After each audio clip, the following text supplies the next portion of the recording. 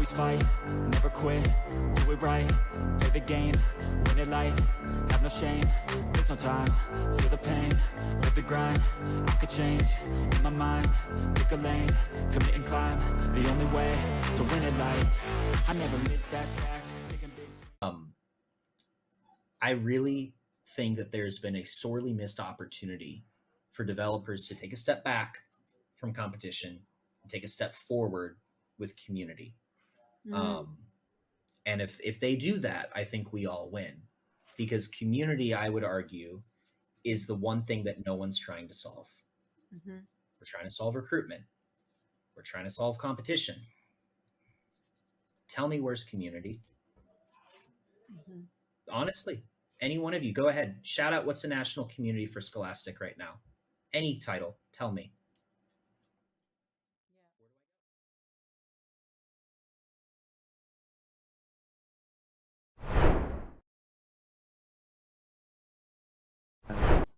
Live.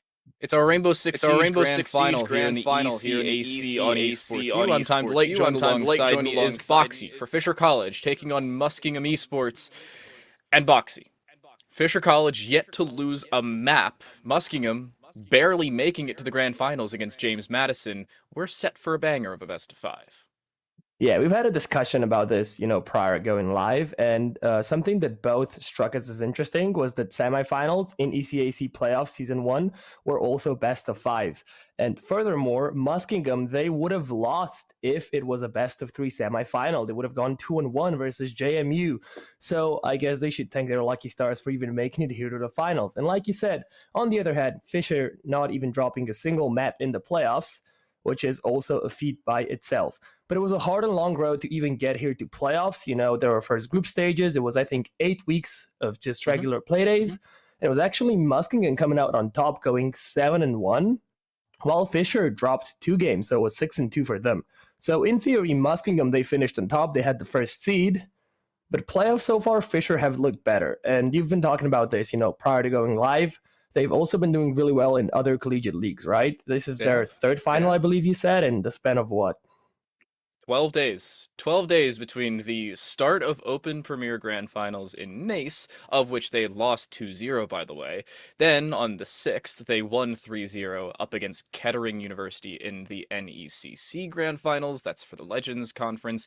And now it comes to ECAC here on Esports U, where they face another best of 5, again similar to that of their match against Kettering back on our previous Tuesday.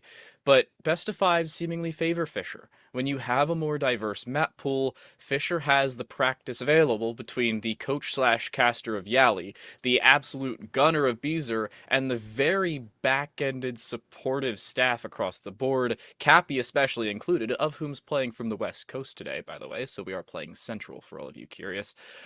I don't know how this is going to favor Fisher. I have never seen Muskingum play, so I can't make any comments in their ground, but 7-1 through groups and beating James Madison, who won the NACE actual varsity Premier Grand Finals in Philadelphia on land. So really the tale of 2 coins between Fisher losing Open and JMU, who lost to Muskingum just last week, winning the varsity Premier Grand Finals with NACE.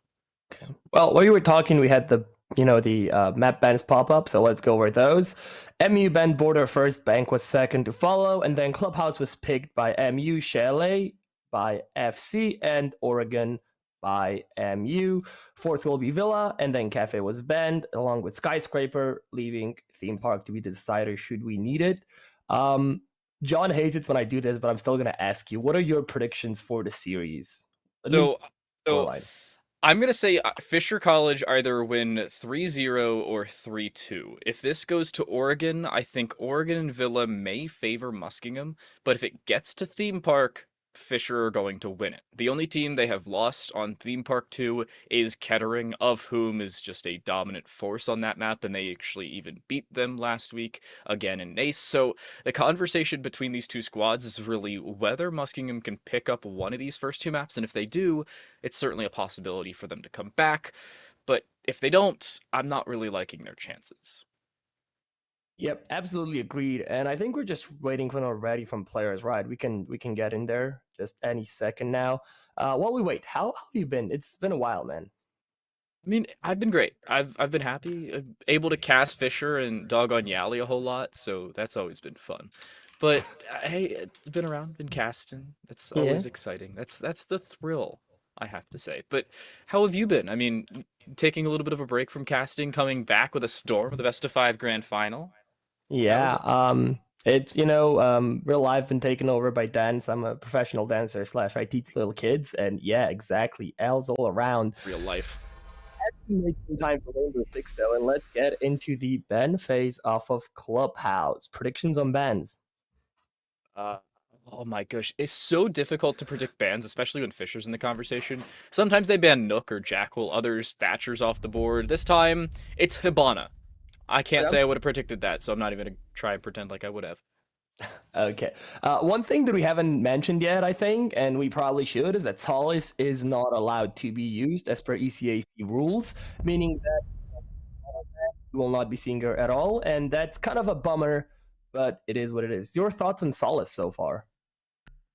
Seeing Solace has been a nice breath of fresh air for diversity in terms of a defensive side. Had they been able to play around utility and information, especially around utility and the information it gains or gives over sometimes, that's always been the conversation for defensive side and what they can do with that. Not having Solace, I think, would be a real beat for Fisher. I think would have instituted her just a little bit more. The Okay. defender bans, by the way, can't say I'm too surprised about them. Yeah, so Habana, Osa, Azami, and Valkyrie. And Habana, Osa, both a little surprising. Meanwhile, Valkyrie, Azami, exactly what you would expect, just great overall operators. And we've seen them ban a lot, both of them. Valkyrie has been one of the staple bans, along with Mira, for so very long. And Azami, ever since being introduced, what was it, 3 seasons ago, I want to say? Yes. Also, amazing operator used in casual ranked pro play just all around, so no surprises there. But round 1 we're going to be going to Church and Arsenal, which is not really the default as far as I know, right? It's usually cash first. Sometimes teams get risky, they go for even bedroom. I haven't seen Church starts in quite a while as default. It's really down to preference a lot of times. CCTV and Cache has actually fallen out of favor as a primary site because of how drilled in it used to be when Clubhouse was a favored map. Most attacking sides knew exactly how to take it out. So a lot of teams decided to fall away from it. Church and Arsenal and even Gym Bedroom were favored as primary sites over the top of it. A lot of times you'll see that as a second or third site, depending on what team it is and how much practice they have around that. For Fisher, I think that will be the case. It should go Church, Arsenal, Gym Bedroom, CCTV, Cache. Not sure if that continues to be the case. Okay, looking at the defensive operator lineup, nothing really strikes me as odd. We have Mira, Wamai, Legion, Jaeger, and Kate, pretty standard. On the attacking side, we've seen a few attacker repicks, because that's a thing now and it's been for a while. Yana, Thermite, Jackal, Thatcher, all good. I'm interested to see what the Fuse brings to the table, though. Fuse, after his rework a few seasons back, he has been used more and more, but still not to the point where when you see him, you don't go, I wonder what's going to happen here.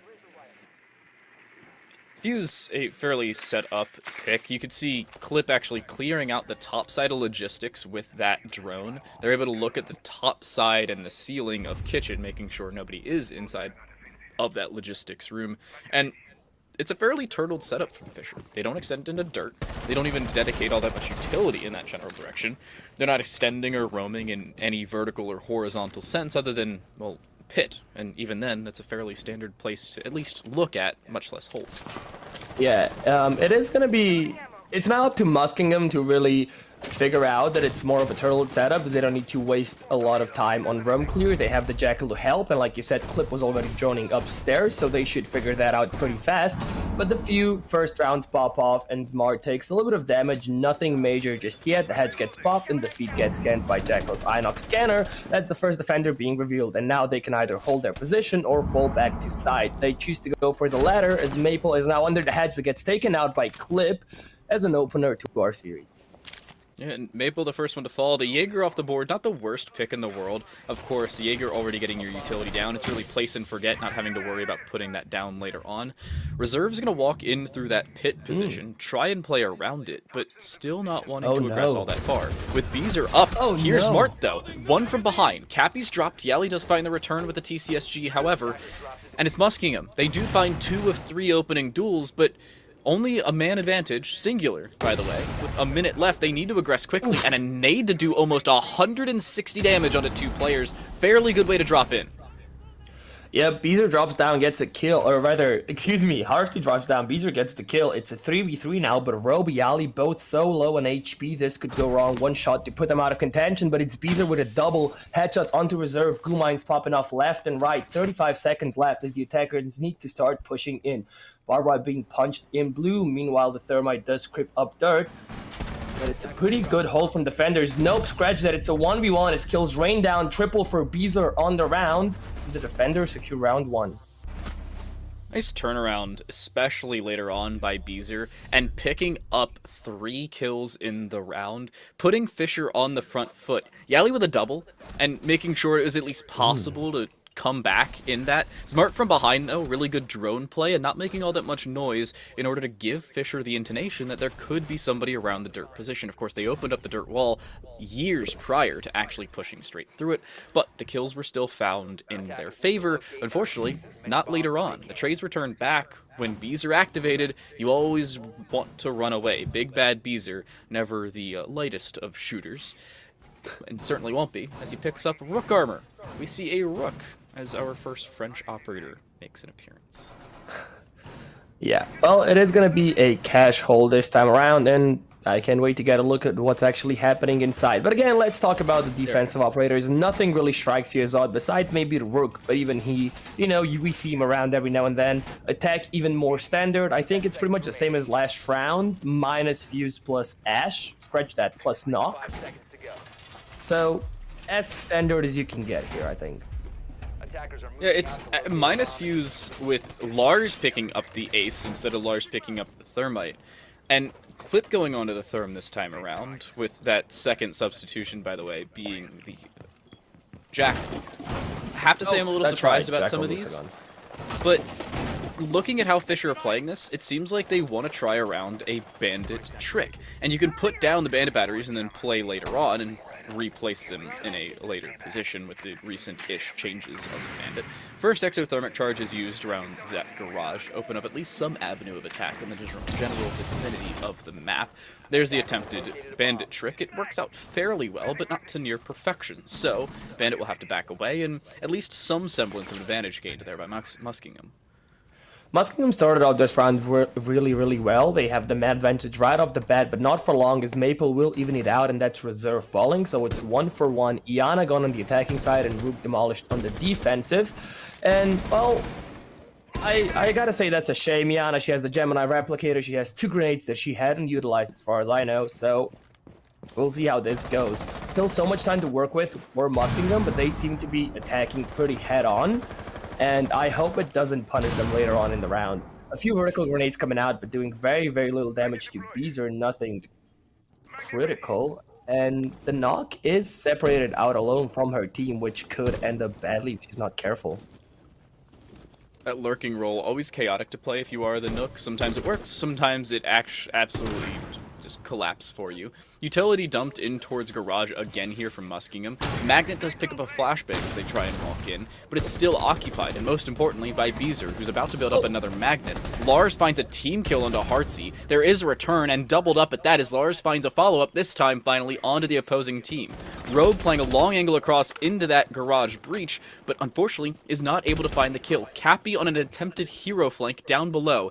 Needs to at least find a C4 or a flanking kill in through Garage, but the communication has to be there, as Robe will be able to relay it and find a kill. There we go. The A Selmas will make another point of attack, though, for the defenders. As an EP is being thrown in as well, just to disable any potential gadget. And Daddy Lars goes for the plant. Nope, no C4, because you're already there. Oh, what? Nope. Demolished. I think it was the EMP that got it. Smart gets the kill. No way. And Daddy Lars gets the plant. First one for Jaeger, but make that second for Daddy Lars as he gets the plant and the final kill of the round, equalizing the scoreline 1-1. And yeah, I think that was the EMP that got the C4 from below, which, if that was the intention behind the EMP, then a genius play.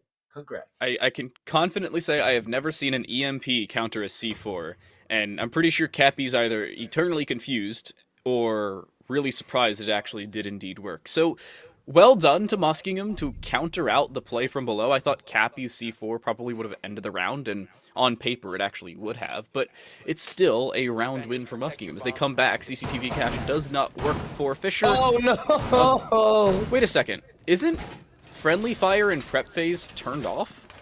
Maybe not in customs, question mark?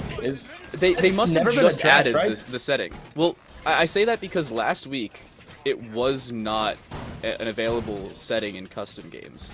I'm just guessing, by the way, here. I haven't seen it flat or whatever. So I'm just... here's the competitive ruling. It is on because the admins for the 6 invitational rules, it meant it had to be on, so the game had to make a change.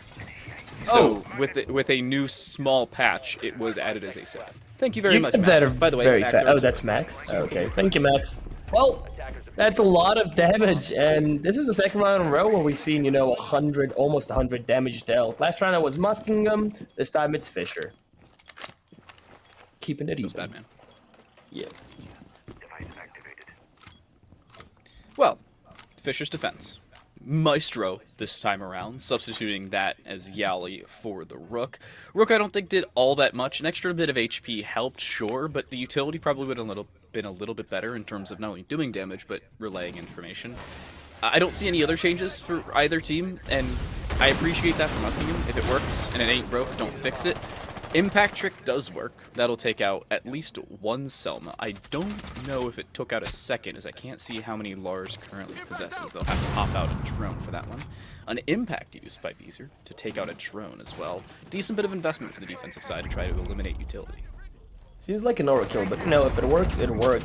Smart on the angle there, trying to get Beezer, but he's being careful right now. The second exothermic being deployed on the bottom of Garage, so that's a lot of angles to watch out for if you're trying to help Beezer. Lars gets the entry onto, well, speak of the devil, Beezer. Second one, Nate comes out. Cappy is taken out as well, and it's falling apart for Fisher. Keep in mind, Rogue has been on 20 HP for the entire round. The early down, Lars makes his way up on the catwalk, but the red things are coming up, and Rogue could be devastating on the flank if it even gets to that, as Artsy gets one. Gali on the retaliation, but it's too little too late. 3-4 currently, as Reserve takes a lot of damage, but Rogue actually gets clip as well. It's a 3v2, but the defender is still on the huge backside. Not only that, but in terms of manpower and health remaining, only an impact available for them in terms of utility. The attackers still wield a Selma, no EMPs, but the Gemini Replicator is certainly a point of contention in terms of utility. Yali will back away in towards the construction room and then try to re-aggress through cache again towards that same garage breach we saw in a round prior. Robe still playing patient, not changing all that much about their position for the time being. They want to try to aggress around the diffuser being planted, but Muskingum is just waiting. They have 50 seconds. They want to try and bait Fisher out of position, and the whereabouts of Yali now gained. They'll try to plant that diffuse, but they may not even have to. Robe with one, a second onto reserve. It's a 1 versus 1 as it stands. Zmart on 125 HP, but Robe stuck still on 20 from the beginning of the round. They may still be able to pick up Lars inside of the default position because of where Robe is currently positioned, and they'll be able to. It'll be turned right back into a 2v1. Yep. Nope. Make that a 2v0. Zmart gets the pickup, gets the kill, and that's another round for Muskingum as they take the lead for the first time. Nice shot. Good job. Let's go. Okay, so 2-1. We've seen Muskingum on attack. We've seen Fisher on defense. I think it's safe to say there's going to be a very close series, or at least the map, right? I'd say that's a good assumption, but the question is, why did Fisher go CCTV cache twice? Well, if at first you don't succeed, try the exact same thing over and over again and expect a different result. Exactly. That's a Phoenix line right there, or not a Phoenix. Who was it? Who keeps saying that? Binks. We call it a Binksism. It's a Binks line. Yeah. Okay. I don't know how I forgot about Binks, man. I love him. Anyways, we're back onto Church, the only bomb side, the only round that Fisher have managed to win so far. And let's see if they can replicate their success, because keep in mind, their round win was solely off of Beezer's 3K. And it's looking pretty dire for them. Again, I think both sides, we Fisher is a favorable team, and it's obviously very early in this best of 5. But so far, Muskingum, they've been more consistent, even if the scoreline is just 2-1. Obviously, small sample size, but still, it says something about the match we're seeing played out in front of our eyes. But the fact that this is not the map pick of Fisher. Clubhouse is always a chaotic map, and some teams prefer it significantly more than others. Fisher, I think, was assuming it would pass by the first pick phase and be able to ban it later on. That obviously was not the case for all of you unfamiliar. And now looking at how Fisher want to try to adapt, their defensive side's going to at least go back to what is working or what has worked in the past, I suppose. But looking at the maps they played over the last couple grand finals, they haven't had to play on club. So that's been a real point of contention for them, avoiding it as a whole. I do kind of wish we'd see Fisher a little bit more aggressive, or at least spread out on their defenses so far, because we really haven't seen that. And even if we had someone play offside, they just weren't impactful at all. We've only seen them late in the round where it was only a 1vx on the side, you know, trying to make a late second roam. So I wish the roamers were a little bit more contendent, but we'll see how that goes. So far, they've been playing this turtle down style, and it's obviously worked with mixed results, but Church is one of those bomb sites where you can definitely play a more turtle down, hunker down approach, and it usually works, right? Turtle, especially on the bottom floor here, is what works. Other maps, or other sites at least, the extension's kind of a requisite, but on this site, the turtle really forces a team into one of 3 or 4 different avenues of attack. Whether it's the main door, Memorial, which still leads to a similar avenue of attack, you only have to control one of the two. Around through blue, either one of those 2 entrances, and dirt, and sometimes the hatches, but those are a little bit more rare than more often seen. So it's down to team preferences, and Fisher at this point prefer to back the heck away. They don't want to take unnecessary gunfights, especially when it does not favor them. Yep. But again, if it doesn't keep working, if Muskingum keep winning those rounds, then they'll have to adapt something. And I think kind of just loosening up a little bit, being a little bit more aggressive on their defenses, it's what Fisher could use here to throw off Muskingum. Because Muskingum at this point, I think they will have become complacent on their roam clears. They haven't had anything to deal with in the first 4 rounds. Meaning that if you go for a super aggressive round come round 5, you could definitely throw them off, catch them off guard, and secure at least 1 more round. But 40 seconds left. The execute is about to start commencing. Still all 10 bodies on the floor. A few of my discs being thrown out. We do see the attackers around the kitchen hatch. Yellow Pink's coming out left and right. Lars is going to push up towards third, and Yali's going to be the first one of contention. That's the diffuser. There's a second follow-up, and finally, Yali is taken out. Beezer gets a kill with the C4, 3 and 4 currently, as the Capital bolts are deployed. Maple and Heartsy both find 1, so it's 2v3. Make that Z-Mart as well, 2v2, and Beezer is low on HP, but again, somehow the defense is pulling through. Blue Mine's coming in clutch as well. 5 seconds left. Will they get it? Z-Mart pushes into the bomb site, gets 1. That's triple for him. Can he make it 4? Time is running out, and nope. That's another round for Fisher. Barely winning purely off of time. And they skate by on time alone on the only site that they've won. Yeah, they've done so twice, but now they need to figure out what else is going to work. And the answer, a different dang site. They're not going back to CCTV cache. They don't employ the thought process of 3rd time's the charm. However, Gym Bedroom still needs to go their way if they want to at least pick up a 3-3 half. If they lose here, they will either go back to Gym Bedroom or, for some unknown reason, go CCTV cache for a 3rd consecutive time. Probably not the greatest of decisions, at least the latter. Absolutely agree. And like I said, I really feel like, just going for 1 super loose, super aggressive round could be super beneficial for Fisher here. Question is, will they do it? Like you said, bottom floor you can get away with, or rather it's usually preferential to be super hunkered down into the bomb site, just, have 5 people play there. But other sides, the defense are pretty much a must. And it seems like the defense is setting up that way, but I want to see just how risky and daring they get with their extensions. Doesn't seem like the extensions are getting all that daring. What used to be the #1 thought process was, hey, everybody extend all the way towards cache. Let's play inside of cache, try and protect this east side of the map. Nowadays, most of the time it's just extending towards construction, maybe a little bit of logistics, but even then, barely a conversation, and then give away most of that space on the far east side of the map. That's only kind of the thought process. You can see Robe on the Jaeger getting aggressive for all of 4 seconds and then backing away. Fisher don't want to overextend. Their decision, back away in Turtle on a consistent basis. Yep, 30 seconds into the round, the attackers are setting up to even start entering the building, and that's always, that's always good. You gotta work your due diligence. You gotta start droning out before you can breach. Breach will come out on Jacuzzi Wall though, and I do want to see what they end up doing with this Ying. It looks like she's going to use her hard breach secondary charges to try and open up a wall into construction. If there's no mutes on the wall, and I don't believe there are. Reserve, meanwhile, entering down below in bar, looking for the entry engagement, but once again, all of Fisher's players are just playing it close to the vest, close to the bomb site, ready for those refrags for the angles. And let's see which avenue of attack Muskingum pursue this round. Seems like dying first is the decision. Losing that opener, and the spray actually lands onto the can opener. So, unfortunately, Ying out of secondary utility, and that hatch, there's nothing to deal with it. Unless Heartsy decides to throw a nade at it, there is not a single bit of utility, or, I suppose, Selma. You could use a Selma to try and throw in. But I don't think they want to use a Selma there, and they don't. It'll Obviously be used not. on a Mira. And an impact trick misses. Cappy not safe anymore, and they'll have to back away, but unless it's Cappy, she's just going to continue to swing.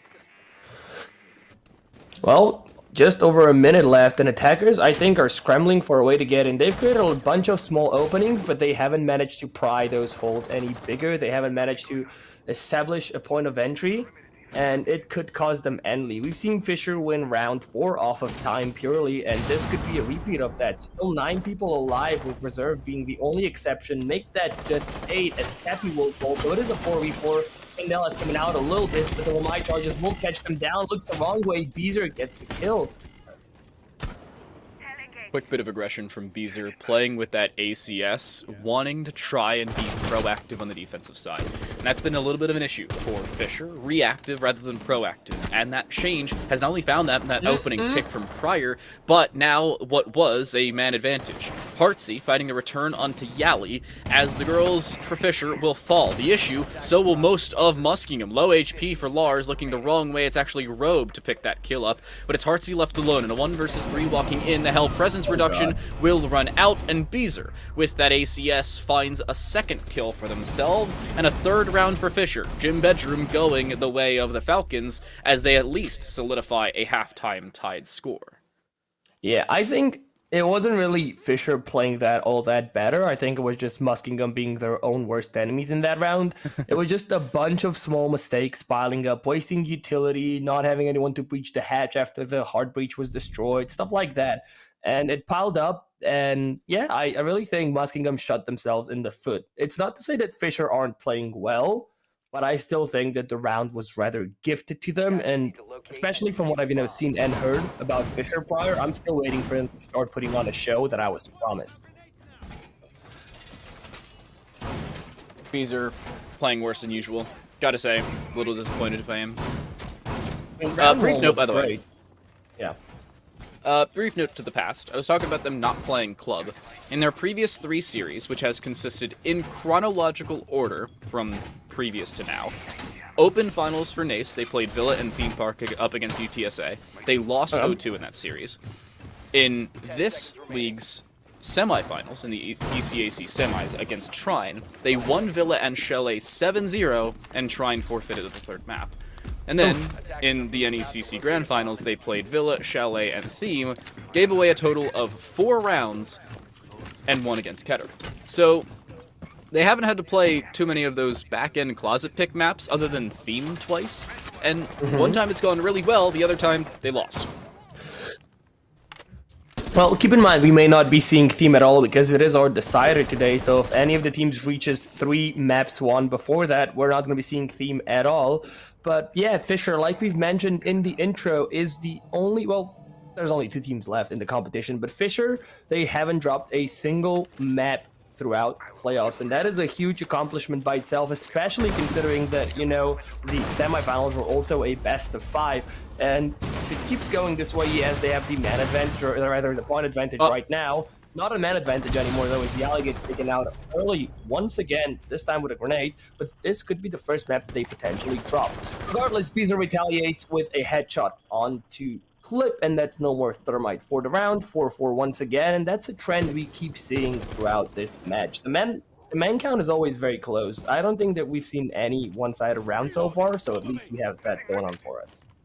Yeah, and the close rounds favor the attacking side more often than not, but Muskingum losing 3 of 5, not the greatest position for them to be in. You have to feel a little bit bad for Yali, by the way. That nade prepped by Heartsy was actually meant to take out a mute jammer rather than Yali herself, but it may really not matter. You can see the aggression through by reserve, and Beezer decides that he wants to pull a WWE move and drop off the top ropes of the rafters. Luckily, there is a return, as Heartsy does indeed find a second on the round for themselves, but Fisher's defense being torn apart just a little bit and thrown out of position as Maple is on the other side of the map, looking for a flank possibly onto that nook. This is what I've been talking about. I really wish that Fisher had a person more roam. Like, the most action we've seen so far was someone on site dropping down and getting a kill, but Maple on the flank now, so far so quiet, and they could catch Heartsy off guard, but now it's going to be Rogue getting that. Maple with one of their own, though, and it's all up to Z-Mart on the Thatcher. 7-2-1 currently, the hard carry for the team, apart from Heartsy. They have their job cut out for them. Jumps in, gets taken off. Second for Rope on the round. And finally, Fisher are hitting their strides, dare I say. Well, 3 in a row, and all on separate sites. That's a little surprising from Fisher, considering they couldn't win CCTV cash with 2 hands tied behind the Muskingum backs, and finally that's turned around. Fisher now onto the attack. A little chaotic for them, their attacking sides. You usually see a lot of aggression from Maple and Beezer. The rest of the squad usually tries to play around hard breach and assistance, notably with drones, but that's not always the case. Yali can flex to seemingly any operator in the game, whereas Cappy, sometimes you see playing Thatcher, sometimes you see running in with Amaru. Yeah. So, CCTV and Cash is going to be the first side picked by Muskingum on their defenses as well, and hopefully they go better than Fisher's initial 2 attempts at holding the same bomb site did go. Again, on defense so far, we see, well, I was going to say we see nothing special, but there we go. Look at the attacker repick. We're going to be seeing Sense, and I honestly haven't seen Sense much in competitive play. I know he hasn't really been popular. Do you have any specific thoughts on him, maybe? Sense is an odd operator play. They're special in which they can affect a site because it's not a direct wall like sometimes you'd see with an Azami, for instance. Again, she's banned. But it forces Muskingum to move. That or utilize some defensive explosives. There are 6 explosives still available, by the way. 4 impacts, courtesy of Cliff and Heartsy, and 2 C4s, courtesy of Zmart and Lars. And those will break those ROU projectiles, or projectors, so that the light is no longer shown and the wall is pseudo-broken. Yeah, well, that's true. I don't want to see how Sense pans out. I really hope Beezer makes it to the bomb site to be executed and shows off some interesting Sense threats. We'll see how that goes, though. And 40 seconds into the round, not much has happened yet. Fisher seem to be taking their time, setting up, droning out everything, opening up all the barricades they, possibly could need to. And, yeah. There's not a whole lot going on for Fisher. They're slowing things down, and they don't want to play over-aggressive. It's similar to that of their defensive mindset. Selma's used, Impact Trick attempted, Heartsy trying their impact lineups, unfortunately does not land, so both Selmas will fully complete and open up crouchable holes or vaultable holes for that attacking side to get through. Pretty good start, if I do say so myself, for the Fisher attack, and they'll also try and activate a second prong of attack. Maple walking in through that gym window with assistance from Cappy from behind as they take Jacuzzi. Fisher now have so many different options in which to push the CCTV cache site.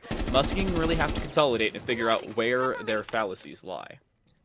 Yeah, half the round has passed by and no entry dash just yet. The closest is Daddy Lars as he's on about 50 HP. The Gemini Replicator goes in, spots a defender in construction, and now it's 2 attackers against 1 defender. First grenade gonna be coming out, but it doesn't connect just yet. Reserve just hidden there, gets the first kill. Can they make it 2? No, but it's actually help from Cash helping him out.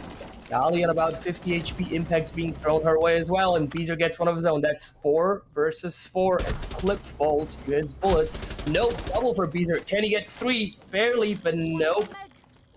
Senses smoke walls being deployed as the pace seems to be slowing down. 45 seconds left, and Lars playing patiently in garage. Beezer looking the right way, but no shots connected just yet. Heartbreach comes out, Reserve with a double on the round as Yali falls as well. And if I'm not mistaken, that was the Fuser as well.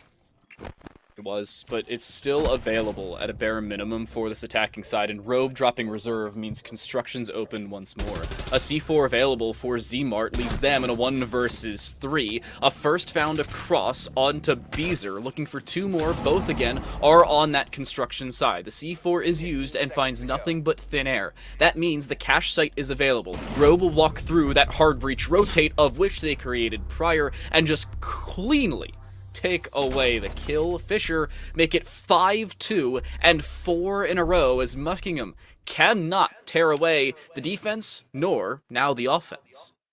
Yeah, well, there we go. Finally, it really seems like Fisher, like I said, previous round, are picking up their pace, and it's great to see. I think we could compare them to an old card. It took them a while to get started, but once they have, you know, they show no signs of slowing down, and that's always great to see. Now I'm waiting on Muskingum's response, and it's nowhere to be found just yet. What can they do to salvage this whole map? 2-5 currently not a favorable position to be in. No, the number one option is go to a different site. You're already down by 3 rounds, trying the exact same thing, probably not your best decision, while you already have to come back. So, current situation for them would be win this site and gym bedroom, and then possibly go back to CCTV cache and lose it again. That, again, would be nearly their best case scenario. Then they'd try, again, Church Arsenal, gym bedroom in that order, and try and send it to 6-6. The chaotic position that they really have to deal with is, can they tear Fisher away consistently enough on 2 different sites twice over in order to come back? Because that's really what has to happen, and with Fisher being as consistent as they are, and adaptable as they can be, I'm not liking your chances.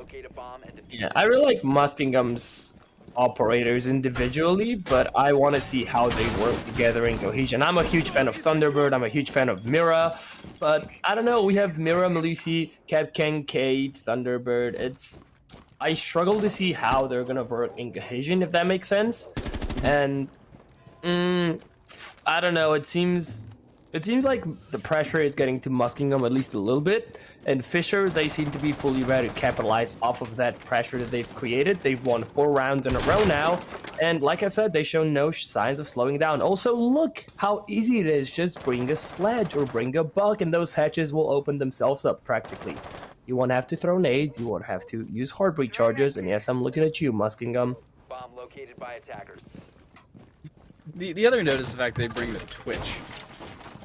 And Beezer bringing that Twitch, something different I think for them, but still offers an availability for both utility-based play and just pure frag-based play, which I'm really a fan of for Beezer because not only smart, but also fairly efficient. Poor yeah, Yali. Not so lucky in terms of staying alive. C4 will land. Unfortunately, it's basically a giant sonar beacon that's breachable hockey puck deployer, I suppose you could call it.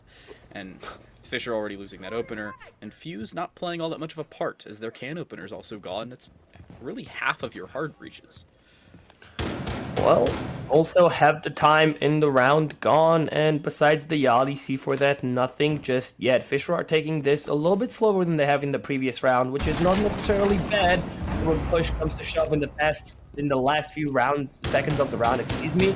You need to stay together, you need to stay composed, and you need to work as a team to get those kills, which can often be stressful. Meanwhile, the man count is evened out to 4-4 once again, but creating a lot of vertical pressure. Meanwhile, Beezer pushes up to third, and with the help of a Gemini replicator, takes out Hearty. Very, very well played, as now Fisher have the advantage once again. A push coming out from dirt with a grenade just as a cherry on top.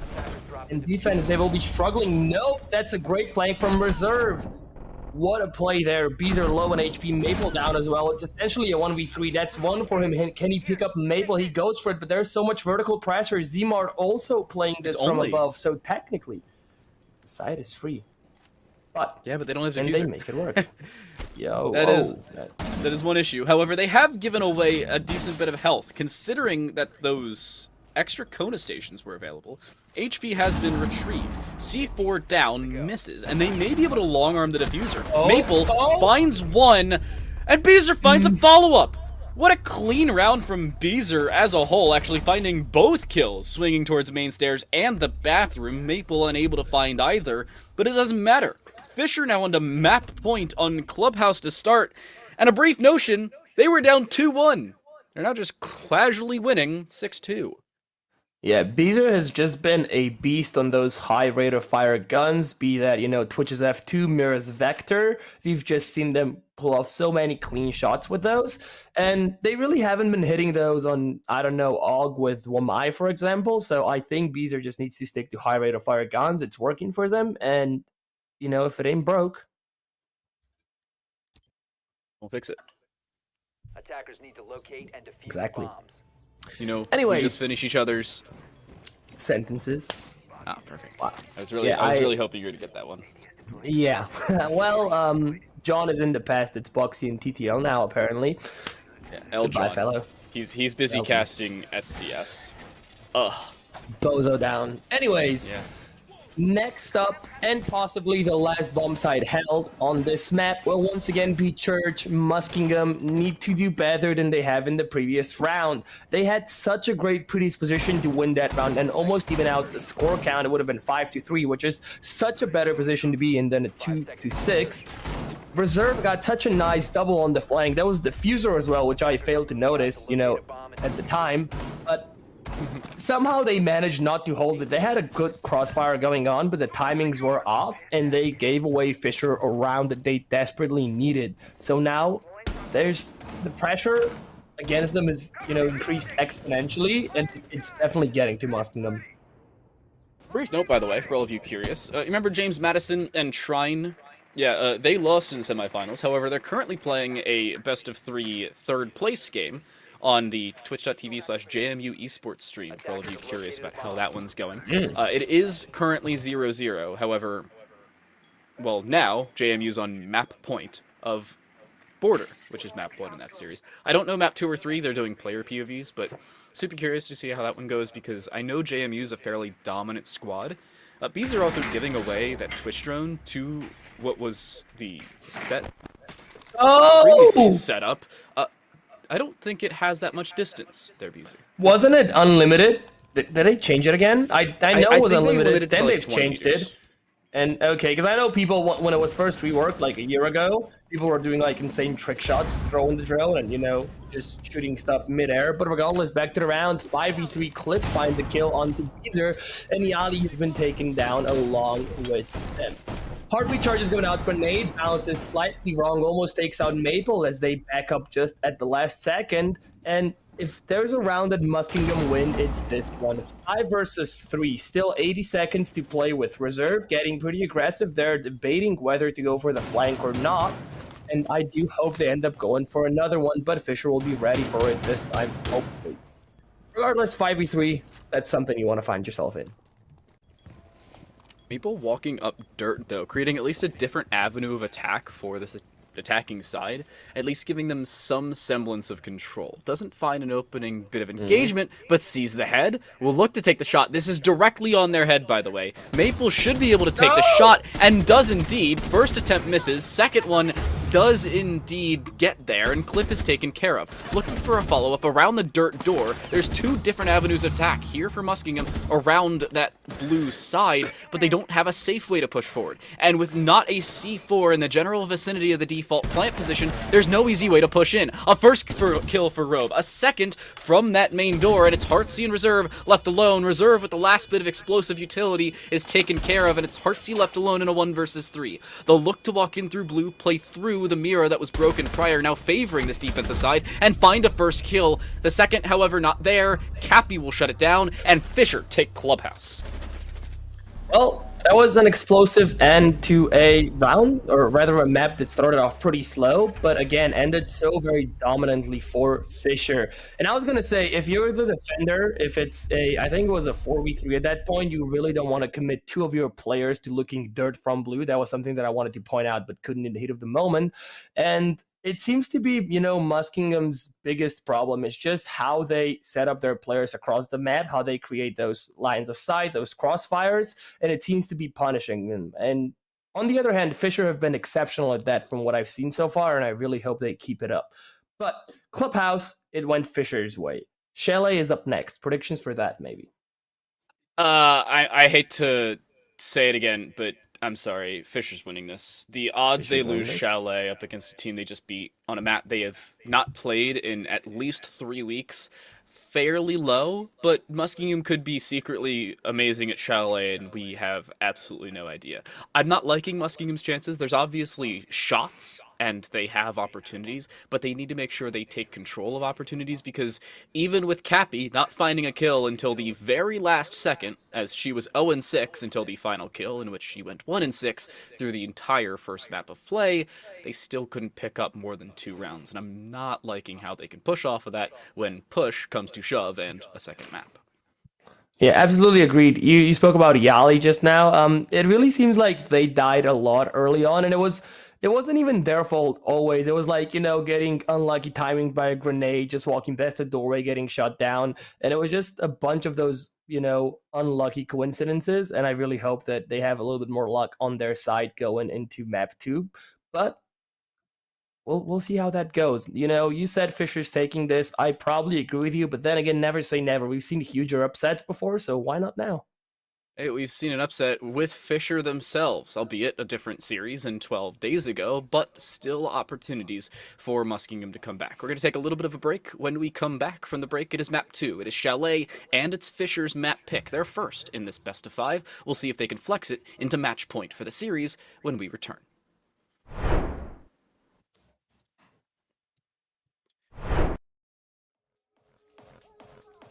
Hey guys, KTAD here, and just like that, another season of ECAC Esports regular season play has come to a close. Over the last 8 weeks, we saw a crazy amount of hype competition from some of the best collegiate esports has to offer, and as usual, you guys have me one last time to break it all down and to show you guys what we thought were some of the top plays this week. And honestly, guys, I don't have much more to say.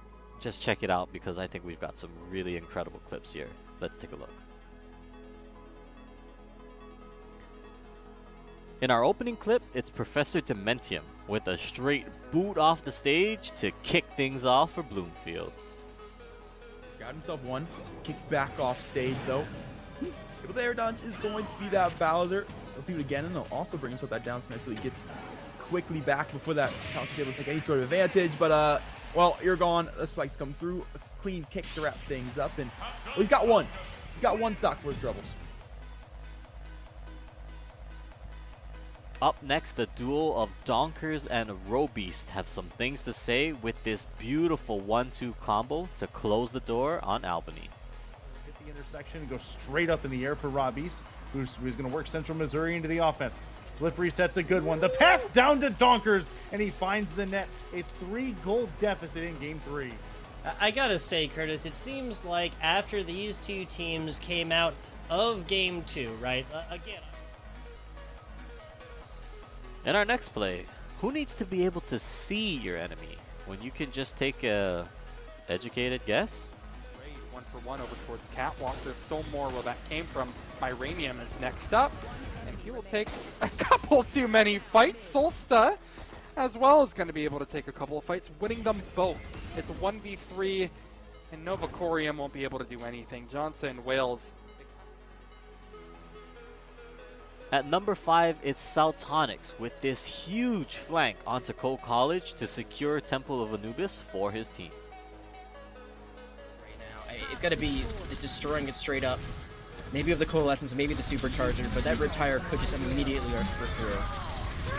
Here's that Riptire. It does move Joker, but it could have been a catastrophic play. Now Nightbolt is pulled all the way off the point, and that's an easy one. Tonic's coming in with a triple off of that crucial Rocket Barrage, and that is all of them off the point. Now it's down to Joker just to get the touch onto the point. Tracer. Coming back to the Bloomfield versus Keen matchup, it was a clutch finish from Zenipu as he finishes off Brandon without dropping a single stock. No, one more lease on life. We saw in life indeed for Brandon. Looking to hold the ledge, but a recovery from Zenipu. He says second time's the charm. He'll send him to the moon, and once again, Zenipu will not drop a stock. Blast packing our way into the number 2 spot though. It's a 4K from Butter to cement the lead for Providence College. Back roads around the high ground to try and avoid that as much as possible. Oh my absolute days! Here was me looking for that Transcendence to counteract the grab, and no, it was just a big fat go button. In comes the pulse bomb, down goes SUNY Poly Wildcats. Phil, I can't remember the last time I've seen. Blast packing our way into the number 2 spot though. It's a 4K from Butter to cement the lead for Providence College. Not much more. That tap can go a long way in the latter half, right? Now Retna bringing out that stimmy, trying to get the opportunity to move the team in forward. Okay, there's that showstopper I was thinking about. It looks like D-Nuns is going to have that show stopped. Sal, not particularly far behind, a 4v2. But really starting to wake up here on the race. Yeah, wow, so impressive. And 4K there, just going straight through the entire team like a bulldozer. Will not stop until all are taken down. And in our top play from the last week of regular season play, it is a nail-biter last-second goal that will keep you guessing until the very end. Their own open, a little bit of high pass, you angle it in, but it's just off the top of the goalpost. Goalpost coming in deep. Matrix able to find something here. The demolition comes through. 7 seconds left for a true game win, but in overtime feeling incredibly likely. But tied out of a wide open goal. No! No! Orbital, the waffle iron has been flipped, and Farmingdale finds themselves up 4-3. 2 seconds left on the clock. The only hope for Louisville to win this out is with a kickoff goal. They cannot make a single mistake, or they will. And with that, I mean, what more do you guys want me to say? It was a crazy week to wrap things up, but it's really just been a crazy season overall with the addition of Division A and what I personally think is some of the most competitive action here in collegiate esports. I mean, what a season, and there's only much more to come. With the playoffs starting on April 4th, you guys can expect to see a lot more action that will continue all throughout the month, and that will wrap up on the week of April 25th. Now, if you guys want to stay up to date on all of that, make sure you follow us on Twitter at ECAC_esports, or follow us on Twitch at twitch.tv/ECAC_esports. Mondays and Tuesdays matches will be lighting off at 8 p.m. Eastern. On Wednesdays, it is going to be the doubleheader of Rocket League and Overwatch at 7 p.m. Eastern. So make sure you guys are tuned in. And as for me and the rest of the crew behind the scenes that works on not only just the production, but these highlight videos for you guys, we just want to say thank you for joining us for what has been another incredible season. And we look forward to so much more that we're going to bring you guys in the next school year, in the fall and the spring and beyond. We've got a lot of great things coming, so stick around. Don't go anywhere. Come back right here to this channel, to this Twitter, to this Twitch, to this YouTube, wherever it is you see this. Stay tuned because even more is on the way. Thank you guys once again. I've been KTAD. It's been a wonderful season, and we'll see you next time.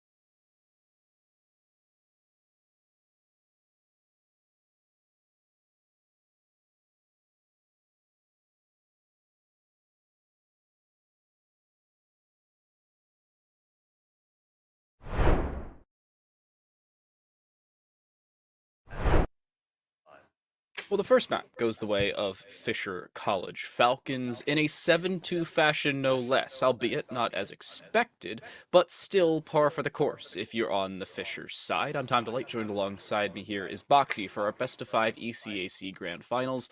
And Boxy, Fisher with map 1 in their favor, map 2 is their pick. What are they looking like into Chalet? I mean, so Clubhouse was, 7-2, and Fisher took a while to get started. They've lost the first 2 out of 3 rounds, but then they just ended up leaving Muskingum in the dust. There was a 7-2 in the end. They won 6 in a row, and they won them very dominantly. Even the rounds that Muskingum should have in their pocket theoretically, Fisher found a way to claw their way back and win well. So not looking great for Muskingum, but what do you know? Maybe these 5 minutes that we've had in between of a break, maybe that was enough. Maybe they've had a talk, a mental reset, and all the pressure that they felt during Moving on to the operator bans, though. It's going to be Osa, which is a repeat of bans from Clubhouse, but it's Flores this time instead of, I believe it was Habana. Yeah. And Flores with the band there. Into Valkyrie, not too surprising. I can't say Habana staying unbanned through this map surprises me by any means. Actually, I can definitely say it absolutely doesn't surprise me because it's Habana and this is Chalet. All the bans about par for the course. I have to say I like the flex from Muskingum, allowing Azami in, but not allowing Mira through because Beezer was so good on the Mira. However, letting Fisher's defense play Azami could return a little bit less than I think they're hoping for. Zmart picking up the Alibi, for all of you unfamiliar. Alibi's MX4 Storm has had the 1.5 taken away. So all of you aggressive defensive spawn peekers, you've lost a weapon in which you can do so, at least with a long range. Yep. And I'm super curious to see Azami played in this matchup because she hasn't been banned this time around. She hasn't been picked either going into round 1, but you can bet she's going to be brought out at some point on Chalet. And the defensive lineup, nothing too interesting. We do see the Goyo and the Frost at the same time. And let's see how that plays out. On attack, we have a repick from Habana onto Ace, from Nomad onto Zero briefly, but then again onto Nomad, Iana, Ash, and /2 Thatcher. So again, nothing super surprising, very, very, nothing daring, and that's probably how you want to start your series, especially if you're, Muskingum down a whole map. But we'll see if they can make it work, maybe here on the top 4 of Chalet in round 1. I do like the decision to bring in the Vulcan canisters. They're actually defending kitchen dining to open things up. And the Vulcan canisters for this are looking for a little bit more of that top floor hold. 2 of them, by the way, expired on that top floor, possibly to delay. And you can see Muskingum's defense, it's significantly more extended than Fisher's was all the way back on map 1. And I can't say I'm too surprised. Chalet, of course, playing significantly more into verticality. It's kind of required. Speaking of verticality... Almost a kill! Oh no, Reserve just died to the Vulcan canister of what Beezer broke. So poetic. Nice opening kill, Beezer. Yeah, we had a lengthy discussion on Clubhouse about, defending very close together, hunkered down style, or roaming, spreading out, extending. And while Fisher preferred to go for the former, Muskingum chose the latter. And so far, it hasn't been working out. Reserve died without dealing any true damage. No real utility has been wasted by the attackers yet either. And Zmart is now playing Solarium all alone. Could he push from below? Could he push from above? He knows there's people rappelling on the window. Nate's coming out, and they get out unscratched, but just barely so. Nice shots coming out vertical across 2 floors, but none connect as of yet. A few free fires with the MX Storm as well, but they're just trying to waste time. I like the time wasting, but it's really not working in their favor. The down comes through, and Zmart, not safe to be retrieved, should not survive the rest of this round, and the swing there from Robe, just making sure that they don't die to Zmart, of whom will actually be naded from below, just for good measure. A little bit of overkill by that attacking side. But looking at Fisher, they're in such a good position. They have outside sight control. Almost the entirety of the top floor is cleared out with regards to Piano, of which they really haven't even worried about yet, and are still currently looking in the general direction of. Clip finally walking forward, will look to take Maple out. As soon as Maple looks away, they'll find the kill and back away, right back to the safety of the Piano backside. Walking up that ladder is Robe, but Robe won't win the fight. Instead, will break the Vulcan canister, and Clip, on just 1 HP, will have to back away. Vertical pressure being open there. The hedge goes boom as well. 45 seconds left. And Fisher, they're setting up for an attack. They're in a great position. Still flashbang. Still a grenade to be used as well. And, well, that's just the position you want to find yourself in. He's drawn up the top floor, do their due diligence, and Heartsy actually evens out the man count, and his Beezer falls. But again, keep in mind, Clip is on just 1 HP. A single bullet will put him out of contention for the round. Yali, a few shots there, but none connect in 20 seconds. The time is ticking out. The 6th man for the defenders is usually the time, and we've seen that plenty times on Clubhouse. Fisher starts dropping down, flashes chucked, but not actually thrown out. Drop gets killed. Rope, though, on the refrag. It's 2v2 with just 5 seconds left. He goes inside. That's a double for him, and now it's all up to Heartsy, who's not even on the same floor as the bomb is. The plant goes down at the last second, but Robe needs to defend it now, and he's looking the wrong way currently. Heartsy starts pushing in, gets the planter. Last second is Cappy Pauls, and the first round goes to the defenders. Just barely. The funniest part is, if you're turned around or even further in the corner, of which is actually a safe spot from any angle, that's a plant and most likely a Fisher round win. Fairly clean comeback there from Muskingum, even losing the top floor fairly early. The aggression came through and threw off Fisher's attack, forced them to waste more and more time to try and clear the top floor, and then inevitably when they did not and could not, they had to aggress onto the site with the intonation that there could be a flank later on.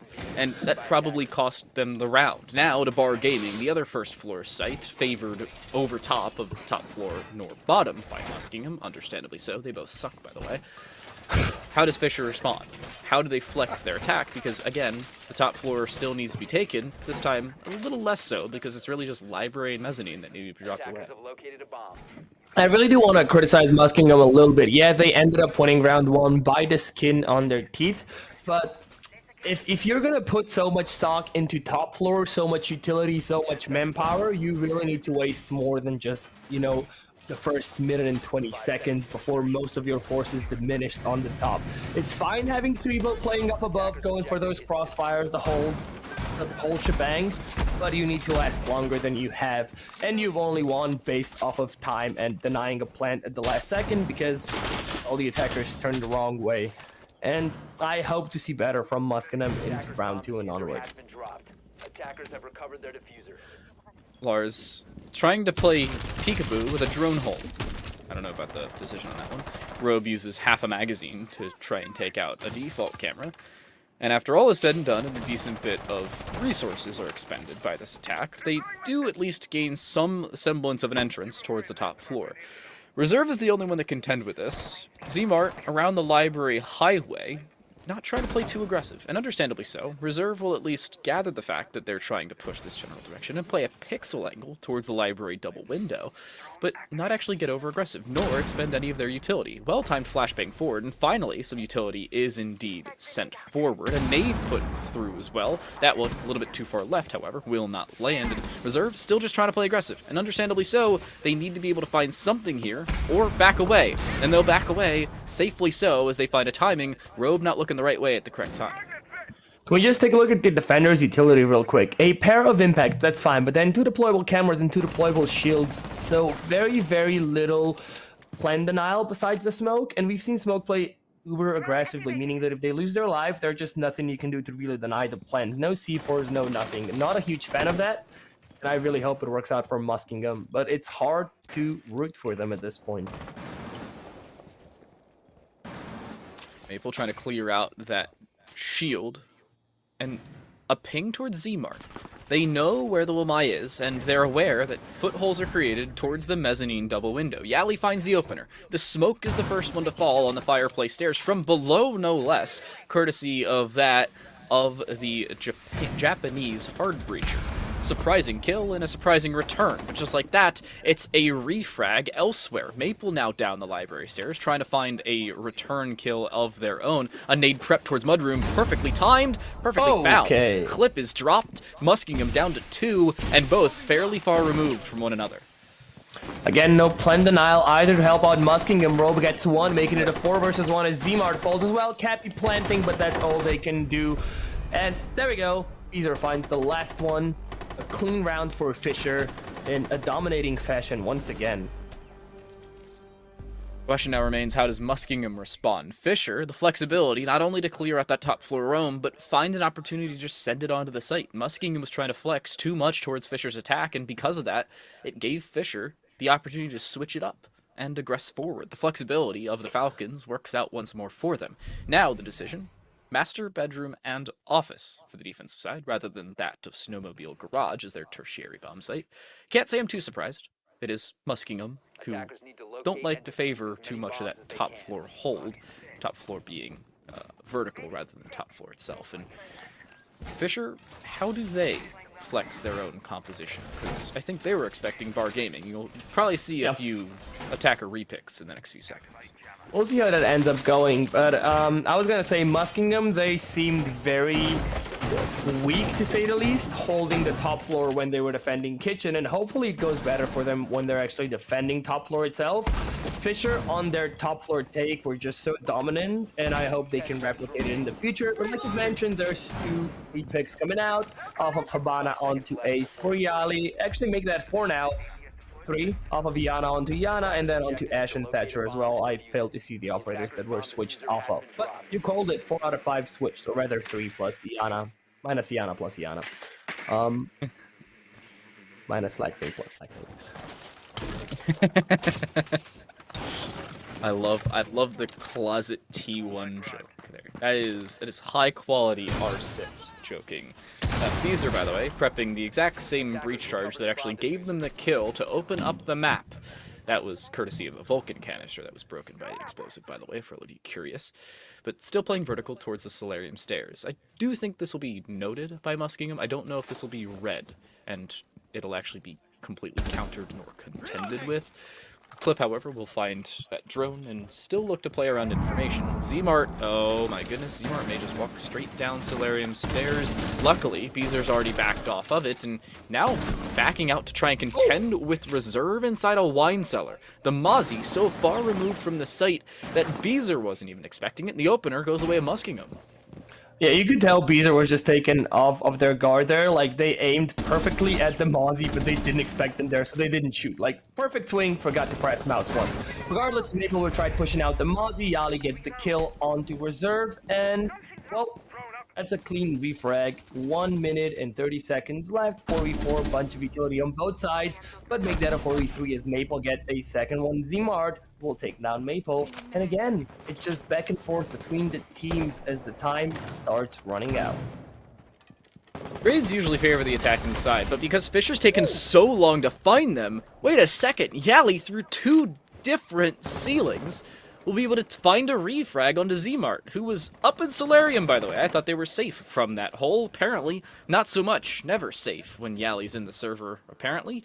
Cappy, looking to play aggressive on this master bedroom double window, trying to add a second avenue of attack for the Fisher Falcons and throw off Muskingum.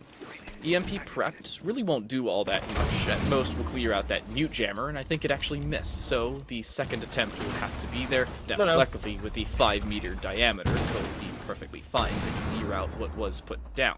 Large, by the way, who mute himself, actually with a C4 in hand, and now the last one alive. A 1 versus 3 will find the first onto Yali, not expecting the whereabouts of the mute inside of that close closet, but they know the mute's still in there. With Cappy having the cutoff behind, Rogue just has to quickly clear this. We'll drop an EMP to make sure the Banshee will play no further part in the round and can look to get aggressive. However, Shotgun, the second attempt though, not expecting Cappy to be outside. The flashbangs from behind indicating she was around piano. It was not the case, and Fisher win the top floor and now have back-to-back round wins to take the lead.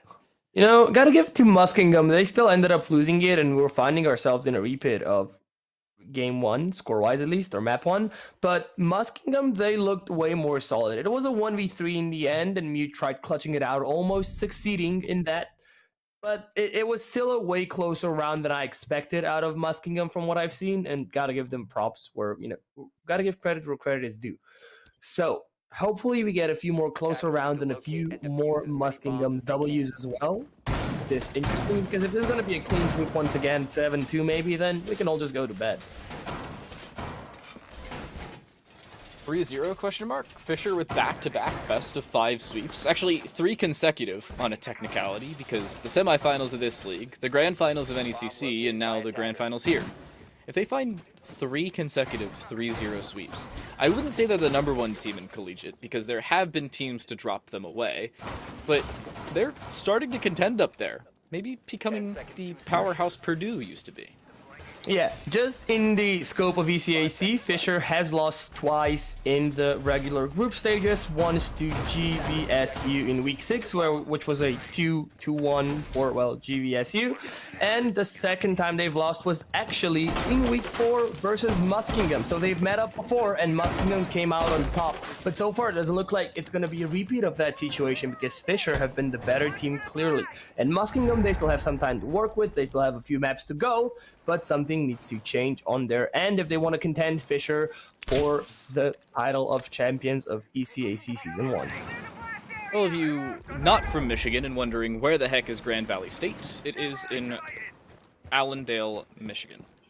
So okay, thank you. Go check it out, because I know a lot of people not too familiar. Okay, Beezer, how in the world do you find that kill? I can barely flex through 2 different floors.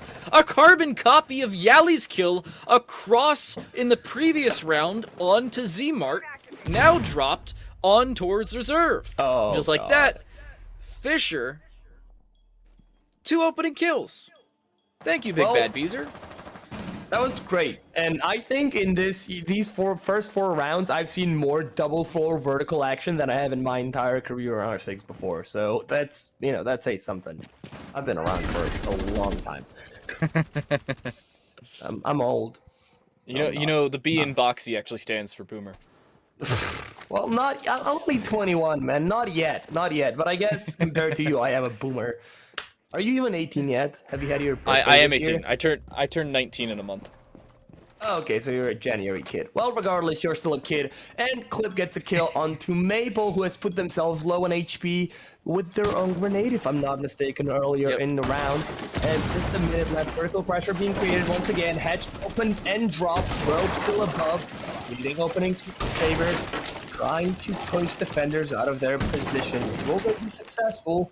Quite possibly. Nate pulled, Nate thrown, but it doesn't connect. Sadly, Hartley, though, has to move out of position, and now the glue canisters are being popped. 50 seconds left. Attackers have so much time to work with, and there's also quite a amount of utility they have in their pocket. 3 flashes, a grenade, 3 charges being deployed as I speak, and also drones you can hear in the background. So, great utility management from Fisher.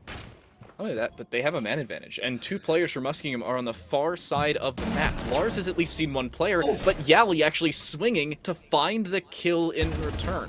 Heartsy playing through the breach, and a foothole no less will find the head of Yali across through 2 different walls and a doorway.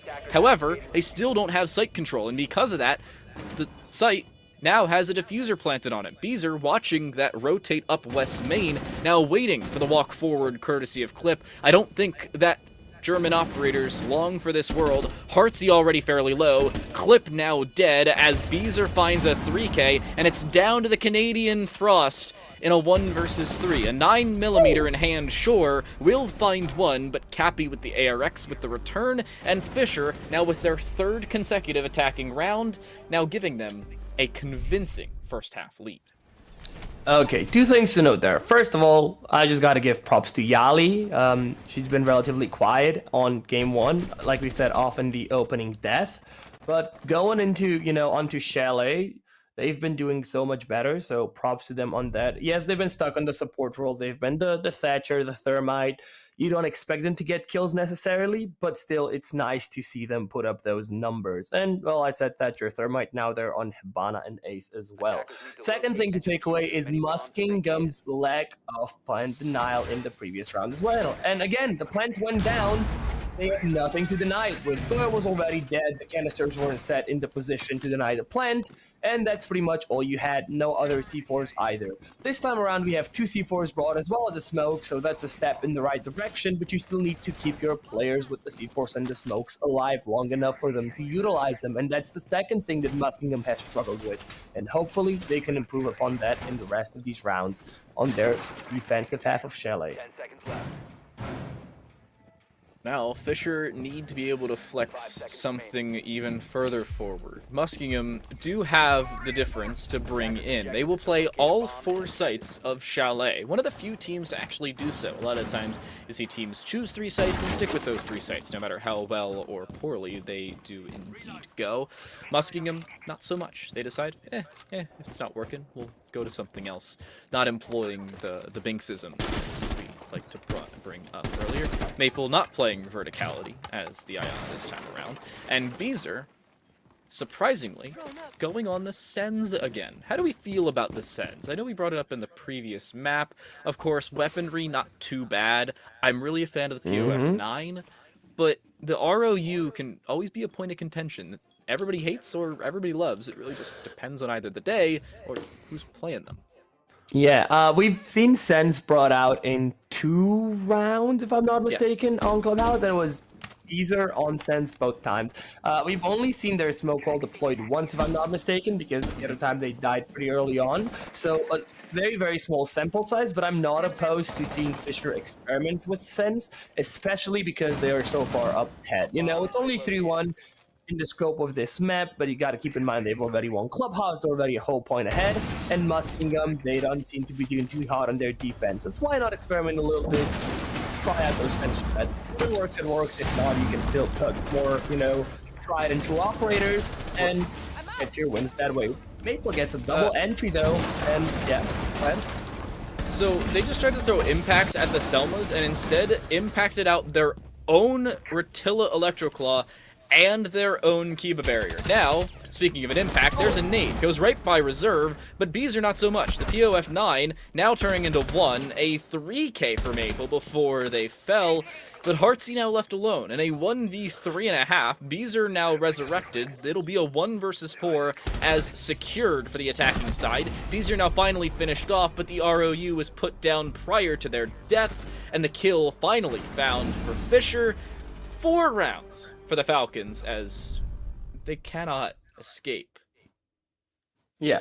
Well, I mean, I really hoped we'd see more of Sens because we were talking about them, throughout the round. And it was just such a sweep from Fisher that we didn't get to see Sens in their full effect. Yes, they've deployed a smoke, but it was already a 2v5 or 2v4 by that point. And, you're winning a 2v4. Usually, it wasn't because of Sens. They just happened to be there at the same time. I like it. I'm a fan of the Sens, have to say. Yeah. Kitchen Dining, final sight of the first half from Muskingum, going back to what has at least worked one time in the past, albeit narrowly, but worked nonetheless. By the way, the only round that Muskingum has won thus far, on a technicality, has been based off of time. Fisher were planting the diffuser in the close corner outside of the kitchen, inside of the dining room itself, however was killed, with the protection not particularly being there, and because it was being planted post the 0-second timer being active, the round ended shortly thereafter. So it was a time-based round win, but off the back of a kill, as ironic as that seems. Muskingum hasn't had the greatest of luck since then. Yeah, speaking of round 1 being ironic, it's funny to me that, I keep raving and raging about how there's no plan denial coming out from Muskingum's operator picks, but the one round they have won was off of plan denial via a kill. Imagine what they could do if they actually had some more actual gadgetary plan denial. That'd be crazy, man. I think the issue is the fact that they have plan denial, they just don't have opportunities to use them. Lars has had a C4 in almost every round, has yet to find a kill to deny a defuse. Gotta stay alive long enough to do that. Yeah, I was saying, it's such an odd position for them to be in because you still want to find kills, but at the same time you want to have some efficacy around your utility. Maple, by the way, looking to just play active with a regular gun in hand towards what seems like a broken mirror hole is just a head hole breach. But Fisher's just going to drone it out, find the information, and either back away or throw a nade in. I think it's going to be the latter. There it goes. Maple already finds the opener. Clip is blown to bits. Are you Nostradamus? How did you predict that? Crazy, man. How did you do that? I am omniscient. Oh god. Okay, well tell me who's winning this and what's the scoreline gonna be? Fisher 7. Am I gonna hit the Powerball in my life? Maybe. Okay, well, No, well, you have to come to the United States for that one. No, you can just ship me a ticket. To Slovakia, along with some sour patches. But EMP's coming out, so is the exothermic charge. Yali breaches the wall. It's gonna be Maestro trying to deny it, drops down. Whether it was accidental or on purpose, I'm not sure. But the side could be Fisher's for the taking. It's only Lars there to contest it. And keep in mind, they have the SMG in hand. Great weapon up close, but it takes a lot of skill to control it at range. And it also has a very high ROF and a very, very small magazine size. So not optimal for multiple engagements. Luckily, there's also a shotgun to back it up and use arsenal. Get enough track though, 55 seconds. The explosions are happening everywhere. Maple about to push into breach. A few pre-fires coming out. None connecting. Hardseat on the other end of those shots, trying to deny with just a few quick peeks, and none connect either. No, it's not looking great for Muskingum, as a 5-1 half seems significantly more than likely. Yali does die through the smoke as the spray from that LMG lands. Maple takes 2 different shots from the SMG-11. However, the C4 no longer being available means that they're safe behind the bomb chassis. The spray lands, Maple now taken care of. At a bare minimum, they've denied the defuse. Sam Fisher finds a return, that being Cappy on the 0, but the diffuser can be retrieved, and there's no flank set up to try and deny this plant a second time around. Robe, long range, will deny a Heartsea on the swing forward, and Beezer, the follow-up, gives Fisher 5 out of 6 rounds in the first half, 83.3% win rate for the attacking side. Oh, you're great at numbers. You should pick my Powerball combination.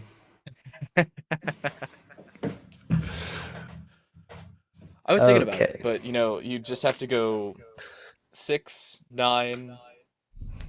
Yeah, I'm writing them down. 42, Keep them coming. 6, 9, 42, okay, 42, 10. yeah. 10? And I've got nothing else, yeah. Okay, well, keep pondering those, okay? I need a few more. Speaking of needing a few more, Muskingum need a few more rounds under their belt. Otherwise, it's going to be a very, very stale. Did I say stale? F3? Well, it wouldn't be stale. It would just be down to Muskingum to win or go home. And map 3s like that are really boring because it's Fisher with very little risk, and Muskingum basically needing all the reward. And speaking of, you know, no risk, map 3 is also Oregon, so like no crazy upsets and surprises. Oh, no. Yeah. Attackers have located a bomb. Seems like whoever's writing the script got lazy. Used all the tropes and cliches. 10 seconds remaining. Well, that's unfortunate. I'm really disappointed in Fisher then, not good at giving us a better map 3. Actually, that would technically be on Muskingum, because they picked map 1 and 3, so blame Muskingum for not having it. So. Yeah, but Fisher banned Sky and Bank, so if you wanted to go for an interesting map, you know, that's on Fisher. MU banned Border and Cafe, both of which are tired in my opinion, especially Cafe. Border is fine. I would say the Bank and Cafe bans aren't my worst thing. Border and Sky being banned, I think I'm upset about. Bank I saw a couple times, so I'm relatively impartial. Yeah. Anywho, into our first round of the second half. Fisher's on the defensive side, by the way, for all of you who have not noticed that one just yet. Vulcan canisters put down by Maple. One of them was on the main garage wall and has now been taken out. Z-Mart with the opener. Beezer dropped through the floor by the fireplace window while standing in mezzanine. That's a mouthful, and a little chaotic there for Beezer. Robe somehow also doesn't find the kill into reserve. Didn't have that one on my bingo card. Robe missing the easiest of opportunities. With the 416C, nonetheless, one of the better guns in the game, and you can't afford to make mistakes like that.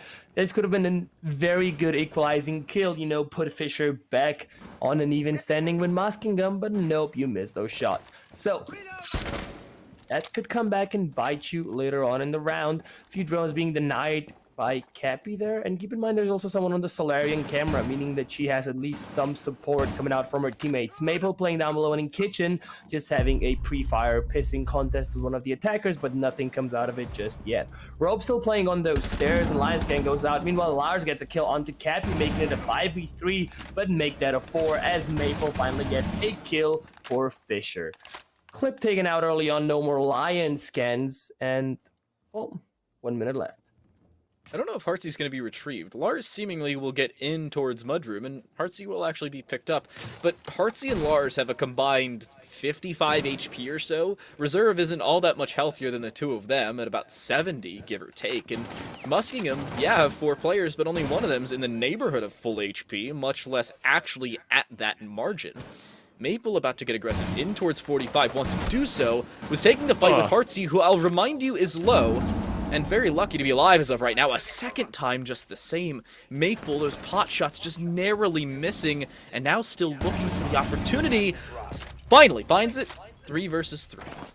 Drops down to side, playing it safe as well, and keep in mind only 20 seconds left, which means Muskingum is under pressure to actually start pulling off their execute as well.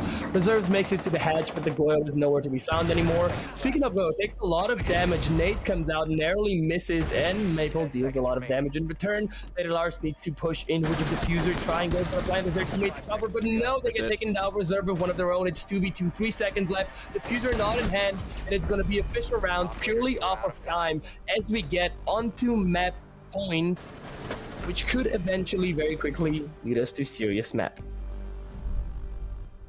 I'm not gonna lie to you, I'm not a fan of that attack from Muskingum. The overall essence of it wasn't bad. Clearing out the top floor, sure. Trying to progress onto the site, yeah. But the time in which they actually gave themselves to do so, not the greatest. They didn't actually enter the site itself until 10 seconds were left on that clock. They had absolutely no support for their lone diffuser carrier, who walked willy-nilly through the garage rotate and was freely seen from construction slash connector. That's the word. Connector, yeah. And Muskingum just didn't have any support there for him. One was walking down Fireplace Stairs, but that was 4 seconds removed. The other through Blue, that was an extra 6 seconds. So at a bare minimum, your other 2 players would have been there when there was still 2 seconds left of the defuse plant, and Fisher could have encircled with little to no risk. Also gotta give a little bit of credit to Maple there on the Goyo. Like, they were holding their own in kitchen very well, or very solidly. Then when they got the second kill, they also need to fall back to side with only 25 seconds left on the clock to try and help their teammates defend from inside of the side. It's super easy to get a little bit greedy, a little bit cocky there, and go like, you know, I'm gonna go for another kill. I already got 2, but nope, not Maple. They just dropped down back to side, did what was best for the team, and it ended up paying off. So props on that one. Your numbers, man. What are the odds that we're getting a Frostmat kill this round? I'm not even going to give you odds. It's 100%. It's going to happen. Anytime there's seemingly a Frost without prior essence of one for a team, especially with Muskingum, with so many things to worry about, down 5 rounds, down a map, about to be down 2, the odds that at least there's a Frost down are fairly high. The Frost kill, maybe not so likely, or Frost mat kill, I suppose. And the issue is that when you break those barricades, the debris actually falls on top of a frost mat. Now, client-side debris does exist, so at a bare minimum, there's a possibility it doesn't directly land there, but more often than not, it does for just about everybody's client, and that could be an issue, especially with Yali now trying to throw them off, making them focus around towards mezzanine. They could walk through any of the 3 windows, 2 towards library, 1 towards the mezzanine double, and worry too much about what's around them rather than what's under them, and die because of it. Okay, well, we'll see how that goes. If it happens, then I'll trust you with my Powerball combination. But Lion Scan comes out, and nothing else has happened just yet. A few Claymores being set down. And again, I'm going to complain about this. No plant denial besides the smoke. Not a huge fan of it. But then again, Rope has been good at staying alive, so I'll give Fisher a pass for that. And they're also 5 rounds ahead, so there is that. Beezer in a shooting contest there with one of the attackers, but not going to just yet another Lion Scan. Beezer moves between his red thing, but he gets the kill regardless. Reserve taken out. What are you doing? My guy, Heartsy taken out as well, as Maple gets 2, maybe not a Frostbite kill, but make that 3. It's a triple. Oh no, he falls down, and what a way to end Chalet. Was that on purpose? That must have been on purpose. I really hope so, because that is actually more rare than Frostmat downs or kills. Quality content, courtesy of Muskingum and Fisher College, up 2-0. Through 2 maps. I said it was going to be 3-0 or 3-2 for Fisher. I was indicating the fact they would win the first 2 maps regardless. That has now happened. But it's down to them, A, closing out the series, and B, Muskingum trying to come back. Because they really haven't had all that much of an opportunity to do so. Fisher College have given away 3 rounds in 2 maps. Yeah, definitely not a great sign for Muskingum. But then again, if you look at their semifinals match versus JMU, again, it was a 3-2. And Muskingum only won their final 2 maps. If it was a best of 3, they would have lost it. But, they won because it was a best of 5. So maybe there's still some stock to be put into late series Muskingum. But again, they have their job cut out for them. And I don't know. I've said this a few times. Something needs to change if we want to see maps 4 and potentially 5. Well, map 3 is a guarantee for Fisher College. This is one of 6 grand finals they're taking place in the ECAC tournament between Rainbow Six Siege, Super Smash Bros., Valorant, Rocket League, and Overwatch 2. So one of 5, actually, because I know how to do math. League of Legends, I believe, is to be determined, but less than likely as of right now. Hopefully it goes well for them over in that game, but here they're already looking fairly strong. A 3rd map on the horizon. We'll see if Oregon goes the way of Fisher, as has Chalet and Clubhouse. Will the sweep come through, or will the reverse start up for Muskingum? We'll see when we come back.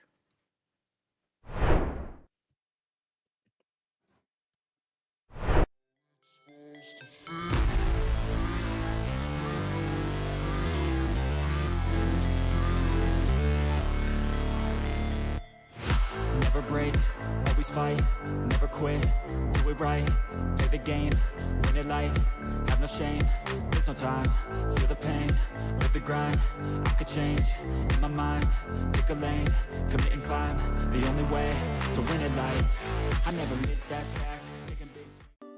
That's so cute. UCF, and it's really cute. I'm gonna move down here. How do we feel? The odds for UCF? What are we thinking? They got it. No, we got this. We got it. Go Knights, charge on. 100%. My friend Nick is behind you. He's gonna record it. Don't look at him. You'll ruin the shot. Don't look at him. Don't look at him. Come on. Let's go! Let's go!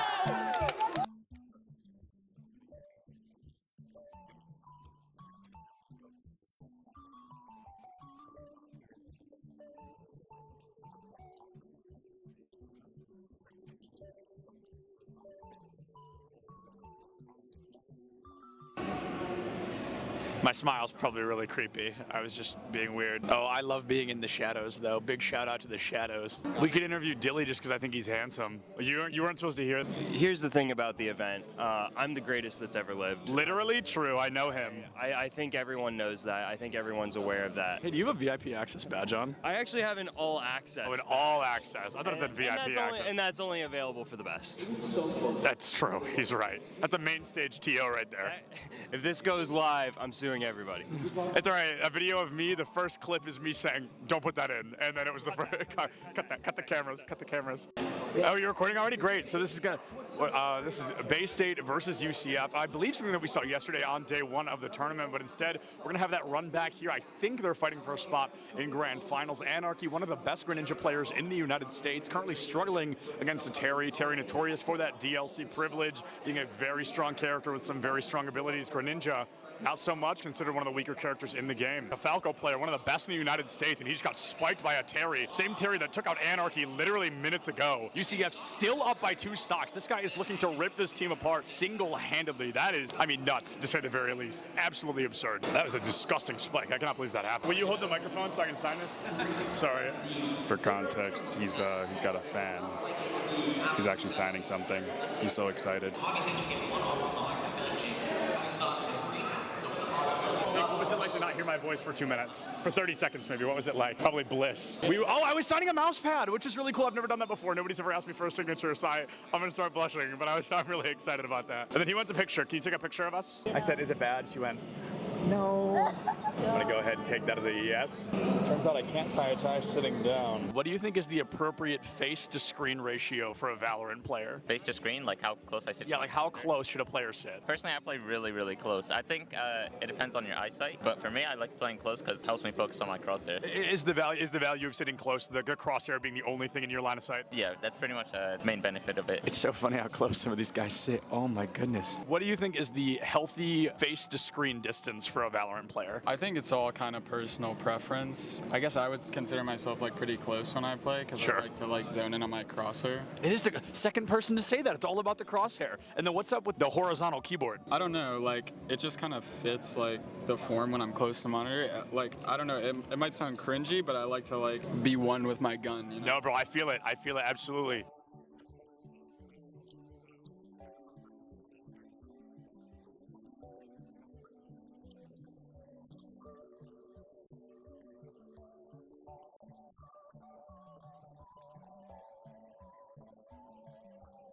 What is going on, everybody? I am here with some UCF fans. How are we feeling about UCF? Let's go! Let's go! We've got a bunch of UCF fans in the crowd right now. UCF, they are up by a single game. They're looking to find their third and possibly final, secure a spot moving forward. Things looking great for them against Northwood here today. This guy's playing Minecraft right now. He keeps double building instead of placing the dirt. Pressure's on, man. Everybody's watching. Just kidding. Just me. Cameraman's not over here. Just kidding. He's behind you. There's actually always cameras on you if I'm around. Do you double build all of those? No excuses, bro. Your college esports Minecraft team absolutely rolled. L after L here. Let's hope UCF has a little better luck on stage, huh? What is going on, everybody? I am Septilins. I have the honor of welcoming you to the Collegiate Esport Commissioners Cup here in Atlanta, Georgia. All right, that was good. That was good. Good content. Good content.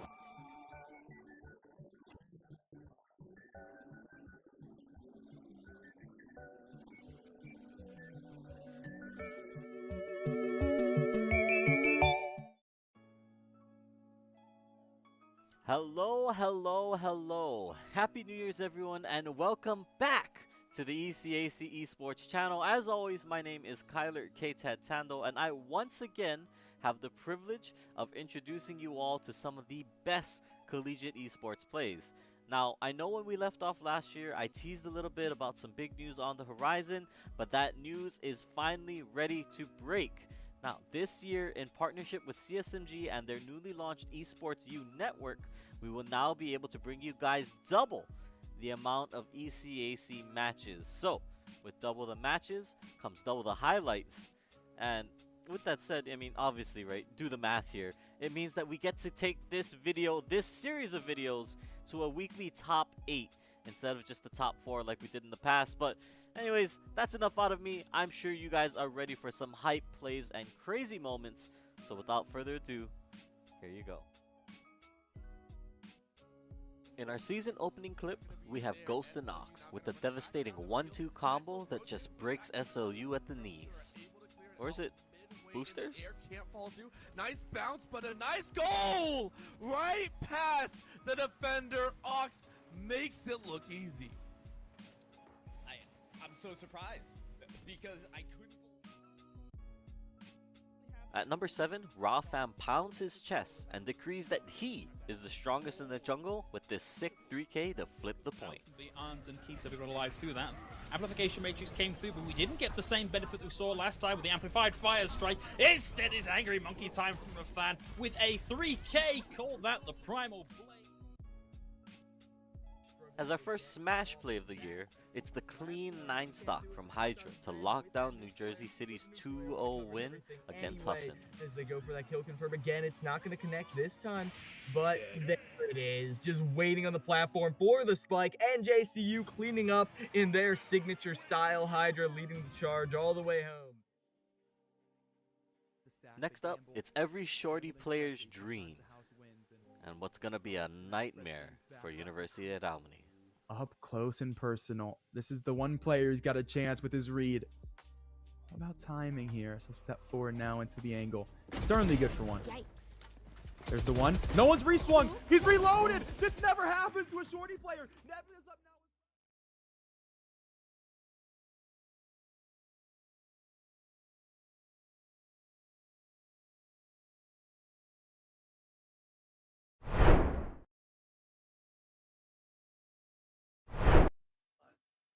Fisher College give themselves the availability for a reverse sweep. However, Muskingum need to start the reverse sweep in order to give it away and take it back. I'm time to light. That right there is Boxy, and map 3's Oregon. It is Muskingum's map pick, but at the same time, it's Oregon. Everybody and their mothers played this map day in and day out for the last 7 years. if we see a comeback here for Muskingum, if we see a reverse sweep happen in this ECAC Season 1 Grand Finals best of 5, that's a mouthful. I think it's going to be a more interesting reverse sweep than SI 2018. It's not happening, but if it were to happen, it'd be the best reverse sweep since, SI 2018. That was an epic match. That was one of the first are you going R6 to SI? matches I've seen. No, I don't think so. At the time when like SI is happening, I'm boot camping with my competitive dance team with my kids that I teach. So we'll see. Maybe. Well, I kind of wanted to go to the EU major, didn't end up happening, and I can't wait for the next one. Maybe I get flown out there. We'll see. For what. But Imagine Oregon, best of 5, 2-0 for Fisher. What can Muskingum do? Salvage this, at least a map. Even if you lose 3-1, that's exponentially better than, going out 3-0 in the finals, especially if you were that first placing team in the group stages, top seeder in the qualifiers. Going out 0-3, not what you want to do. Fisher, on the other hand, like we said, came second, only lost once to MU and once to GVS, if I'm not mistaken.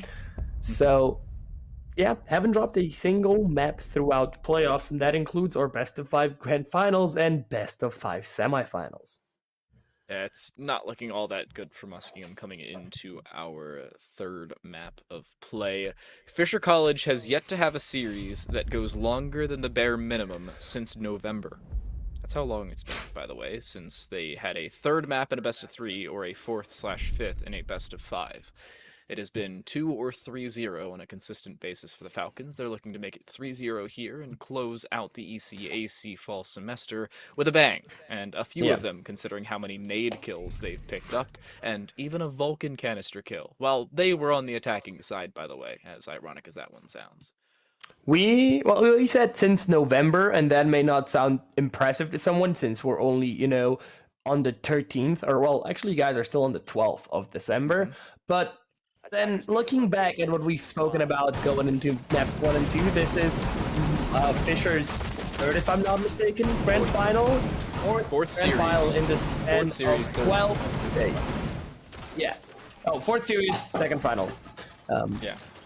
So, that's huge. That's 4 best of 5s, or 3 best. Wait, what am I saying? That's 4 best of 5s, one every 3 days. Excuse me, and that's just a lot of siege. Yeah, they've played a whole lot of Siege. They have now run into their third best of 5 in this month. The first one they have lost was a best of 3. That was the NACE Open premiere on December 1st. But since then, they've played exclusively best of 5s, and they've won exclusively in those best of 5s. You had to drop a map. Against Shrine, it was 2 7-0s. Here against Muskingum, it was a 7-0, or a 7-1 and a 7-2. And then in the NECC finals, as just Muskingum tries to rush in, and it works out fairly well for them, they've given over 3 rounds total through 2 maps. Zmart waiting in the back corner of Dirt. Toxic Babe goes in, and Zmart runs the heck away. 3 kills go the way of Muskingum, by the way, as they just walk around the site, and with this Finka on the board, they have an extra 100 HP through the team to try to aggress with. Well, Smoke's deployed. We'll see how that works. Row brushed by the Blitz. Doesn't last very long. Taken down. Eventually finished off, but it's still a 5v1. Cappy trying to even it out a little bit, but nope. Doesn't even get one as Heartsease there to assist the Blitz. And that's a very surprising yet delightful win for Muskingum right there. Also, in a tragic callback to Clubhouse, which was our first map, Yali dies on the opener without doing much round 1. Yeah, Yali's washed. It's okay. No, it was just super the contrast is, it's stark contrast there. Yali doing very little game 1, just being the opening death more than half the rounds, I want to say, off the top of my head, or at least half the round, and then having a great game, a few great kills, great shots, great vertical play in game 2, and going off of round 1 of map 3, it seems like we're back to their Clubhouse form, which I hope I'm wrong about, but For all of you wondering, hey, why the heck is TTO just dogging on Yali? For context, I've probably known Yali for a year and a half or so, maybe just over a year, casting T3 Reverse 6, and now watching her play on Fisher in this semester, and casting her more often than not. I think just under half of my collegiate casts have been with Fisher playing in this semester, which is kind of a scary thought, considering they play in like 4 different leagues I cast, but, you know, that's besides the point. A little funny to see how consistent of a team they can become, no matter what series they're playing through. Muskingum, on the other hand, this is first time casting them, and they're honestly not showing too poorly, especially with this first round victory on Oregon, but they need to come up with a bang, and at least that's one of them, dropping a Vulcan canister, to be more specific. Look at that, though. We're seeing Glass being brought out, and an interesting turn of events. Muskingum does so well in round 1, and they go right ahead and say, hey guys, we're up around. Don't mind that we're, you know, down 2 maps. We're up around. Let's bring a Glass. When's the last time you've seen Glass in competitive R6? Unironically. Tuesday. Okay. Yeah. Well, you're not helping me here. I'm sorry. Fisher actually was the one to play Glass in that series. And it wasn't a terrible selection. It worked out fairly well for them. Hopefully it's the same for Muskingum.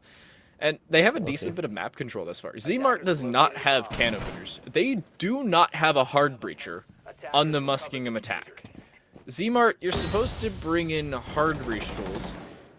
Oh my goodness. They tried to put a hard breach tool on the... Huh? Huh? Oh my gosh.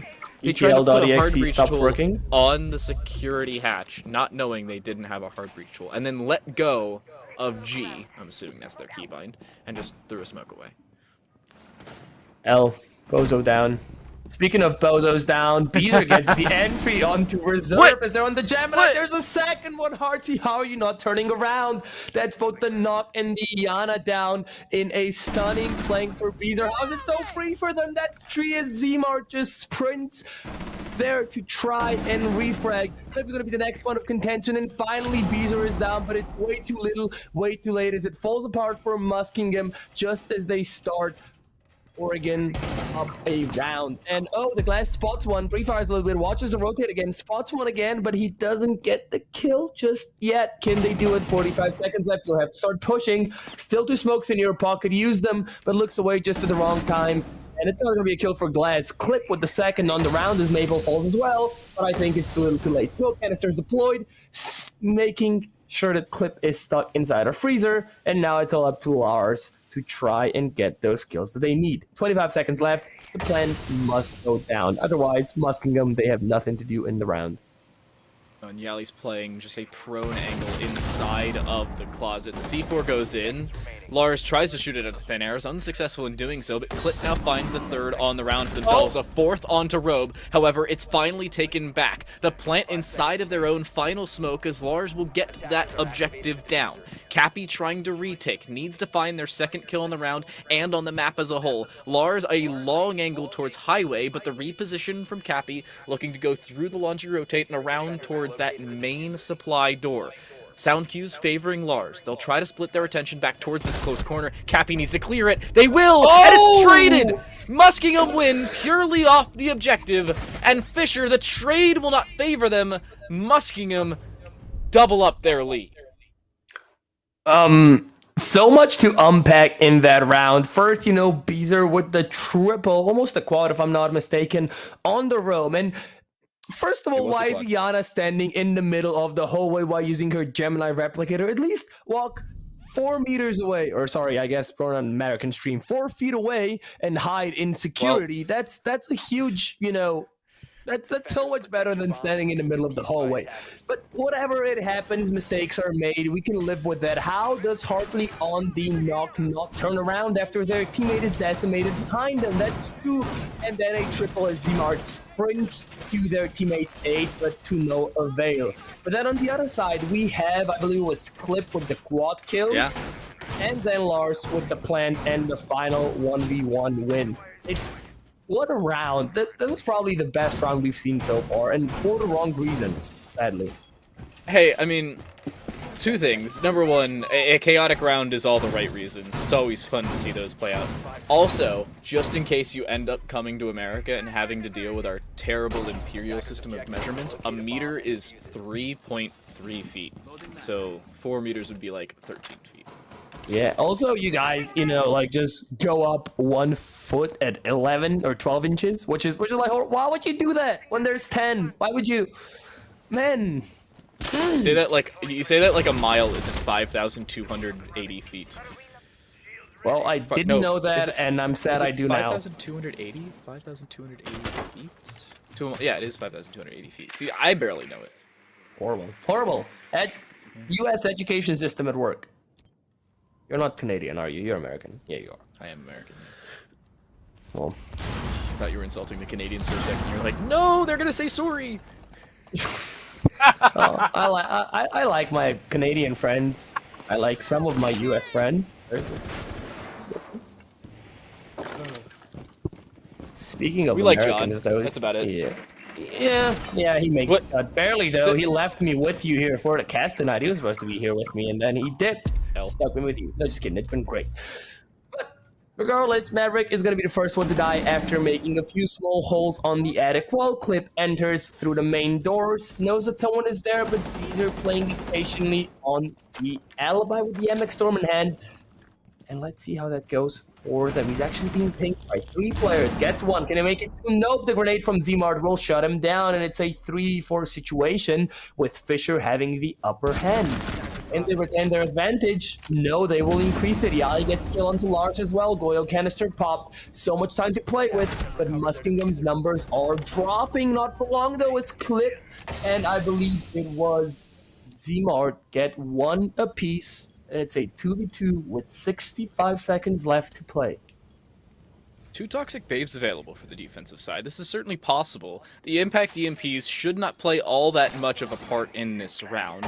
Gemini Replicator now used. The first of those will now be put forward. Gemini Replicator just missed. So, advantage towards Muskingum. They not only find information, but throw Fisher off. The Gemini Replicator does not see Robe inside of the kids' dorms. The final Toxic Babe now expended, and all that plant denial now gone for the defensive side. The Banshee goes off. Robe swings. Cappy, however, finds the refrag. Clip in a 1 versus 1. Cappy looking to play aggressive with the 416. Last time around, it was the win for Muskingum. This time, Fisher has Cappy to find the kill, and no trade will be there. The defensive side holds true, and Fisher pick up their first on the half. I really don't want to jinx this one, but man, we said that usually in a best of 5, if, you know, it's 2-0 after the first 2 maps, usually the third and probably the final map is boring and bland. But so far, Oregon has been the best piece of R6 we've seen so far. It's been exciting. Every round has come down to either a 1v1 or the underdogs taking it out convincingly. Speaking of, you know, Muskingum round 1 with their rush. So I really hope we keep this trend, we keep this pace. And maybe, just maybe, however unlikely it is, Muskingum could actually secure at least 1, taking us onto Villa for map 4. Again, I'm getting ahead of myself, but I can dream. Well, the dream may very soon become a reality. Fisher, that's the American dream. That's not a bad one. I mean, the American dream's to win the Powerball. Let's be honest here. I don't know. I'm European. Everything is an American dream when I'm speaking to Americans. There's got to be some song named American Dream that I can make a joke off of, right? Absolutely. American Dream song. I'm doing the same by thing. MKTO. Oh, that's actually in my playlist. How did I not know that? Oh, God. You're not a true music fan. You're gonna get lynched for this. Horrible. Horrible! They can't lynch people in America anymore. We outlawed that a little while ago. Not long enough ago. We're bringing it back just for you. Specifically for you.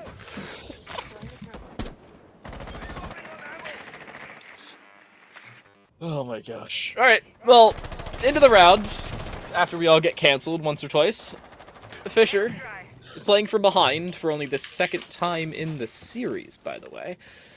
Muskingum need to retain their lead, however. Clip will jump straight into T3, not even clearing at the backside, of which a place somebody could have lied, not actually the case, and they'll take full T2 and T3 control, so decent starting position for Muskingum. They still want to clear across towards Attic to make sure that the meeting hatch can't be held. They also want to try to flex around towards kids and dorms just to make sure that they can push forward from multiple avenues of attack. Now Robe holding that repel, but it's reserved. Find the opener, the castle taken care of as Beezer plays on a weapon with a slow fire rate for the first time in the series. He also dies first. I was gonna say that at the exact same time. Like Beezer wasn't gonna do much. He's on a UMP anyways. You know, we've seen Beezer shine with Twitch's F2 with the Vector from Mira, but low rate of fire guns haven't been their thing. So you know, losing them first wasn't the worst, especially because Casual usually is place and forget. So just over the halfway mark in the round. Once again, nothing major happening. Nope, scratch that as Clip gets a kill onto Cappy. That's a 5v3 now. Lion Scans being popped. Can we make it one more? Nope, it's Yali shutting down Clip finally, but it may be too little too late. Look at the left. Robe still down, playing the verticals. Reserve second kill on the round as Maple falls. Yali with a second of their own. Daddy Lars falls. Here's the bar being punched. Can they make it 3-0? The shot just narrowly missed, but Z-Martin such low HP. You sneeze at them and they go down. Knock, though, will try and help them out there. Yali looking at Attic, even though no one is there for the time being. All three attackers are either below, on, or wide stairs. 35 seconds left. Start pushing in. They need to grab the diffuser. That's their issue. That's why Yali's up here. Heartsy has the Hell Presence reduction and is able to find the kill and the diffuser because of it. Robe now in a 1 versus 3. Has all 3 Toxic Babes available. 45 seconds of area of effect denial here for the defensive side. But the defensive side lies on the shoulders of just Robe. The second of 3 Toxic Babes now used. They need to push towards security sooner rather than later. The Ionox camera will find out where Robe currently sits. The final of the Toxic Babes now utilized, but Robe needs to reposition and will instead try to not take the fight. Does find a first, instead of reloading, tries to take a second, but doesn't have the opportunity to do so. They're trying to plant the defuse. It may be the time, though! Robe didn't see him! And because of that falls, Fisher ever so narrowly almost picks it up. But Muskingum now with a 3rd round, topping their previous 2 maps in just 4 rounds of play. The comeback is real, man. We're getting hyped. This is getting exciting. Oh my god. What a round once again. I really feel like we've packed more excitement into the first 4 rounds of Oregon than we have in the entirety of Clubhouse and Chalet combined, and I'm all for it, man.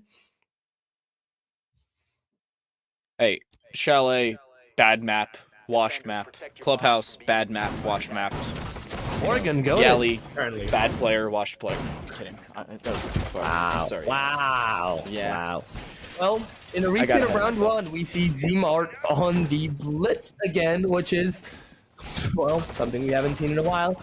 Are we shaping up for another rush here with the Dockaby and the Jekyll and the Lion and the Blitz? Is this going to be another rush? And follow-up question, are Fisher going to be ready for it this time? Smoke alone wasn't enough last time around, but there's Warden to help out now. With Warden's Basses, you can negate the Blitz a little bit, and also there's Goyo canisters to help out, and AC4 from both Goyo and Yali. So, Fisher, even if they get rushed, great predisposition, but they need to be set up for it, they need to be ready to react on time, and that's going to be another challenge by itself. Well, it doesn't look like they're going to get rust from that construction side. However, the Blitz could still work. Really throwing Fisher's defense off. They have the utility for it. C4 available for Yali, C4 for Maple, and the Toxic Babes, 3 of them, by the way, for Robe, at 16 damage a second. And combine that alongside the fact that it's 15 seconds of overall efficacy, you can really take out anybody as long as they stay in that direct vicinity for long enough. Doesn't seem you can really like take out anybody if you just shoot their head. Just saying. Yeah, you're right. Just click head's forehead. Exactly. Yeah, click on the forehead. That works best. You're correct. I agree with the assessment. So is the real joke now click forehead's forehead? Click forehead. I'm sure. Why not? Let's make it a thing. 1 minute into the round, a lot of drone action happening. Gemini Replicator being used as well. And, well, who doesn't love good intel? Z-Mart there with not only the blinding shield, I forgot the name. Please don't be mad at me. It is. trying to sprint down those stairs, and all the intel is welcome. Maple gets the entry into the round as the Dokkaebi falls to Maple C4, and while that's one less attacker, that's also one less C4 for the defenders. And keep in mind, there's still bleeds to be dealt with, but Beezer with a follow-up onto reserve as well, and things are looking Fisher more and more. E1D scan comes out, but again, it may be too little too late, as we have just 80 seconds left in the round, and the attackers haven't created a single opening for themselves to really get close to side even, or, well, enter the building in Blitz's case.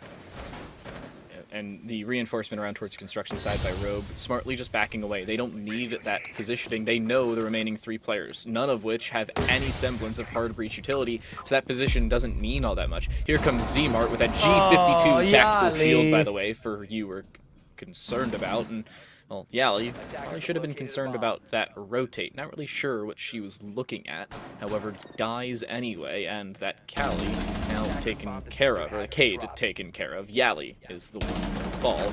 Beezer with the re-aggression finds one.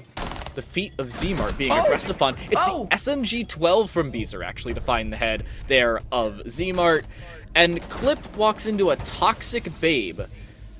Oh, that's so unfortunate. Well thrown. The barb was there, preventing them from backing up as well. So, you know, a bit of lucky placement, a bit of skillful placement, a bit of lucky timing. Just a coincidence, but ended up working out. And Fisher, they pick up their second round, closing the gap that Muskingum have created. But at worst, even if Muskingum lose the next round, they still go into second half with 3-1, which is an even split. And that is way more than they have achieved going on to maps 1 and 2. Actually, if you tally up all their rounds, not that there's much math to be done, Muskingum have won half of their 1 rounds in the series on Oregon. And that's only just under a third of the amount of rounds they've actually played. What, 7-2, 7-1, combine that, you're looking at 17, plus here is 5, 22, 5 of 22 rounds. Really is the numbers, man. That's 3 of your 6 rounds won. For all of you curious as to what the percentages are, they've won 50% of the rounds in 22% of the time played. There you go. Wow. Fisher have given up 50% of the rounds that they've lost in 22% of the time played as well. See how the stats mean 2 different things? I love numbers. They're so much fun. However, they don't always tell the full story. Muskingum have been fairly close in a lot of these rounds. Well, yeah, they've won 3 of them. 2 of them came down to 1v1s, and one of those was actually a trade, of which was just a fortunate shot from the OTS. Not the easiest thing to pick up on a consistent basis. And Muskingum's consistency has been their real conversation point. If they don't have it, how do they find kills? Spray from Zmart, by the way, finds Beezer. The opener does indeed go the way of the attackers. Beezer falls, the Warden off the board. That means the MPX is gone. Surprising first pick for them to push off of. Not just the MPX, but also the 8-6 Beezer, which is the huger problem for Fisher. You know, there's no Ying, there's very few smokes on the defensive side, or on the offensive side rather, but losing Beezer is huge, and then Maple follow-up makes it even worse. And Muskingum, again, they look way stronger than they have been in the first 2 maps. I hope I haven't just jinxed them, Caster's cursed, but keep them coming. So little time passed, and Muskingum, they keep creating these entries for themselves. You know, minus last round. No, Zmart gets a triple on the round as the, I believe it was the Yali on Malusi, tried to vertically deny or slash impact, but ends up dying instead. 90 seconds left in the round, and Happy and Rogue, they have their job cut out for them. Still 2 toxic babe, 416 C and an SMG-11 in hand, so they have that going on for them, but that's out all. On the other side, so much utility left to be used by the attackers, and they won't even need it. Just click forehead. Oh, they've clicked bodies. Forehead. Robe's found first. Cappy close, looking for a second, not gonna be able to find it though. Robe left alone, finds a second, a double kill in the round, and ace clutch now required from the smoke. The last of those toxic babe smokes now used, by the way, and they now have to flex that into close range fights. Switching to the Mossberg for a possible clothesline, close range, not gonna happen. It's the M4, courtesy of Reverse, and the first half going the way as Muskingum, as they have the lead past the first 2 rounds and past the first half for the first time in the series. Oh, again, now on Oregon, they've won more rounds than they have on Club and Chalet combined, and we love to see it. Because, well, 3-0s are boring, 3-1s are more like it, but 3-2s or even reverse sweeps, that's what we live for. And again, if somehow, some way Muskingum pull this one off, it's going to be a better reverse sweep, or rather the best reverse sweep since SI 2018. Legendary match between Penta and G2, Penta, later G2 and EG. So if you haven't seen that one yet, go check it out if you're a new R6 fan. That's one for the books. And maybe this one's going to be one for the books as well. Don't make me go reminisce back to the better years of Rainbow It Six was Siege. I'm not one saying of my first matches I've seen. Like, SI 18 is when I started watching competitive R6. And that was the first grand finals I've seen. And I remember feelings I felt. That was actually the first tournament that was played after I bought the game. I bought the game on December 25th, 2017. When you were like, what, 6?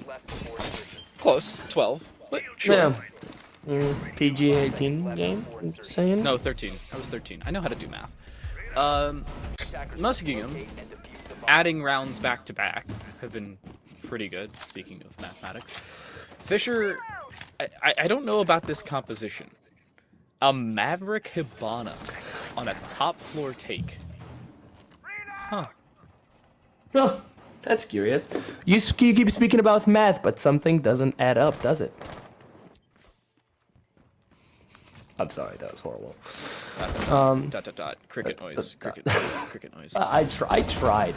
Hey man, it's 4:21 a.m. for me, okay? I'm trying my best. European.exe. True. Well, at least we have a normal mattering system. That's all we need. Fisher need to start to take whatever semblance of easy mathematics and turn that into possibly round victories. Cappy attempted Maverick trick. What's the call here? I think a foothold created for a long distance prone hold on the stairs, just to create attic control, and then this is now a crouchable hold to walk into it. I actually like this decision. It does, however, give a possibility for Lars to play that long angle on the Kaid, so it could cost Robe his life should he peek a little bit too far around. Luckily does not. It was actually the 44 Magnum being played, surprisingly enough, by Lars, but Robe now just pops through, gets on the drone, and now wants to try and walk forward. And Nade being prepped here for the attacking side. It's going to go to the backside of Attic, however not find anything. Already, Fisher trying to encroach on the outside of the site. Lars, however, will reinforce that close kids dorms position. And just like that, they've given away control. However, they still have the site itself and all 5 players alive. Attic control relinquished, but then again, the rotate to kits have been reinforced, meaning that you can only push out through one door, and that's a huge choke point. But there we go, kills raining out from both sides now. Cappy finds one reserve with one of their own, and, well, he's just gonna fall as well. So 3v2 currently made that a 3v3 and a 3v2 in quick succession as Muskingum somehow pull it back once again after briefly losing the lead. All up to Cappy and Robe to try and take it. They're both an attic, and again, they have to push out through the chokehold door. That is the attic door. Can they make it? Flash is coming out, not looking the right way. Robe loses most of their HP, but still finds Clip. What a shot. Can they make it 2? Yes, they can. It's a 2v1 here on a Muskingum choke. Zmart low on HP, but Cappy there to help out Robe should they need to. C4 misses as well. 20 seconds left. What are you gonna do? Plant attempted, so it's technically a 1v1. Zmart, you gotta push now. Pre-fire's coming out, looking the wrong way though. Can you find them? That's the first one. Can you make it 2? Looks the right way this time around. Go to the Kona station, get healed up. That's it. There we go. Just came off cooldown, and that's 3 Kona stims in a row. Now it's much more even. 32 seconds left. Keep in mind, you need 7 of those to defuse or disable the diffuser. Can be playing it patiently. Zmart needs to go for it now. Will they get it? Looking the wrong way, and again, the reinforcement of rotate has been reinforced, coming back by the defenders in the rear, but Zmart gets it. That's a triple on the round, and Muskingum almost choked their lead, but somehow, some way bring it back in an upsetting round to up their advantage to 5 versus 2 against Fisher. Finally, what a round. I don't know what combination of 2 kills is more surprising. Robe finding a double just walking into the backside of Dorm's main hall, or the double from Zmart finding one into Robe, of whom definitely should have won that fight, because Zmart swung and pre-fired the wrong direction, and Robe had a country and a time zone in order to readjust their aim. Okay, but And those still didn't Konas do coming in clutch. Like, Yeah. 3 heals in I the don't even think span they got of shot. 2 seconds. No, I maybe. I'm not sure. But, you know, you swing way more confidently. And especially if you're on a timer, you will swing way more confidently if you're on 100 HP compared to being on 5 HP. So even if you didn't end up losing any HP as a Thunderbird, just having the confidence of being fully healed up is insane. Confidence there for Muskingum. Are they going to pick up Oregon? This is not the map I thought the upset would come through on. It is the one I indicated Fisher may have the most difficulty upon, considering it is one of the more played maps in the pool. Of course, Villa is map 4, and map 5 is Theme Park. I said it's going to be 3-0 or 3-2 to Fisher, and Oregon/Villa would be their 2 real points of contention. The more default map, certainly easier for a team to come back from, and this would be the time for Muskingum to do so. A win here on this laundry supply site would almost certainly give them the map. A loss, Fisher are right back in it. Well, yes, if Fisher wins this one, it's 5-3, meaning that, you know, Muskingum's cushion lead is decreasing. But still, even if they lose this one, I wouldn't write them out just yet. They've had a few very convincing rounds so far on Oregon, and even the ones that they ended up losing were very close 1v1s most of the time. So I really hope Muskingum keep up their trend for maps 4 and onward should we get to them. And again, it's looking more and more likely. The hatch would have been open, but no, the Cade is there. Yali can just look at the hatch, sadly. Sad Yali noises. Oh no, they're fine. No, they're waiting for Cappy to walk through. They do have the impact DMPs, so at a bare minimum, it's just going to be an extra few seconds. Cappy, please. Okay, I thought they were going to throw a Gone 6 at that, and I was going to be very concerned. Impact DMP will be utilized. They do have to get those X-Kairos down fairly quickly. There's only so much time that the Electro Claw is disabled, but it's enough for the Habana pellets to go off and to open up that hatch. So, small bit of utility there for the attacking side, and a whole lot taken away for the defense as Lars delays it for maybe 10 seconds, but not enough to write home about.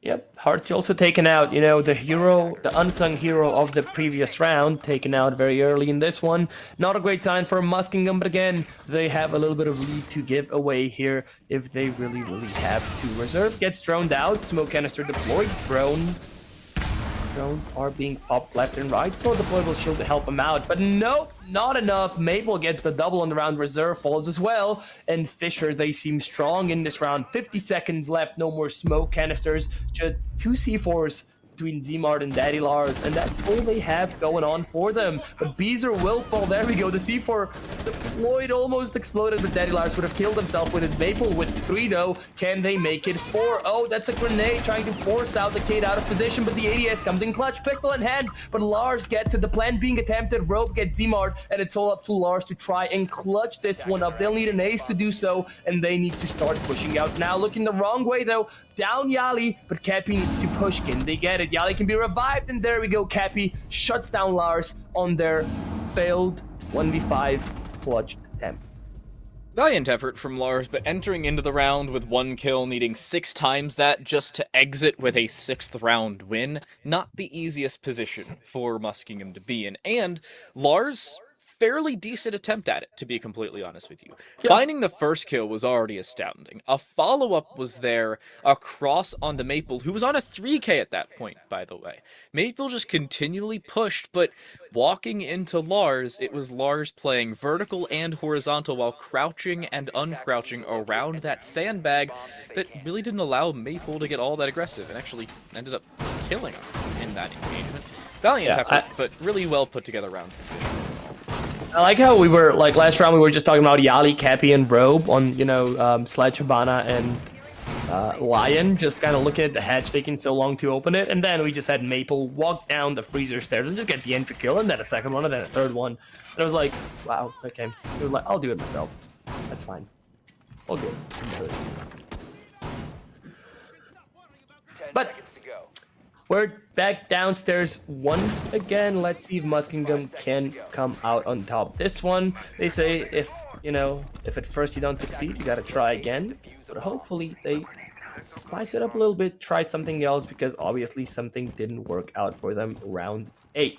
We do see Lars roaming into Big Tower now, and I do want to see how that goes. Meanwhile, on the other side of the map, Roving Company entering the exact same direction they have last round, leaving behind a bunch of saber-sized holes and making a lot of noise. Muskingum's defense is turtled similar to that of Fisher, but a little bit of a flex around how they want to play forward. I like this decision from the defensive side, not playing exactly the way their opponents did, however, at least adopting what worked and really discarding what did not. You can see how far Muskingum are trying to favor this freezer side, by the way. Freezer hatch, again, will be opened, just to note, but Fisher really don't need it all that much. Yali playing on this first floor. I was talking about the subtle flex. The first is the fact that Heartsy is just chilling on the main stairs. The second is the fact they are holding tower on the top floor of it, no less. Flashes coming out, being caught by one of my discs though. Well, and burned by ADSs. No more flashes remaining, but that clears the way for grenades. First one comes out, doesn't even take out an ADS, and that's going to be tragic for any subsequent projectile throws and dispersals in general. Still a 5v5 just halfway throughout the round, as the attackers are quite spread out and trying to take the side from multiple direction. Gemini Replicator will drop down, yellow pings coming out, and there we go, the first defender spotted. E1D skin to follow it up and try and secure a opener for Fisher here. Flashbangs coming out, and Wamai will be the first one to swing first. Canister deployed as well, and there's only one person left in Freezer. If they take him out, the attack from Fisher could be falling apart. But so far, so good. Bees are playing it very patiently with the DMR there in hand, just trying to get under maybe a little bit of chip damage, and when my discs come in clutch once again. I love how hard Fisher is using projectiles, and I love how hard Muskingum is denying them even more. 45 seconds left, though, as we finally get the open. They walked into the round with 10 projectiles, they're down to 0, but Muskingum down to just 1 player as a whole. Projectiles be damned, they didn't need a dang thing for the attacking side to walk forward. Lars the spray forward, giving away the fact they're around the pillar position, and Maple takes that information and just sprays them straight through the wall on a whim, no less, and a little bit of a head peek. From that Kaid, Fisher, back-to-back, attacking rounds to come back and deny. Muskingum running away with it, now bringing themselves to within 1 of this Muskingum lead. Not looking great for Muskingum. Again, they had, what, a 3-round advantage, if I'm not mistaken? 2 round? 3 round? Yeah, down to 1. So, not sure exactly if Muskingum is running out of gas, or if somehow Fisher managed to just get themselves back in the driver's seat. But whichever it is, not looking great for Muskingum, and they need to win these 2 more rounds, or at least 1 to secure overtime. Even that's great. If Fisher win this one, and it's 5-5, I honestly don't see Muskingum pulling it back. If Muskingum secure this round, then they still have a fighting chance. They can keep themselves afloat for a little bit longer without drowning. I don't know if Muskingum has the flotation devices required to keep them above water against Fisher, though. And if they can put together, again, this round, they're in a pretty good spot. But Fisher's in such a chaotic position on the attacking side that it's really been working for them on a consistent basis. And Chaos playing to the Falcons' favor, I can't say I'm too surprised because that's really what they've been flourishing off of, but it's been chaotic good rather than chaotic evil, and the positive part about it is really the fact of how consistent it's been and how controlled the Chaos has become. Yeah, it's really stark contrast. Again, the Chaos, you know, from Clubhouse, from Chalet, going into Oregon, and again, I'm all for it. I really wish that Muskingum get this just so that we can get another map, because things are just starting to get interesting. And I really thought Muskingum would shut down on Oregon, given that there were 2 maps down. The pressure has, you know, ever so increased, but they seem to be working fairly well under pressure. And I really hope they can keep it up. Cappy. Torch in hand, similar setup as to that of the previous time we went to the top floor, that being the Maverick trick with the bottom side peak established. Lars, apparently aware of it, looking to swing, really not given all that much of an opportunity to do so, but Bees are now just walking into Trophy with this Mark 14 in hand. Zmart finds the opener on the bottom floor, Maple the first one to fall. Lars is actually walking straight to a flashbang. They tried to use the flash to delay and deny any defensive utility denial, and they actually didn't find any. So Lars is able to get out with their life again, and once more reinforce that rotate from Attic. In a repeat of round number 8, we see Attic control relinquished again, and then the reinforce coming out as well. But Zmart also gets Cappy.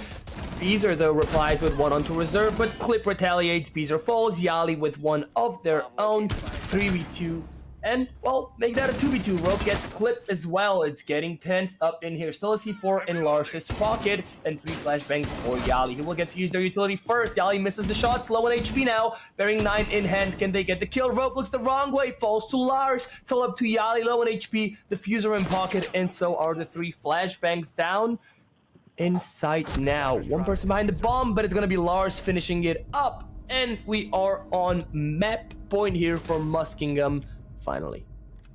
A really smart reposition from Lars, by the way, playing on the right side from their perspective of that bunk bed to find the first kill, and then repositioning towards their own left to try and find the follow-up. The communication almost certainly was there, and Yali knew the general area in which Lars was, but predicted the fact that they held their previous spot a little bit too long, and honestly died because of that assumption. Also, a lack of utility usage from Yali surprising me just a little bit, considering, again, 3 flashbangs, fairly useful to either take out defensive utility in terms of Wamai Magnets or even Jaeger ADSs, of which there really only were Jaeger ADSs in that round. That, or just blind and deafen your opponents. Kind of an underrated beta utility, and I'm a little surprised that Fisher didn't take full control of that. Yeah. Can we just talk about how consistently, ever since Cappy on the Maverick in one of the initial Fisher's attacks died while making the attic calls, we've had Cappy and Rogue team up every single time, with Rogue just actively droning attic to make sure that no one's pushing Cappy. I just like the consistency, even if it hasn't been working out for Fisher in, you know, the grand scale of things. Just gotta love the adaptation. Cappy died from attic while opening the hole, so I was like, okay guys, I need someone to watch the drone, I need someone to help me, you know, calm with me. And that's exactly what Fisher have been doing. And I love seeing adaptation like that on the fly. But it's not been enough. Again, we're on match point, and it's not for Fisher. We're not on series point yet.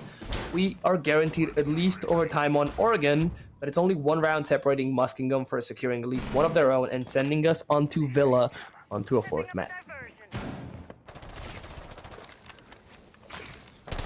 What did Reserve just say? Yes, it's dumb too. Yeah, so did I. I wasn't sure. Too much going on. Lots. The only elite skin banned is Twitch and Valk. That's actually really surprising. Okay, well, note to self.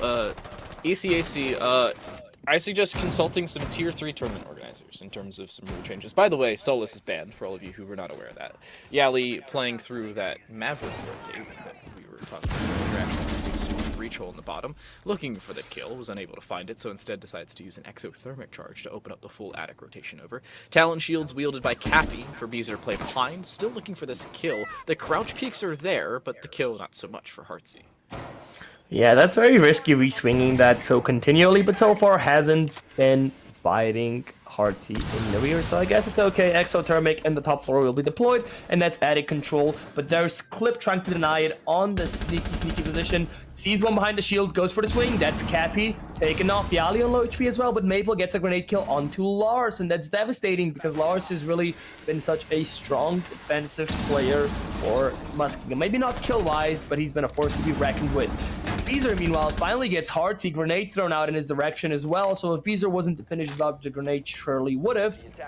And we're in a 3v4. Yali low on HP, and Maple finds one of their own. Just 2v4 now. One of the guns left is UMP, which is, well, horrible, but nope.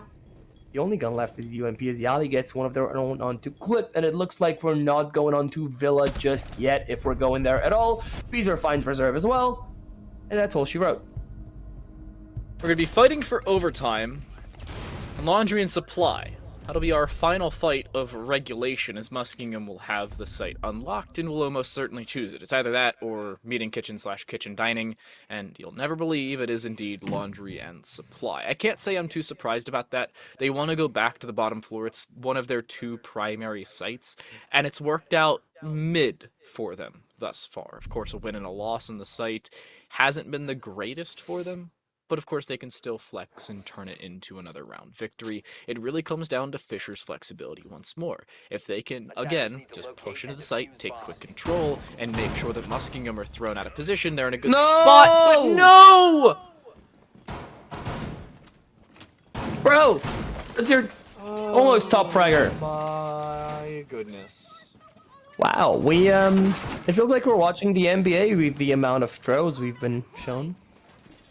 Gosh. You should have said we're watching the MLB. Noted. I don't know what that is, but noted. Wait, hold up. Can we look at all chat again? I want to take a look at that. Wow, what? This is actually a question. They have a rule where TK is still on for 2 weeks. Yeah, this is a good note from Max, by the way. They are complaining that both Team Killing and Solus being on and banned, respectively, is a rule in ECAC for 2 weeks. However, ECAC, I like this decision to stick with SI quals, because SI qualifications required Team Killing to be enabled in prep phase. That's the reason it's a setting in the game, by the way. If SI quals didn't care, it wouldn't actually be a setting, because it wasn't. Well, F's in chat as Muskingum, who desperately needed this one round to, just get themselves over the finish line. Well, they're starting it off on the back foot. They've lost the Jaeger, and since it was in the final, or the first few seconds of the prep phase, they're unlikely to have even gotten some ADSs down. Excuse me, English hard. It's we're coming out early on, doesn't connect. Hartsy's gonna push. Does they get the kill? No, they don't.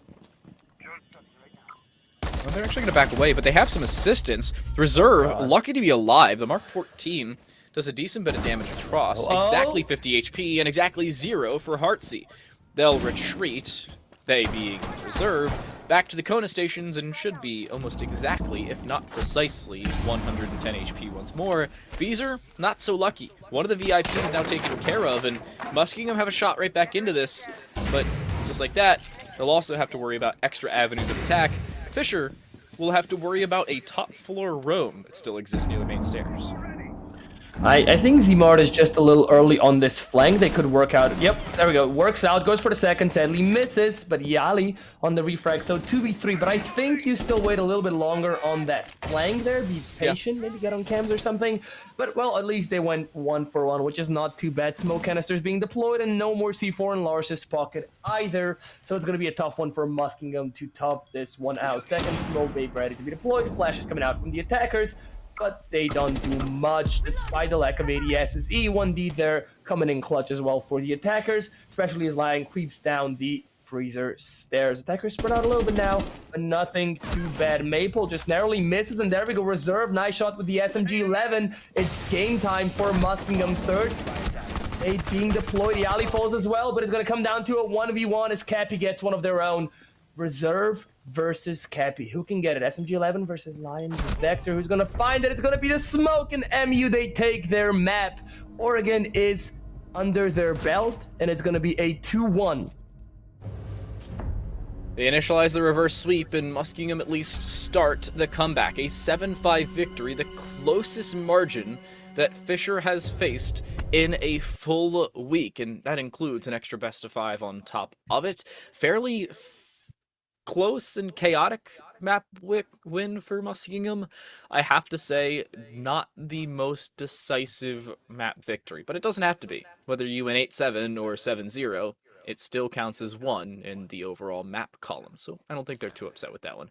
The issue they're going to run into as they walk into Villa is it's Fisher College's map pick. They're much more comfortable on Villa than they are Oregon or Clubhouse for that matter, and the chaos may settle down just a little bit from the Falcons. Yeah, speaking of ones, this is the first map that Fisher have dropped in the entire ECAC Season 1 tournament, or league, or whatever. So, That's a huge win. Yeah, playoffs, excuse me. Yeah, they have actually lost 2 maps, I think, in group stages. Thank you for correcting me. Again, 5 a.m. I'm sorry if thank you for the thumbs up. But we're going to take a short break and then we're going to stop laughing at me. God damn it. I hate it here. These Americans are rude. I want a Canadian co-caster. He walked away. What the hell? Could we go to break, please? I'll catch you later. Don't go anywhere.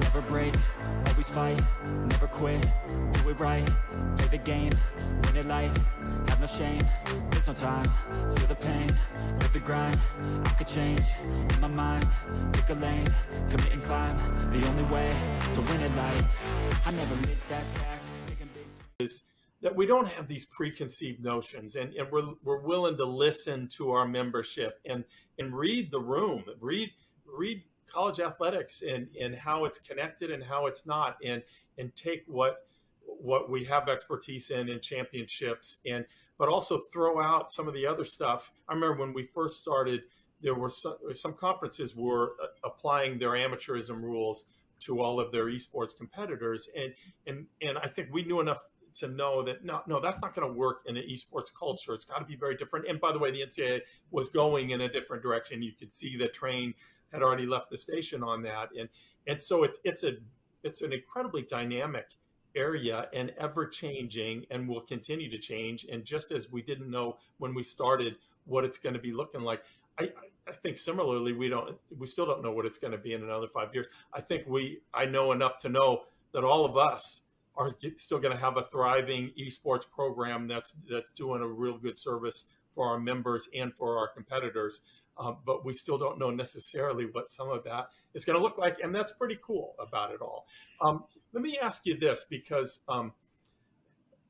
you all are used to dealing with your athletic directors, and each of them are dealing with what's in front of them in their athletic departments. My guess is at least some of your schools are that this is not necessarily operating within the athletic department. And can you talk about how you navigate that in a conference office, and maybe the best way to handle that, or do you have preferences? Do you try to steer them one way or the other? And just talk a little bit about that, if you don't mind. Sure. The majority of our schools are not under the athletics umbrella.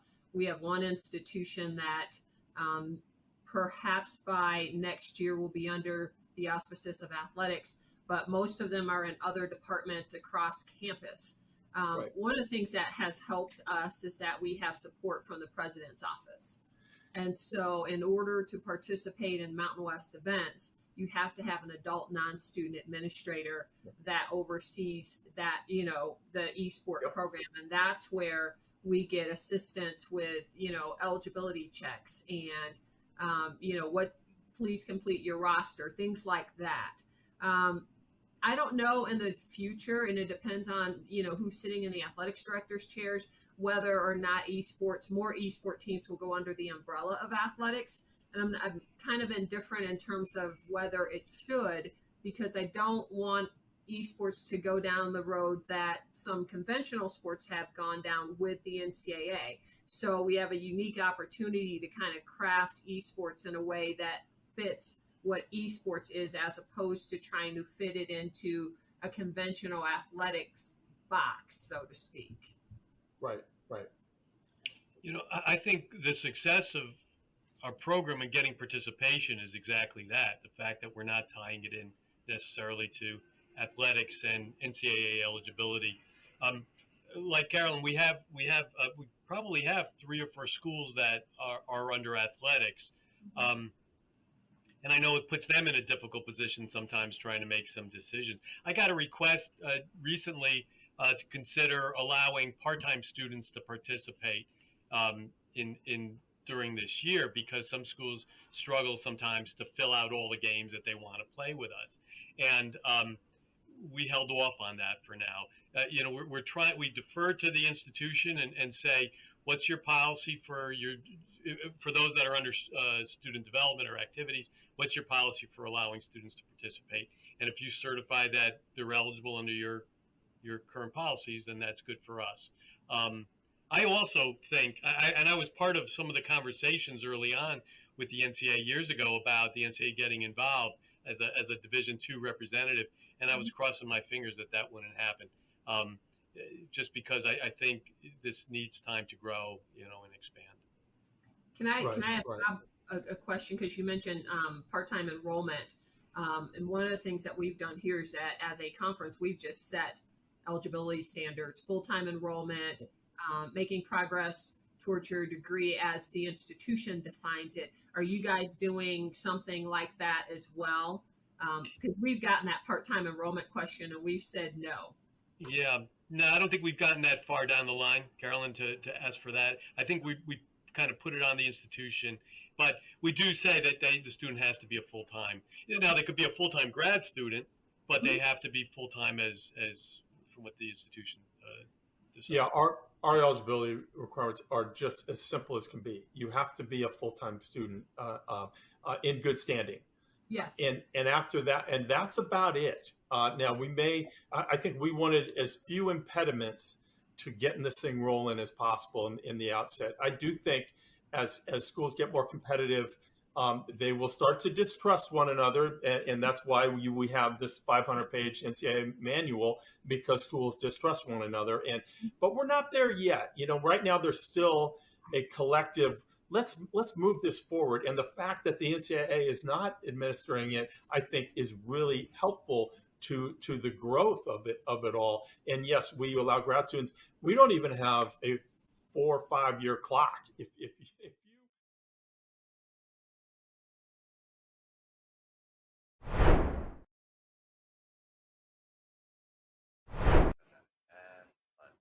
The most common map in the Rainbow Six Siege competitive map pool goes the way of Muskingum, as they pick up Oregon and bring back at least one of our 5 maps to initiate the reverse sweep. 2 more still required in chronological order. Those would be Villa and Theme Park, just to shut down the Fisher Falcons, who still reside on Match Map. I'm Time Delay. Joined alongside me is Boxy. And into Villa, here, Boxy. It is the map pick of Fisher, their final in the series before we head to the decider. Any expectations as we go into it? Well, I do expect Fisher to win this one out. I think Oregon was more of a fluke on their side. But then again, Muskingum, especially for the first half of Oregon, they seemed pretty convincing to me, meaning that there still is a small fighting chance. But, well, you predicted this series to be for Fisher, and if we somehow end up getting onto Theme Park, I do agree with you. I think that Fisher definitely take it, but it could all be over at the end of Villa. Oh, yeah. On to bans, though. Osa has been banned all 3 games so far, all 3 maps so far. Flores has only been banned on Oregon, and yeah, only Oregon and Club, right? Banned on Chalet. Sorry, Chalet, yeah, not Club. Yeah. On Club, it was Habana in his place. Mira has been banned again ever since Club, because Beezer was a beast on it. And last round, and on Club, it was Valk.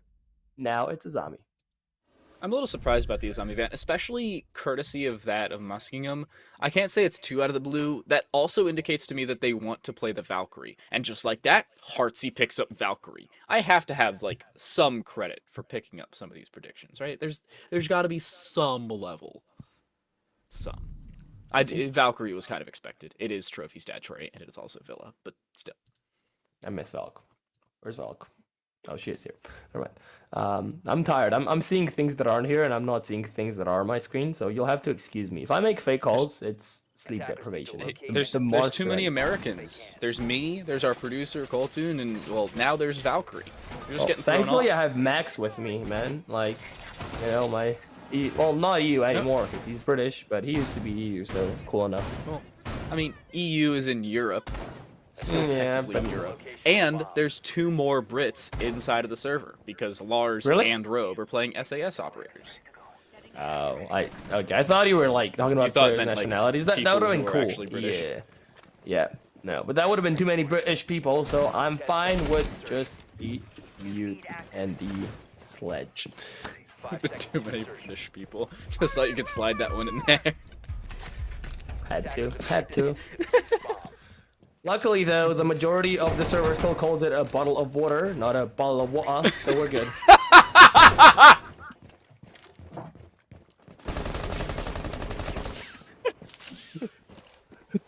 Max just said, I hate being British in our ears, and that's amazing. That's the highlight of my evening. But back to the round at hand, though. First 30 seconds, nothing but drone work and prep work being done by Fisher on attack. Muskingum just chilling in the passenger seat so far, letting Fisher take the lead. And, well, that's probably what you want to do on defense. Not get overly aggressive, not lose too many lives too fast, or burn your utility if you don't need to. I do want to see how Fisher will take this one and what the first point of contention is going to be. And it looks like it's just going to be straight side direct. EMP's being thrown out, and that means that Daddy Lars will have to back away. And yeah, if you're talking about the EMP being used to short the ADS and then a grenade coming out right after, I must agree with you. I've actually never seen that before. As much as really of T3 and low T2 sieges I've cast, I've never seen that setup before. Maple will understandably take out a Frostmat. No Frostmat kill here, unfortunately. But Muskingum giving up a lot of this control because of just that shield being taken care of, they don't have a whole lot of redundancy in their setup, and that's something that can be taken off of and taken advantage of by this attacking side. Heartsy set out below. You'd expect them to hop on a camera eventually or have someone do so for them and possibly set up a C4 in towards this astronomy room. But no, it's actually Maple going downstairs trying to deal with the Valkyrie, of whom's looking the wrong way. Finally turns their attention, but not quickly enough. There's a free kill. Maple finds the opener. Well, that's something you want to see if you're a Fisher fan and you just want this series to be over. However, devastating if you're a Muskingum enjoyer. And which one are you today? I mean, I'm not a fan of either team because no caster bias here. However, I did say Fisher was going to win, so I suppose I want them Fisher to win biased, right? okay. Yeah. Well, 4-4, no, made out of 4v2 Muskingum. They bounce back. Shotgun and a frost kill, reserve one of their own, and it's too little too late as Rope finds the only kill for their team later on in the round. And I'm speechless. Luckily for you, I'm not. Muskingum, really well defended, and the late rotation up astronomy to deal with that continued presence, making sure they still had real estate in just about every portion of the map, at least where it was required. And Fisher, without all that much of a dual-pronged attack, they didn't have two different dimensions. It was very one-dimensional. Two doors, sure, one the bathroom door, the other that master bedroom door in the trophy, but it really didn't matter. And Muskingum was able to flex around that. Yeah, didn't have two dimensions. It was very one-dimensional. You're really great at this number stuff, and you want to be my personal accountant? I was thinking of going to be a CPA, but when numbers start to become my actual job and not just being able to lightly talk about them, that's when they start to get boring. It's just a hobby as of right now, as the kids say. Yeah, there's a lot of things like that. They're like, as long as it's a hobby, it's super enjoyable. When it's a full-time job, it gets boring. But you know, not R6 casting, so well. Hashtag blast. I've kind of turned this into a full-time job. Oh yeah, kind of. Congrats on that. That's that's no small feat. You have to be good enough. You have to be committed enough. You have to know the right people. So that's. I'm glad you have that going on for you. Me too. It's pretty fun. By the way, if you are an R6 caster and looking to, like, I don't know, cast R6, highly suggest reaching out to Tier 4 organizations. The Xenon Gaming Series, they're pretty cool. I know a lot of people who got their start there. TPL, the Premier League, also set of cool people. Just if you're curious, or you want to hop into production, be similar to that of Max, our amazing observer, or Coltoon, our producer, of whom are outstanding at not only the job, but as people as a whole. Flex into whatever production role you please. Just don't compete with me for jobs because it's already hard out here. Also follow Max on Twitter. Anyways, 1 minute into the round. Nothing impactful has happened just yet, but this seems to be the trend with both teams, and I'm all for it. You know, you gotta do your prep work first. You gotta get all the intel you can, secure those flanks, as we're seeing with the gridlock, track stingers, and only then you can turn your attention onto the bomb site and the defenders at hand. First gunfight goes down at 90, where Reserve takes a little bit of damage, manages, or rather doesn't manage to dish out any in return, but finally gets the drone. So, well, you know, small victories. Speaking of small victories, a grenade comes out, doesn't connect though, and Reserve now knows it's time to fall back into the side and relinquish control of 90, which Maple is very quick to take. A lot of real estate already for Fisher. The issue is they don't have a kill, and they haven't expended a whole lot of this defensive utility. Lars throws in the C4. That's prepped and already exploded. Finds very little, if anything at all. Heartsy's C4 doesn't land either, so advantage towards Fisher. All of the defensive utility has now been utilized, other than Zmart, who just has continuous and regenerative glasses in order to try and contend with this offensive secondary utility, of which there really isn't any that Warden can consistently contend with. Lars, still on this mute, and still playing close with a shotgun. This time not even being given the time of day. Yali still trying to contend 90, but just Muskingum not even taking fights, and when they do, they find the best timing. We're just standing there menacingly on 90, and it cost them their life. It's a 4v3, and the time is slowly running out. Keep in mind there's still Runegates to deal with, and not many throwables left for the attackers, besides, you know, the 2 EMPs that are there. But we're gonna burn the first Runegate with the Gemini Replicator. Smart play there. Now 50 seconds, you need to start pushing in. Zmart patiently playing, but gives away his position and actually loses his life. Nice shot by Maple there. That's an entry, but no. Heartsy on the refrag. Make that 2 for them as they finally fall. Rogue left alone, but Clip cleans it up. And it's another round for the defense. You know, I think my original prediction is going fairly well as of right now. Muskingum, just like they did in the previous map, have now found back-to-back rounds to start off the map. Previous, of course, being Oregon, now here on Villa. And Fisher haven't had a response thus far. First round wasn't even close. Second, not really. And now Kitchen Dining, tertiary bomb site for Muskingum. They'll again bring a Valkyrie, understandable Frost selection as well. The only notable difference to that of their first round setup is the Mozzie. Surprising to see that. Can we just talk about who decided it was a good idea for Reserve to play the DMR on a really last round? Like, we've seen them miss a person like a few times, and then 5 seconds later we've seen them miss a drone a few times before finally hitting it, and then 5 seconds later, we've hit them miss a Gemini Replicator, which was not even moving before hitting it after like 5 shots. So that's wasteful ammo. That's taxpayers' money at stake there, and we're just wasting ammunition. That's not very, not cool. So now, you've managed to sound like both aisles of the political spectrum in America. We're wasting taxpayers' money, but we're spending money on ammo. I can't believe what we're doing here. That's just amazing. Diversity from Boxy. Yeah.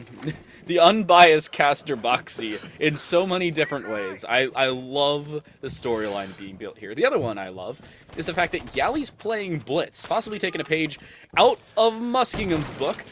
They, however, shoot out the drone, and here comes Yali. Zmart still finds the opener. Yali's actually shot more by their own team than they are their opponents. But the initial rush for Fisher has at least found a 1-for-1 trade. They still need to walk through this pantry door. Heartsy has it shot out from behind them as the Gone 6 reigns true. Cappy's still looking for this kill. The flash shield lands, but Heartsy still finds the melee kill. The down prior to that, but finally the kill in return. And it's a 1 versus 2 for Reverse, who is dropped in towards this laundry side. Reserve will not be able to push forward, however, as the nade will disallow their aggression, and the UMP needs to find back-to-back kills. The second of 3 EE1Ds now utilized. It expires, as does now the pings from the defensive utility. The bulletproof cameras have yet to be taken care of, nor will they in its entirety. Reserve knows at least one player's inside the pantry. The second almost certainly has not rotated around.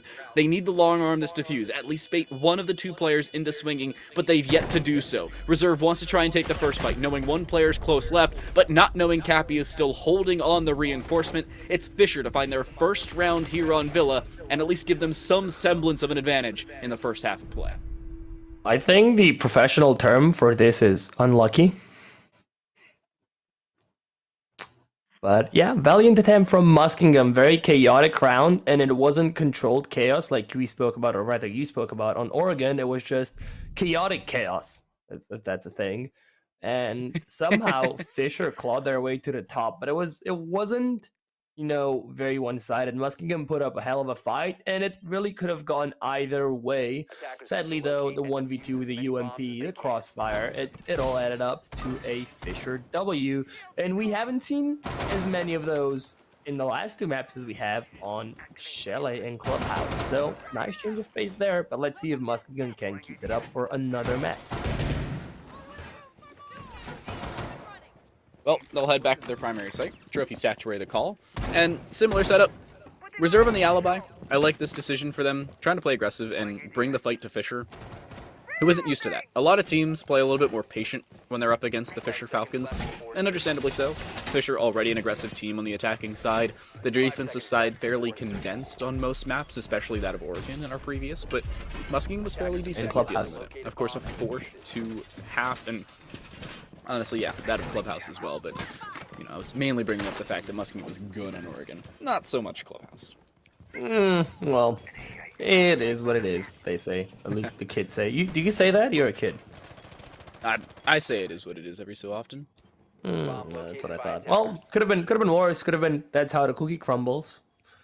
Just like our friend John Commentate does a lot of the times. But once again, C4 tossed out. Actually does a lot of damage to Robe. I was about to say doesn't connect, but it connects ever so slightly. And now Robe's going to be on the back foot taking any subsequent gunfights throughout the round.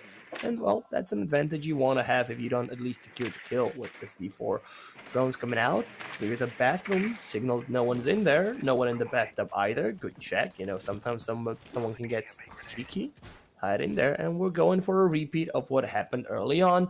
EMP to deal with the flashbang, and then a grenade to follow that one up. But nope, doesn't work just yet. There we go. What? Can we get it now? No. Oh, there we go. Okay. Mute jammer, deployable shield, and 2 ADSs, I think, will be taken out. Speaking of taken out, Zmar takes out Yali, and I'm not sure where that came from. I mean, either way, already finding a kill onto the ace. The swing in through Astro is seen. Robe is known. The swing from Beezer, however, somehow finding Lars in the back corner of Statuary. Zmart, waiting inside a Master, apparently here's where the kill came through onto Yali, looking for a follow-up. We'll find that on the Maple as well. But Beezer onto a triple kill. Finally, Robe is taken care of, but Beezer not so much, as they continue to just walk through Trophy, trying to find a quad, walking straight into their line of sight. There's Reserve. Cappy steals the ace away, but Fisher bring it right back to within 1. That was, again, a round that was mainly played well by Muskingum, but somehow Fisher ended up converting it into their own, and I'm not sure. This is not the dominant Fisher we've seen on the first two maps. It's kind of like a shaky Fisher, or a more shaky Fisher, and it's also because Muskingum, they have upped their game in the last two maps, but still not satisfied with the rounds that Fisher have won so far. I feel like Muskingum have been way more convincing on their 2 wins on Villa as opposed to Fisher, if that makes sense. Well, Fisher also have Beezer, so true. That's not individual that's plays look a little less dominant. And it's also led to chaos for Fisher. That previous round, by the way, the chaotic chaos rather than controlled chaos. And it's Muskingum not being able to deal with it just yet.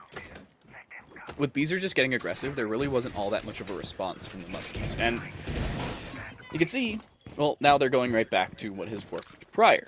Understandably, Aviator Games, one of the best sites in the game for the defenders, should work out here. And I like the call. They're flexing a little bit towards what can be aggression denial. The EDDs in terms of Zmart having the Cat Can, the Surya Gates back online for Reserve. Pretty good decisions, if I do say so myself.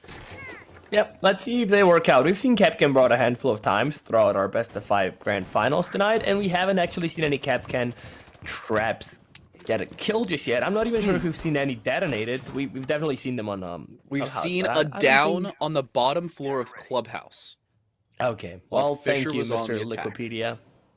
Well, there you go. but we haven't seen any kills confirmed by Capcan Traps just yet, and maybe this is the round where it all changes. We'll see how sloppy Fisher get on their droning, on their checking for traps, and if they do get sloppy, they could be punished for it. Bees are entering alone once again, and well, that hasn't been a problem for him. There we go. Capcan Trap, or at least one of them, shut down. Yali enters Astro at the same time. Claymore will go down. Default cam has been shot. I hope. Nope, make that 2 Claymores go down instead. And well, that's a change that's not so recent anymore. What? It's been like 3 seasons since we get 2 Claymores instead of 1? Dick. It's been 3 seasons since 2 Claymores and 2 seasons since, well, I suppose a season and 10 days since the activation of 3 bits of secondary utility for most operators. 2 very big fans of those changes, by the way. Robe, lucky to be alive. Zmart, unfortunately, does not find a kill with that C4. There were 3 players in the room he C4'd, by the way, that being Trophy, none of which were even touched by the explosive. Feels a little bit bad for the Russian defender. Yeah, but then again, Robe is on 1 HP again. You see the health bar flashing red and white, so at least there's that minuscule advantage that Muskingum have going on for them. Once again, the Gemini Replicator used to burn the Gates. A nade follows up closely. Can it get a kill? Yes, it does. Nice nade there as Heartsea falls. Great entry. And the second nade is a follow-up onto 90, but luckily the player retreats. Zmart falls to Beezer shots, though. It's all falling apart for Muskingum at the seams. 50 seconds left, and that's plenty to work with, especially with a 2-man advantage. EMP's coming out, and the hard breach could follow suit very shortly. That's exactly what's going to happen. But you still need to get rid of the camera on 90. Bees are playing it patiently on the other side of the map, waiting for his teammates to get in position. And World Will for his reserve finally hits those DMR shots, giving his team a fighting chance. But Beezer falls down, or rather shut down Clip as well. And Maple finds one of their own, all up to reserve with the DMR, not their best weapon. But can they possibly find it looking in the right direction? No.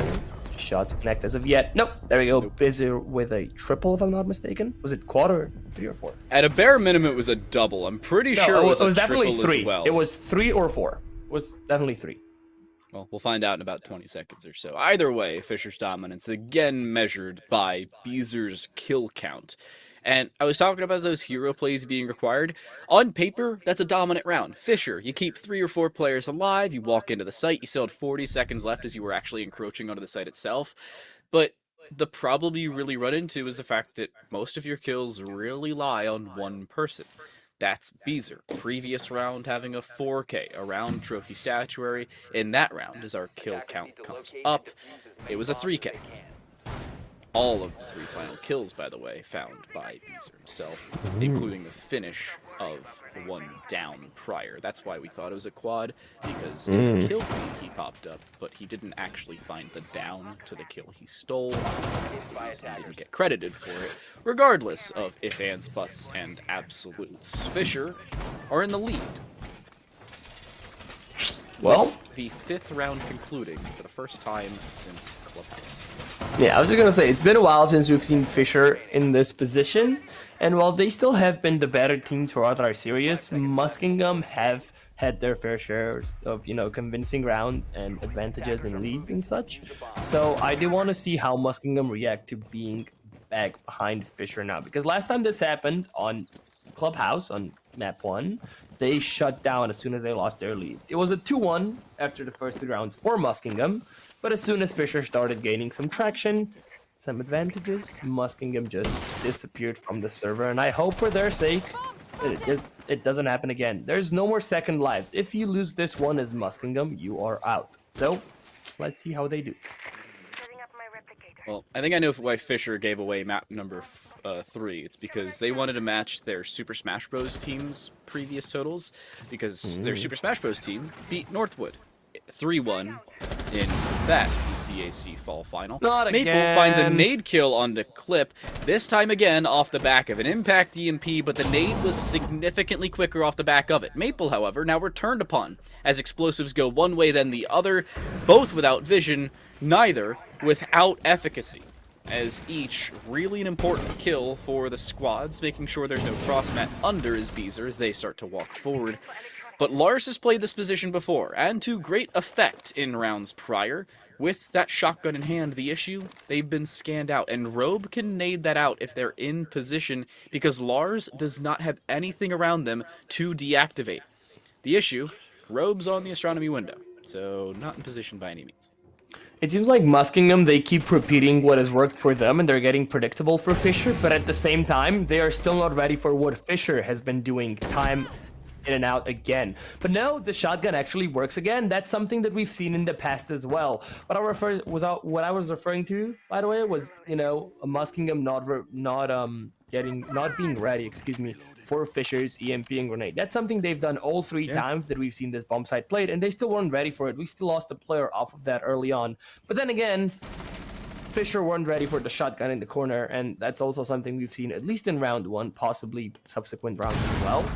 So adaptability is something that I'm missing from both teams, and I was commending Fisher on their adaptability earlier, but it's somehow missing right now. We hear the C4 being ripped, doesn't connect just yet though.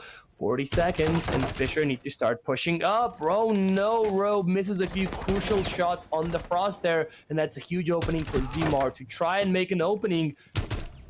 No shots connected, but no. There we go. Reserve pulse. Can we make it 2? Now they know where he is, but he's being pushed from all directions. Heartsy finds 1. Can he make it 2? Nope. Shut down. 2v2 still. And Cappy falls. Triple for Lars in the round. All up to Robe on 50 HP to clutch. No grenades, but diffuser in pocket. Can he get it? Nope. Shut down by Lars. Triple on the round as MU finally pull it back, tie it up, and say we're still in this fight. Lars giving Muskingum the 1st and 6th rounds of the first half, solely based off that close position and statuary near the master door. 2 kills from there, and the final from the master wall rotate later on. There wasn't really all that much of an opportunity to clutch that, in all fairness. Valiant effort, to say the very least, but again, not much you could have done there. Also being swung up the stairs by Zmart, who was walking up astronomy late. That hadn't been dealt with prior. If it was, maybe you have a shot, but the split attention of Fisher forced, because again, 2 players were alive, that's probably what cost them that 1v2. Doesn't really matter though. Fisher, on the defensive side, this is their favorable side, especially here on Villa. This is where they could pick it up. This is where they may be able to shut out the ECAC finals. Well, we'll see how it goes for them. We said that for Oregon, and that didn't end up going their way, so that's how the cookie crumbles, says our dear friend Leclerc said. Oh, he made me. He said that so many times, I hear that phrase in my sleep. 5 seconds left. Fair enough. If you insist. If I insist, okay. Beezer gets the drone. So, well, a little bit of utility tonight for Muskingum, and I do want to see how they utilize those drones. We've had times where they've been really going strong off their intel game. Drones, Gemini replicators, even zero cams, I believe, brought by Muskingum at some point on Chalet. But they have also had times where they just, you know, walked into a bomb site, no intel, or even worse, had someone flank. Like, I think it was Beezer on Oregon. Flanked, killed someone on a drone, or a Gemini replicator, rather. Then walk up down the stairs, get another kill because the person just didn't react, and then get a third one. So, Muskingum, they either do great at intel or horrible, I guess is the point I'm trying to make. Yin and yang, you could say. True. On off switch. Yeah, no kidding. And the weird part for them is the fact that there's no real trigger to that switch. Does Beezer get droned here? I'm going to say right now, Beezer does not get droned and probably finds a double. And this is going to be a really odd position. Let's take a look as to whether the drones actually do clear out this position. Lars has droned as far as the astronomy door, nothing further. They've created a peek hole into the master wall, but again, nothing more than that. Beezer, a timing C4 based off of possible audio cues, but it does not actually land. Heartsy's going to fully clear out Statuary, landing at the close corner of Trophy, but again, not the position that Beezer's currently holding. Okay. Maple dropping reserve through 3 doorways, able to find the kill, and just like that, Beezer gets the heck out of dodge. Fisher find an opener. What a shot from Maple. Look at that though, Maple drops down as well, which means that's a double roam below, including 1 C4 between them, but no, they just end up rotating back on site. So, well, Well, it's the smart play. I'm a little bit disappointed. I thought it would have been flashier than it is.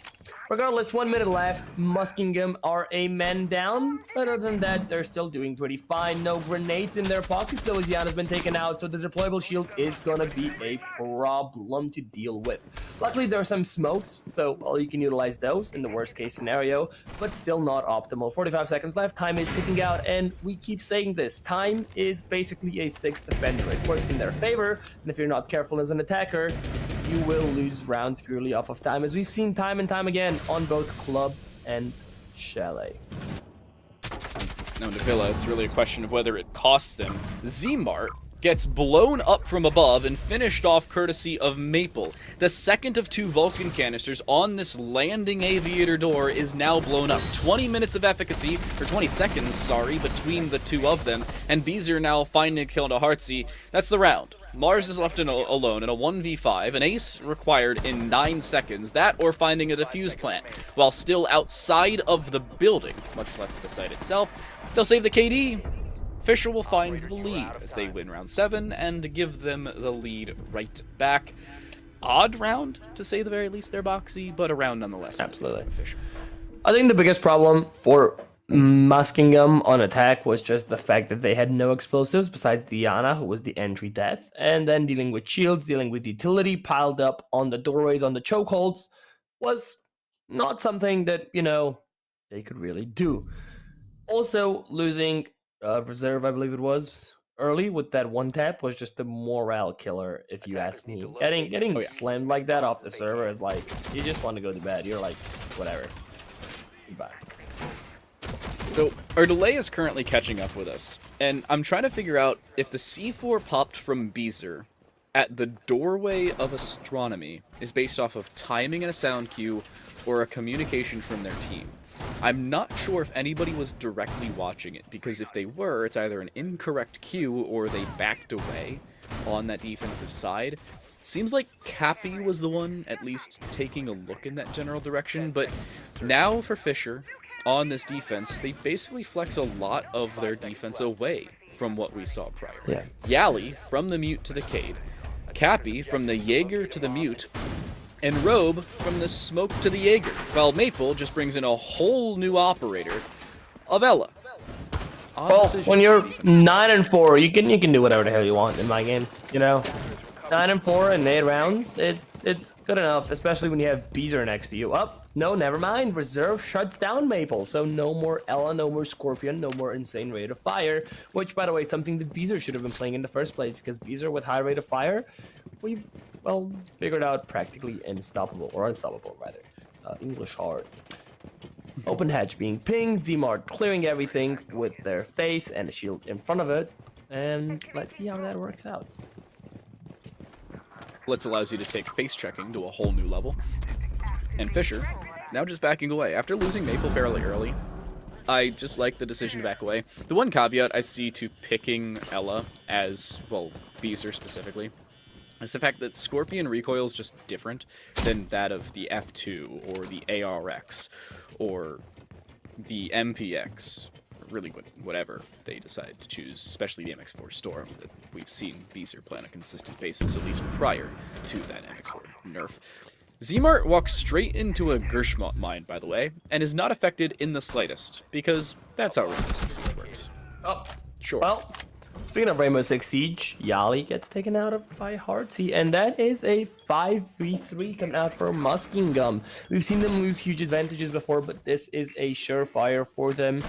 Unless they make some major mistakes. C4 comes out as well and doesn't connect at all, doesn't even deal out any damage, and that's just huge. But look at the utility. 6 smokes, a grenade, and 2 EMPs still in pocket of the defenders, or the attackers rather, excuse me, plus a Dockaby Cole and a Lion Scan. Another C4 being ripped. This one will connect. That's Cappy taking out Z-Mart. Lion Scan, a little too little too late.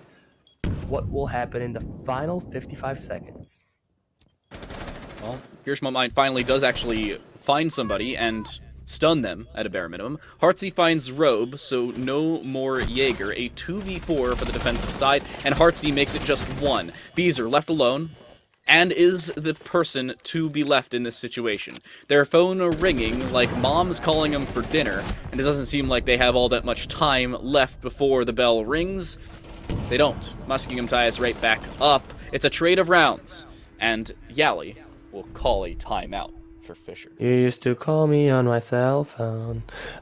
This was, by the way, yeah, before we get DMCA'd, this was, you know, the first timeout we've seen in 4 maps. And it's something, I don't know, you know, you see tactical timeouts called pretty often in Tier 1, sometimes in Tier 2, but it feels like Tier 3 and below, they just love to forget about tactical timeouts, even though they're such a powerful tool.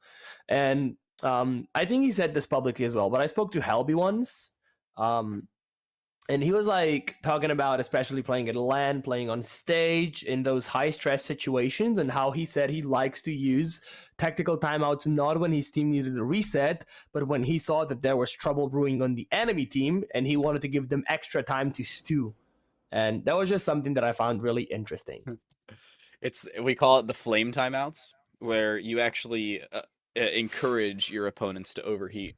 It's the greatest thing. You win like a round flawlessly, or your teammate gets an ace, and you're like, well, actually, we want to call a timeout. It really just throws off your opponents. Really exciting to see how Fisher decide to flex off of this.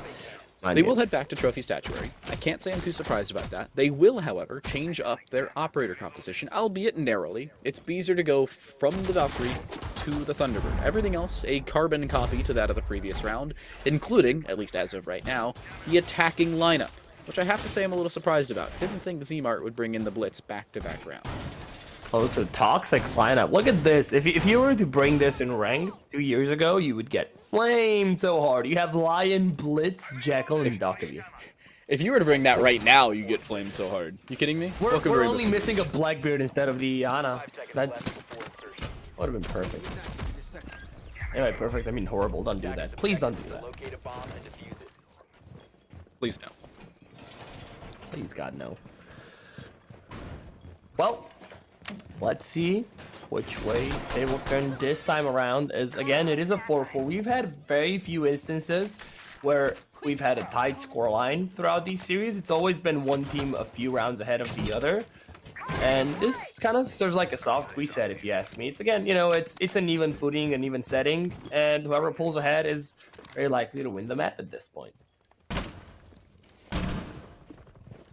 I don't foresee anybody, at least definitively, pulling ahead, and that's mainly because Fisher's lost that consistency. They've had a very consistent lineup. However, Zmart walking into the Gishmont mine is caught out and delayed for at least a few extra seconds. Cappy switches to the shotgun, and Zmart now low. 25 HP, anything in their general direction will take him out. Even leg shots. Little bit of a chaotic conversation now for Muskingum. Their main tank has lost most of its armor. Yeah, but then again, on the other side of the coin, Yali also loses a lot of their HP, so it's not all great. Look at this aggressive push out by the defenders, though. That could be devastating, or rather, not push out, but rather fallback. Iana playing below hasn't caught anyone off guard just yet, but again, could be detrimental in stopping any roams that would be happening down below. Just past the halfway mark, rather, and again, nothing impactful at all has happened just yet. It's going to be one of those rounds where everything happens in the last 10 seconds, and it's so hard for us to call out, but, well, action's action, and action's great. These are my favorite rounds, when chaos just ensues. Maple waiting inside a memorial. Absolutely no idea. Reserve just dies, and the EVO finding one. Looking for a second now is Maple. The low HP from Zmart actually costs him. Maple converting off of their previous damage done. Yali finally returned upon by Muskingum, so at a bare minimum, only one person on a disadvantage. But still, it's favorable towards Fisher, and Maple now playing a pixel headshot angle towards the red stairs. No way Clip is able to differentiate this gunfight, but they may be able to now. Heartsy, a follow-up kill on the bottom floor, a double for both them and Maple, but Maple now onto a triple. Lars dropped inside of the mudroom, and just like that, Fisher have gained their advantage right back. Well, Maple, you've done your job. Just fall back. Even if you're getting Jackal skin, let them chase you. You've wasted so much time, and they need to decide whether they want to go for side or they want to push you out and have to keep worrying about you. And it's going to be the latter, it seems, as the attack does seem to be pushing the side. E1D scan comes out, but again, only one smoke left in the pocket. That's all they have. They will deploy it. Well, I guess that's two. One just got thrown as I said it, though. And the plant will be attempted. Rope there to help, and there we go. One for Maple, one for Beezer. Quick shutdown. Another round goes into Fisher's favor. Rehost called? Question mark. Oh, so why? I have to be honest with you. No, you're not. In the previous round, lie to me. In the previous round, when a timeout was called, I'm like, when we went into the timeout, you said, "Oh, this is our first timeout in 4 maps." I'm like, we haven't had a rehost. You manifested. I didn't even have to say it. Yep. Casters cursed it without saying it. Just so good. The force is strong with this one. You will not have another rehost, Rainbow Six Siege. I don't think it worked that way. Someone would have figured it out by now, and Do I walk away again? Is this where I walk away again? Please no. Please no. Can't do it. No. Well, I mean, I guess this is a great segue to just kind of us talking about what's happening, because there's a lot to unpack. Again, this map has been the biggest back and forth in terms of scoreline. Usually it's been one side just, kind of sweeping it up, having a few rounds advantage. This time, though, it's been like 1-1, 2-1, 2-2, 3-2, and so on. We just had 4-4, and now Fisher won another round, making it 5-4 for them.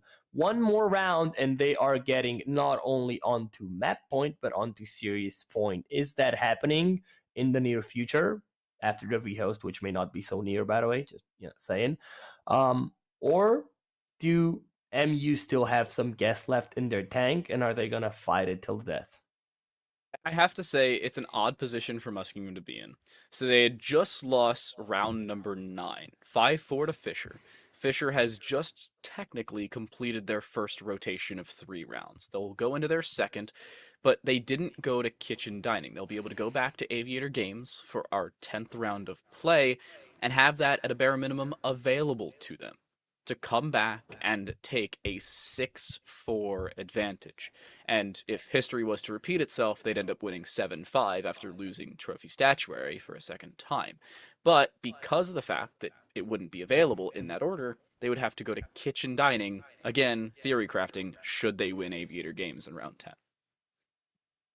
Well, your brain is great. My brain could not do that at 5:30 a.m. I was supposed to get up in 2 hours, by the way, and I'm not. I'm gonna sleep in. Yeah, L, exactly. Bozo down. But it is what it is. We're waiting on the rehost, and let's see how long that is taking. Anyways, hopefully not very long. I don't know. It feels like neither of the teams is as consistent as they've been, as in Goat host. Like, yeah, we've had Fisher be super dominant on maps 1 and 2. We've had Muskingum super dominant on game 3, but now they're both kind of slowing down, and it's much more like hit or miss / whack-a-mole / whatever. Can we take another look at all chat? I want to take a second away from analyzing the game and just analyze all chat, and then bring up a comedic point from yesterday. But we'll move on. They said Fisher was like, yeah, goated spectator, goated host, where Max said amen. And that was because only they knew he was Max British. is able. No, they know he's British. Yali does at least. But the greatest part is the fact that Max got this game going so fast, but he, if you don't know, is a goated observer to the point where he was observing SI qualifiers yesterday in North America, and was having some challenges. He was having some challenges with rehosting games. Hey, are you saying Max was challenged yesterday? Oh, he was challenged to a very high extent. It was really funny. I'm not gonna lie to you. Watching that on a few different streams, Super, the old Sonics player, screaming at him, comedy gold. Anyway, back into the game. Apologies for technical issues. They are now fixed. Goated Observer Super has don't scream at rehosted us. fairly quickly. Okay, well, there we go. Your prep T4 being prepped, and that's, well, you know, prep T4s. They can be great, especially you have the intel, and you probably do have intel if you're bringing a Valkyrie, but also you may find yourself in a different situation when you do a C4, and it's like, oh, Kent, it's 2 floors below me, and it's prepped already. So, it's always a gamble, but it also pays out big when it does. Regardless, Can't say I'm much of a just- gambler. Yeah, you're not a gambler? Well, why are you giving me Powerball numbers then? Ah, because you can be the gambler. I'm So playing you're with house gonna money on this one. Enable my addiction. That's how it is. Great friend. Thank you so much. Well, Only thing by the I way- gamble on is Counter-Strike skins. It Oh, hasn't gone very well, that's a hell of its own. But regardless, a minute into round, only one casualty, and it's actually on side of Fisher. It's gonna be Maple gone, and that means no more C4. Keep in mind, there's still Beezers that's prepped, and there is still Yali C4 in their pocket as well. Red Pink's coming out, and the grenades will follow soon, but Beezer rotates fast enough, so no damage done there, just narrowly though. Heartsy playing below as well, trying to find some feet, but not successful as of yet. And there we go. Most of Muskingum is on drone duty now, which again, we love. You want to try to drop this shield from below, make sure they can avoid the ADSs put forward. There's the Gon 6 being Drop it taken like it's out hot. because of the ADS. And 3 nades still available here for the attacking side. 2 impact EMPs and 4 smokes. A whole battery of projectile utility. The challenge they'll run into is actually finding the kills. Drone goes through, a yellow ping onto the whereabouts of a clip on the Lion, but not over aggression from the defensive side. Understanding they're down a man, they don't need to get over aggressive, and the first of, again, 2 Vulcan canisters on that aviator door have been popped. So much time wasted, so little achieved by the attackers. They're all just playing whack-a-mole around the side, and nothing is being done. But scratch that as Daddy Lars gets Beezer, and that's huge. Make that 2 as Zmart gets another one. Cappy falls all up to Yali and Robe. The SMG SAS brothers. Yali extremely low on HP, still a C4 in her pocket though, and that could be huge. 1 smoke canister left, but it's all up to Rope to clutch this one out. Shotgun in hand now. Plan being attempted. Their phone ringing as well, and it's not looking likely for them. But a great smoke canister actually comes out. Plan still sticks though, but a smoke kill nonetheless. At least padding the stats, and well, that's something shot from all sides. Not sure where the Terran Reserve gonna finish this one, and it's back to 5-5. The only 2 Toxic Babe kills in the entire series, both found by Fisher while defending in the last 2 maps. However, Muskingum still winning rounds around those kills. One of them was to end a round, the other just to pad stats this time around.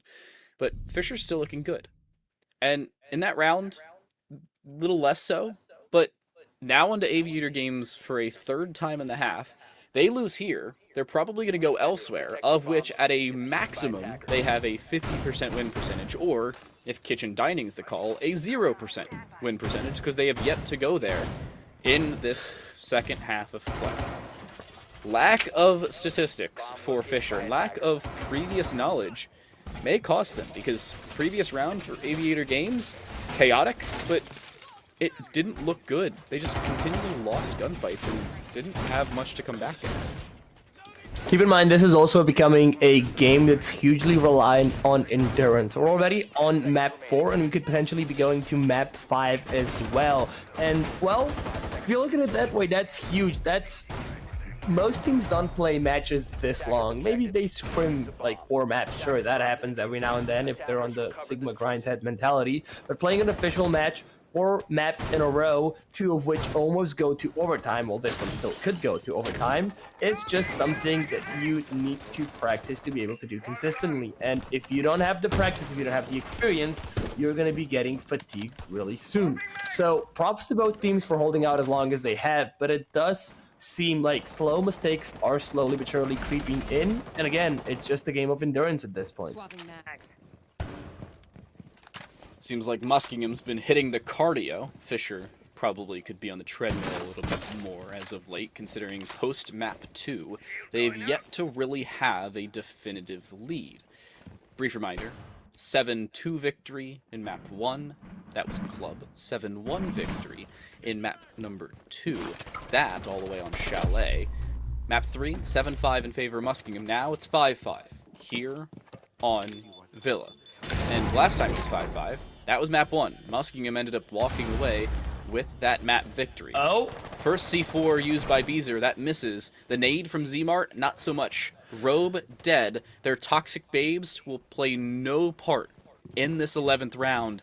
Definitive advantage towards Muskingum in the first 80 seconds. Yep, indeed. And I can almost hear Ivy Target being played in the background. Heartsy scans the alley, and there we go. The kill follows shortly. Nice pinch there as Clip gets the kill. 5v3 and huge chance there for Muskingum to take the upper hand once again and put themselves on match point, but Maple gets down as well. It's all falling apart for Fisher. Another Lion Scale coming out. Beezer barricading doors. I think you have your priorities set wrong. When your teammates are down behind, you need to help them. But there we go. Drone shut out and takes a lot of bullets in the bag. Not enough to put them out of contention, but enough to leave a mark. Playing off of audio cues now, and oh no, the attacker's actually looking the wrong way. Another thrown out, but it bounces off the doorway.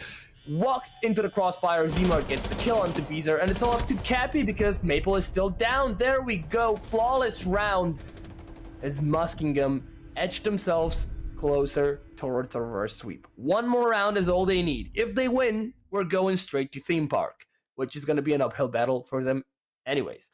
If we lose, we're going to overtime, and that's also going to be an uphill battle for Muskingum, but they can do it. The reverse sweep is a real possibility for probably the first time in this series, man. For all of you curious as to who starts OT, what goes on, if this gets to OT, Fisher will start on the defensive side in overtime, as it was their decision. They chose the map. Muskingum got the chance to choose regulation side. They, of course, chose the defense, as per usual. And in response, Fisher chose defense in OT. But past that, assuming we go to a third map, you're all wondering, hey, how does regulation side get decided? Because it's a decider.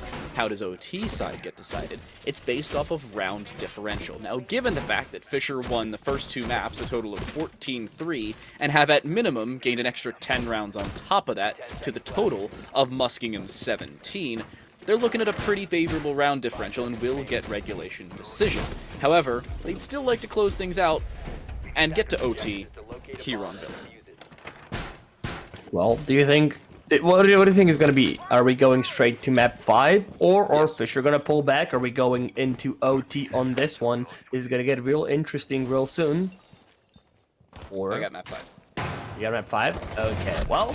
We'll see how this one goes. It just could be going that way. Maple follows, and it's notable. They've been doing really well, especially on Oregon, which Fisher still ended up losing. But they are yet to find a kill post-rehost. Actually, look at all the kill stats. Post-rehost, we've only had 1 kill come out from Roby.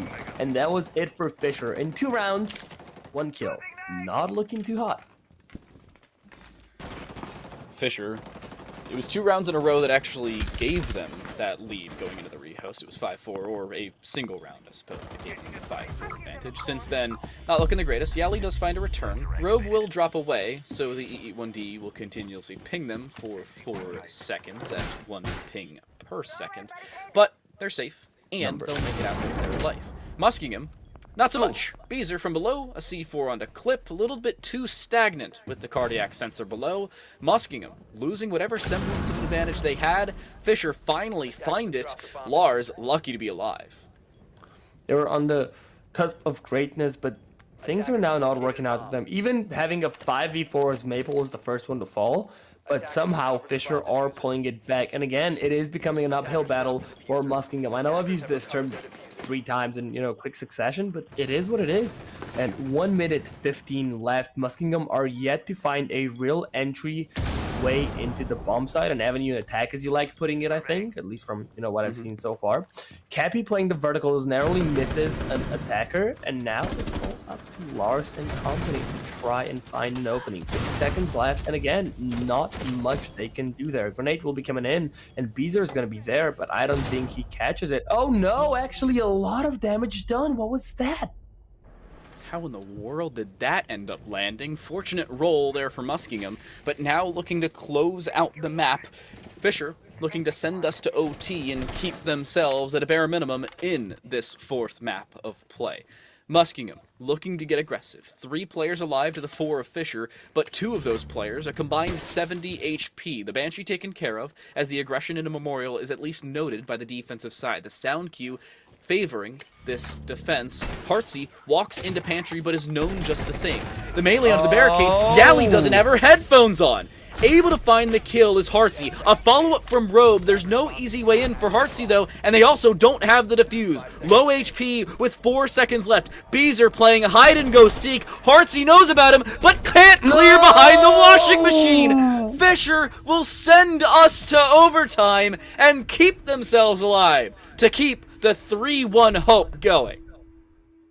This is yet another round that Fisher was slated to lose, and they ended up winning only because of time. And it wasn't like, you know, there were still 4 people alive. We won because of time. It was that one we won in the final few seconds. If we had 2 more seconds, the outcome likely goes the other way, and Muskingum secure Villa. But they have thrown the lead that they've had. And yes, I'm saying thrown, not lost. They have thrown it. It was a 5v4 right off the rip. Maple died early on without achieving anything, and yet Muskingum let lead slip. Little by little, surely. It's still wild. I cannot believe that Beezer plays hide-and-go-seek on 20 HP and wins. Playing hooky with the devil, and a loss in that one. But Muskingum still need to now come back. Fisher will go to the only site in which they have a perfect win rate on. 1 for 1 on kitchen dining. A brief look back to the previous round, by the way, in terms of operator compositions. It is nearly a carbon copy. Yali the only difference, not bringing the Kaid. I honestly don't know why she brought the Kaid in the previous round. Really didn't mind all that much because it was like a comfort on the attack. But, I mean, yeah, TCSG, but at that point, just play the Goyo, have Maple go on to something else. Yeah, but we've seen Yali on Cade a lot, so I think it was just like, what do I play? Play whatever. Okay, I'm going on Cade. This is it. And I suppose maybe not. Maybe we can ask them in the interview if they end up winning this one. Specifically, why did you bring Yali, what are Cade? you thinking? Can you give us a rundown on your thoughts as you picked operators? Wow, that's the caster correct way of asking it. I would have gone with, Yali, what are you thinking picking up Cade again? What the on hell? Kitchen Dining? Yeah, I know, right? Well, yeah, Fisher, what's their thought process here into round 13? First time we've been to OT in 4 maps. It will end at a bare minimum equal or closer to that of map 3. 7-5 victory for Muskingum there. But now into OT, it's Fisher playing with the advantage. The defensive side has been up front for Fisher, especially flexing to different sets. Lars, how are they on 1 HP? C4 apparently. Make that 0. They're dead. They're dead. Yep. Okay. Yali takes about 70 damage in return, but you know they're still up. They still have a gun in hand, and they're still getting boost continuously. Reserve gets a kill, but Cappy retaliates very quickly. E1D comes out. Cappy scanned, but they still get away. Jackal there to put in work, but they need to find the remaining attackers, and I'm not sure if Muskingum actually noted Yali dropped down back to side. That's another C4 kill as Beezer gets Heartsy as well. It's fallen apart for Muskingum, and this could be it. We could be seeing serious point very shortly here, Daniel. Almost 345 damage done by C4s alone in this round. It's about 340, give or take, with the remaining 5 done courtesy of Yali's headshot onto Lars. Muskingum playing from behind without even seeing their opponents, trying to find out where Beezer is. The pistol shots to the 4 with a P12, scanning out the cardiac sensor, just not doing enough lethal damage. And Clip is slowly walking around Run Room. Nobody's even in the general vicinity. I'm very much not a fan of this. It's a 4v2, and Clip and Zmart are so far apart that there's no refrag potential whatsoever between them. If one of them dies, the other one can't do anything about it. And yes, you can go for those sneaky contact plays like, let me shoot him in the back, but no, now you've given your position away, and it would have been so much better for you to just stick together. Half the time wasted and nothing achieved. Beezer playing it patiently. There we go. Maple finally finds a kill. Beezer with a follow-up. Oh, Zmart and Clip fall, and serious point, here we come. Really smart play from Beezer, by the way. Waiting in the backside of the memorial pillar. Instead of immediately swinging onto the memorial door, instead decided to wait for a swing. Because if somebody walks into that room and a Banshee goes off behind them, if they're in the room, they're either A, looking towards kitchen or dining, or B, looking at the Banshee that's going off. There is no way, unless there's previous information gained, in which this conversation's null and void, in which they're looking at the backside of memorial. Not ever. And Fisher take advantage of that. Now, into round 14, with match and series point for the first time in this series as a whole, looking to close it out sooner rather than later. Well, let's see if they can finally close it out. They've had some problems doing that on Oregon, but Villa could be it, and your predictions could have been wrong. You said Fisher wins. You were correct about that, most likely. But you also said it's either going to be a 3-0 or a 3-2. Currently, we're one round away from it being a 3-1, meaning, you know, the one possible timeline in which Fisher wins, and you didn't predict it. Well, hey, I was just so good that my two predictions actually average out to be the correct prediction, assuming, again, Fisher win this map. That's not. It was either a 3-0 or a 3-2. Combine those, it would be a 3-1. I'm just... That's like me saying, hey, it's either going to be like 7-0 or 8-7. Or something in between. Not how it works. No. But back to the round at hand. Seems like Muskingum are taking it slow. They're pretty hunkered down on the bomb side. And Fisher, they're also just droning it out. They spot the first one. Yellow ping comes out, but the defender is now long gone. Zmort will go for the swing, and that's risky, especially if you're being pinched from multiple angles. And that's the second drone that has found you. Oh no, a lot of damage done. Zmort on 1 HP. That's the third drone. They just sprint past and hope and pray to their lucky stars they make it out. No Thunderbird, no Doc, meaning no heals for the 1 HP Zmart, and that is a tragic thing if you're a Muskingum fan. Meanwhile, Cappy drones out study, and let's see if they can get a clean entry into the round. Nate's thrown out from below, but they don't connect. Maybe get a little bit of utility though, and well, that's sometimes all you need. Muskingum still have a conversation into this round. Lars doesn't have a C4, sure, but Zmart does. No matter whether they're on low HP or not, they still have the C4 and a weapon available to them, one-shot headshot being conversation, but Heartsy's C4 around information can also come to fruition. Fisher are going to slow things down, and understandably so, but they need to go sooner rather than later before that sixth man, the timer, starts to come back to bite them.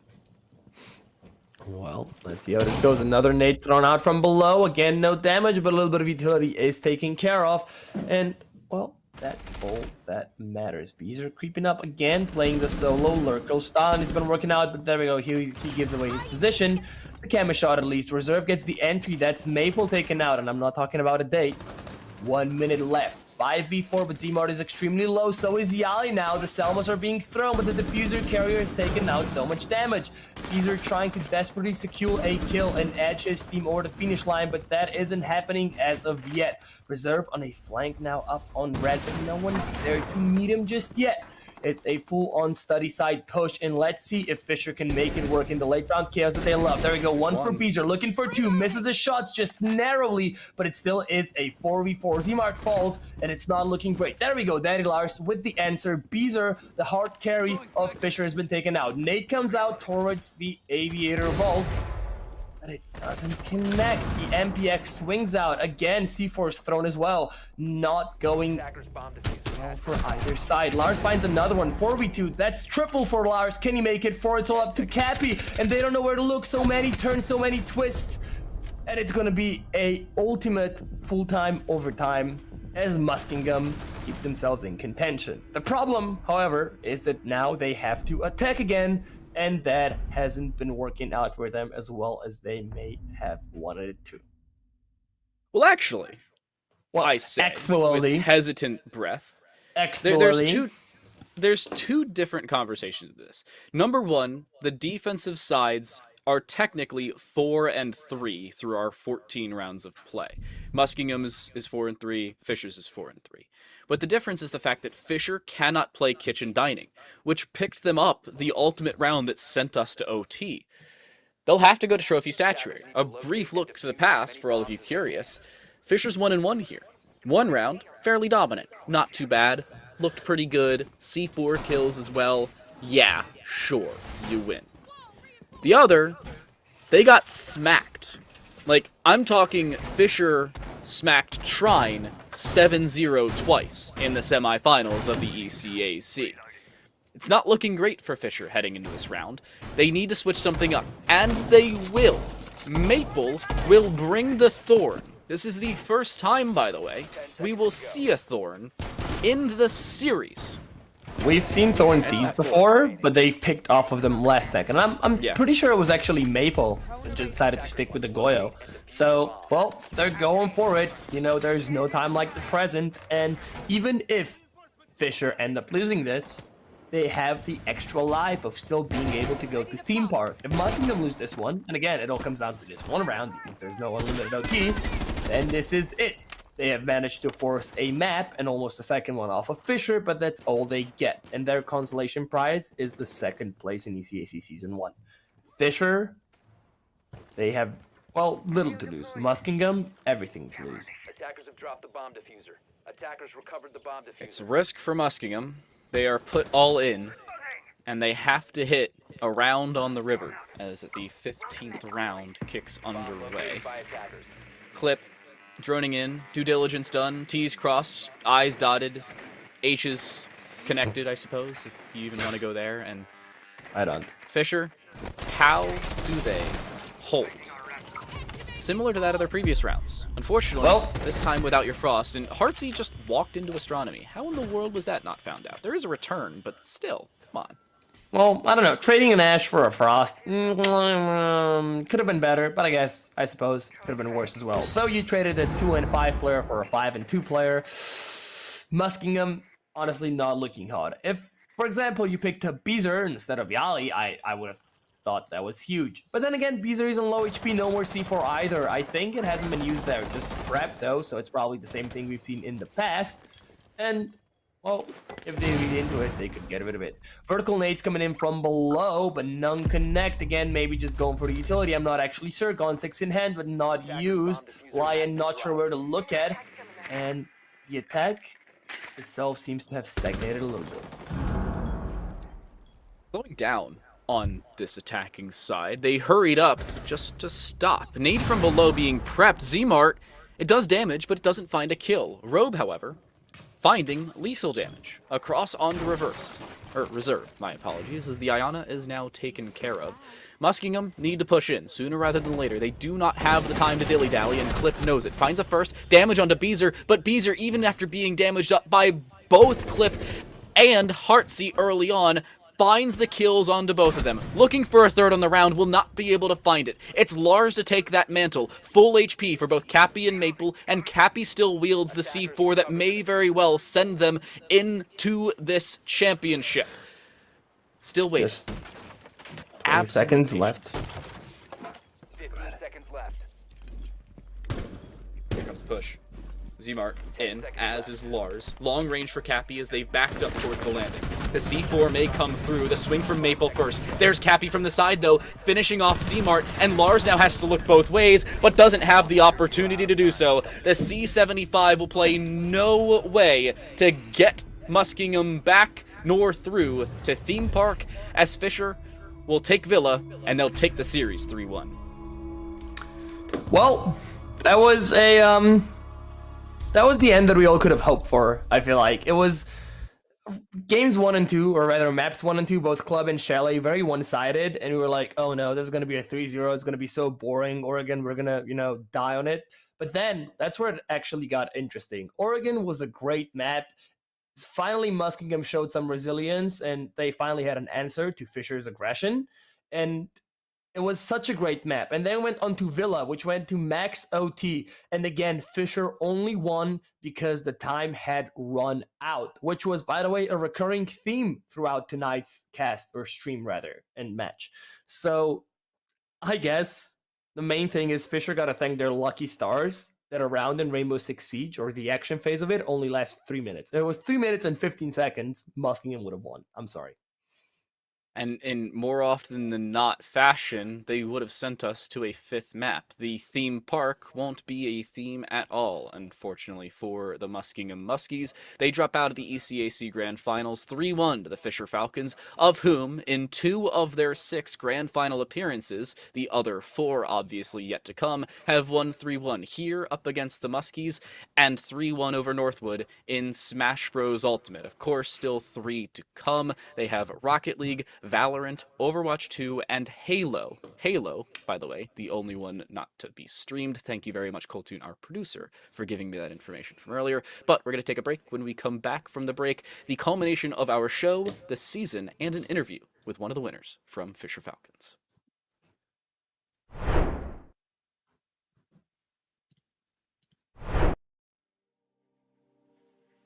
Hey guys, KTAD here. Now, I've been told I need to step in to create like a buffer zone between some of the other hosts so that the Valorant v Overwatch conflict may finally come to an end. But between you and me, guys, I don't think they both realize that League's kind of already won that war. So don't tell them anything. But anyways, you guys already know why we're here, and if not, well, then you're in luck, because we've got some of the best collegiate esports moments right here. Don't believe me? Well, that's okay, but you know, here's your proof. Let's get into it. To start us off, we have the combo of Matt and Festive as they execute a brilliant mid-air handoff to close out Game 2 and tie up the series. Here in regulation, can Festive and Matt do it? Matt's there, puts it in, and we do get the go-ahead goal. Is it going to be enough to end it here in reg? 25 seconds left right here. About 2 minutes since our last goal. 5th total in this one. Is this looking like moderately? Feeling thirsty? Well, if you are, then Crollo's got what you need with these sick plays on Pac-Man. He's not. Always guaranteed to stock, goes for the side special into that. That would have been an insane way to end it. And now Crollo looking for the fire hydrant edge guard. Slam dunk right there. Is there able to finish them off? At number 6, see if you can count the ultimates here, because when the dust settles, there can be only one survivor. For Thomas College, but I don't know what Keene University are thinking. Well, okay, they're thinking it. What is going on in this fight? My days! 2 to the bomb, 3 to the tile, 1 to the self-destruct, and it's we just get the a team. lone It's diva. It's a lone What baby is diva. happening? No, okay. Hip is back there. You know what number play this is, right? Because J-Rod knows. And let me tell you, he's definitely keeping count. But it's gonna be J-Rod who strikes first again with a nice headshot onto Boss. Gonna start moving down into Garage, and J-Rod is just approached now through Garage. Firepierce wall has been committed. Lance tries to take a peek, but J-Rod's there, finds Pigeon Mac. We're looking at potentially an ace.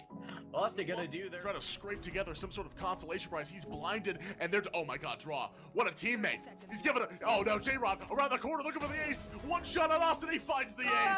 Oh, good guy beautiful. draw, gives it over. Love the team. A man down, the overtime clock counting, and the ball on their half of the pitch. Yet somehow, Stonehill manages to make it work in this crazy match against Buena Vista. Out and is pushed right back out again. This is a game of inches. Who can aggress hers? And that's gonna be it. Joker from the long shot along the field. Look at this from the backboard straight to Joker's feet. The touch is so delicate. In what was surely a game-changing play here, Nichols State's Law pulls out a tire that can only be described as illegal to put the nail in the coffin against Missouri Western. Awesome after ready. On the bright side, yeah, Nichols has enough time to come through. No! It's 3! No! It's not 1, it's not 2, it's not 3. It is 3 eliminations with Law's rip tire there. Absolutely incredible. Able to pick up a 4th. Shy with a team kill right now. At number 2, it's just a masterful display of edge guarding from Adelphi's Davian. Check it out. That roller is going to be a great opportunity to get in and pass, possibly even just through those arms. Goes for the down throw into forward air, excuse me. A great combo. Could have found some great damage offside, and as that paint just racks up onto this mid-man, that is more and more damage basically for free. Davion looking for a bottom stage. My goodness, what a stall! Beautiful edge guard. And England. And in our top play of this week, have you seen the movie Ratatouille? It has nothing to do with this play, but I think you'll see why we bring it up. Look at this rat, though. Look at this rat going up long, dude. Oh, he's got another. I mean, it's Ratatouille. They're chefing it up. I'm going to go find another. Fozzie, quick trade, though. And they'll stall the push for now, but contain just a little bit here. We got a lot more work to be done. It's out of CT already. Right click is missed! Oh. That right click is huge going into this round. It's not going to find anything, but Tomo will. Fozzie with a quick trade. Oh, and okay. stop. Okay, Stop let the rat do it all. Oh, my. Phew! What a week and what a crazy set of matches we've been seeing so far. Now, with that said, we're just now passing the halfway point in the season, so that playoffs picture is definitely starting to shape up. Now, if you guys want to stay up to date with all of the ECAC action, then definitely give us a follow on Twitter at ECAC_esports. Or, if you guys want to catch all of the matches live, you can find us on Twitch at ECAC_esports. Mondays and Tuesdays at 8 p.m. Eastern, Wednesdays at 7. Now, as always, a special shout out to our partners over at Esports U for expanding on our broadcast coverage. We definitely want to give them a special thank you for that. But, you know, that's it. That's the show. That's all we've got this week. Come back next week. Hopefully we've got a new host. Hopefully they've stopped bickering and all of that. But in any case, I've been KTAD. It's been a blast, and I'll see you guys next time.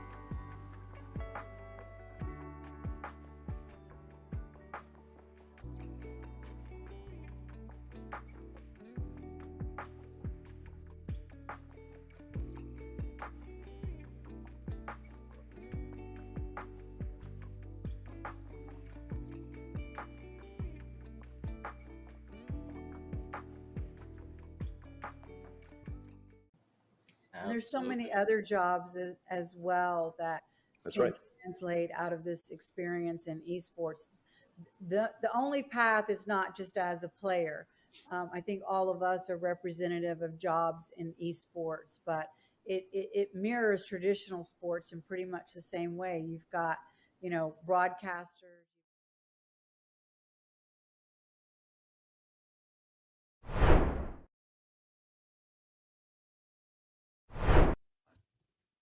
(3-1) victory for the Fisher College Falcons. Their second of the evening, this time in Rainbow Six Siege. They take down Muskingum, and they really close things out on Villa. I'm time to late. Right there's Boxy. Boxy, chaos, but Muskingum, in the end, folded just a little bit under the pressure. Yeah, I mean, we were making a lot of jokes about the reverse sweep, and while we didn't quite get that, I'm very glad that, you know, maps 3 and 4, that being Oregon and Villa, were both so much better than the stale Chalet and Clubhouse we've had. So overall, great showing from both teams, but, you know, Fisher, in the end, they came out swinging, they came to win, and there's a reason they've only dropped one map across the entirety of playoffs, that being the Oregon that we've seen in this series. So we have our interview ready. It's going to be Beezer from Fisher joining us, and I think we should just get that started. Hello. Big bad Beezer. Their third best of 5 victory in just 9 days. First of all, talk me through the opening and how you feel after the victory. Super relieved. After the game, I know y'all asked like who's ready for the interview, and I said give me a second to breathe because my hands were shaking. That last few seconds was just like I was literally sitting there like this, like I was just praying like that we were gonna win that 2v2. Very exciting. I definitely woke my entire house up. My voice is not going to be the same tomorrow. I screamed so much that game in the series, so super excited, super proud of everybody, and I'm just excited to take home another victory for Fisher. Well, I'm a fan of chronological order, as I'm sure a lot of people are. Let's start things off with maps 1 and 2. They were fairly quick, 7-2 and 7-1 in that order. How'd you feel going through those 2 maps? Because it didn't seem like there were too many mistakes made. If any, it was early on in the games, and as soon as you remedied them, it was consistency and cohesion for the squad to close those out. Yeah, so we actually don't play a lot of club, and I'm pretty sure they knew that, which is why they picked it first. I know they played club against JMU and beat them in the 5th map or the 4th map, something like that. Um, but going into it, we kind of just said, hey, we know we don't play this map a lot. They probably know that. So just play our game. Don't try to match what they're doing. Just do what we know what to do, and that's play together and swing off each other and just get the frags because we're a very frag heavy team from what you can see. And we just kind of said, hey, we're better. We know what to do, and we're going to execute it. And it worked out pretty well. Okay. So there was also like the contrast between maps 1 and 2 and then going into 3 on Oregon was quite stark. You know, you guys were super dominant on Clubhouse, on Chalet, but then come Oregon, you guys kind of slowed down, you lost your momentum, and then also Muskingum, they just picked it up and they were, you know, they played really good Siege. So what were the comms like on your team? What was going through your head at the time on Oregon? Yeah, so I don't know why a lot of teams still don't realize not to take us to Chalet. Probably just finished our Chalet right there, but it is what it is.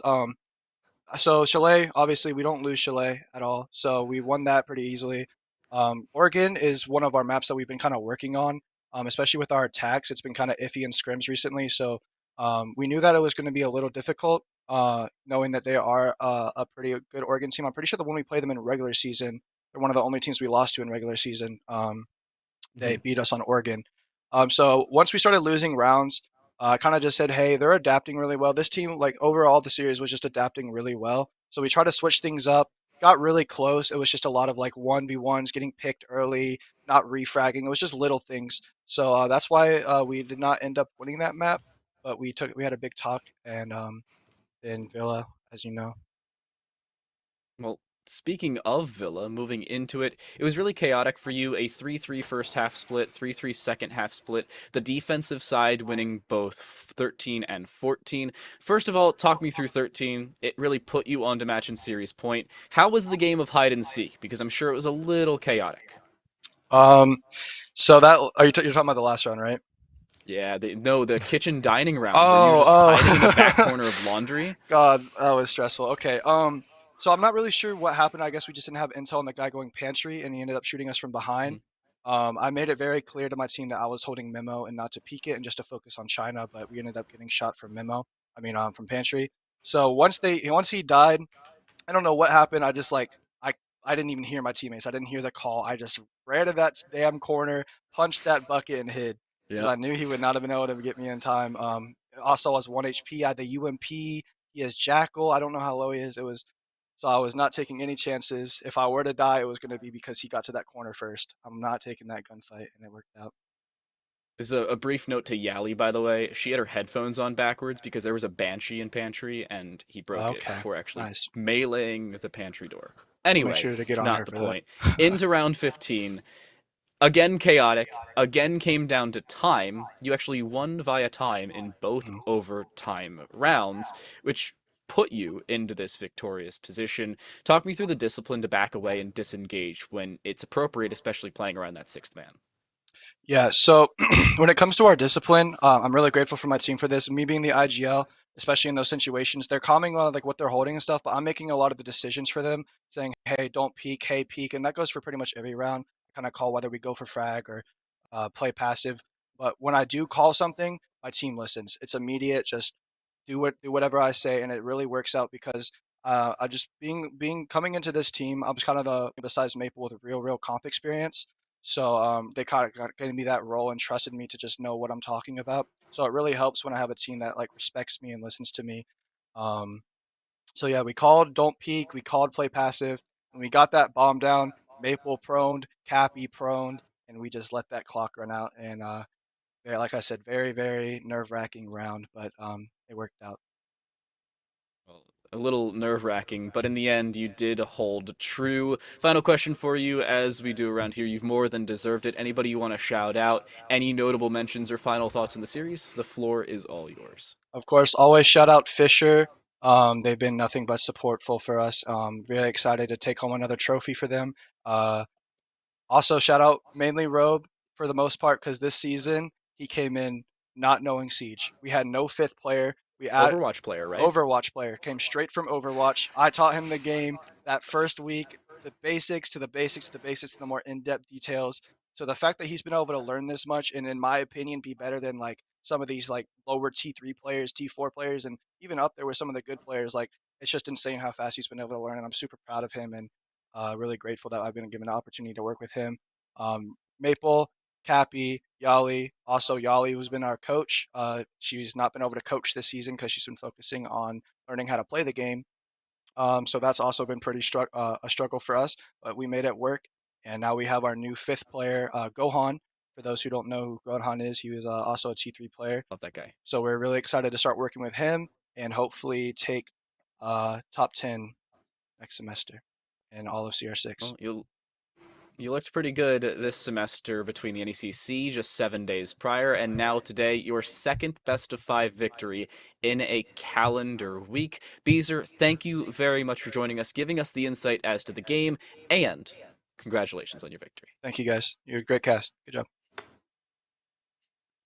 Well, Boxy, to close things out, final thoughts on the series, the season as a whole. Muskingum, chaos through the series, through their bracket playoff, barely making it past JMU, and now scratching the surface with the Falcons, but one round away from a 5th map. Yeah, I mean, we've pretty much said it all. I feel like it was an interesting season. It was, the first season of ECAC. Before that, it was NJCAA. So we've seen a little bit of restructuring. We've seen new, better, more teams join ECAC than NJCAA had. And I really am glad to have been a part of this, to, keep or see the league progressing and learning and growing. And I'm glad that I've been able to do that with John and with Max and with you now. Colton, obviously always a pleasure. Kyler as well, even though I don't hear from him as much. So shout out to, the whole Esports U team, the ECAC team, all the teams playing as well. Like there have been, 20 plus teams, maybe even 30-ish, right? In the whole ECAC season. And that's just amazing. So yeah, your thoughts? Well, it's an outstanding season for Fisher, but an outstanding season as a whole through the ECAC and moving forward. Fisher, with their second of a possible 6 grand final victories, they still have, I'll remind you once more, Valorant, Rocket League, Overwatch 2, and Halo of which will be off stream. But for us, here at Esports U, that's going to close out the semester and the season as a whole. ECAC_esports on Twitch will carry the rest of your grand finals, and we will see you next semester.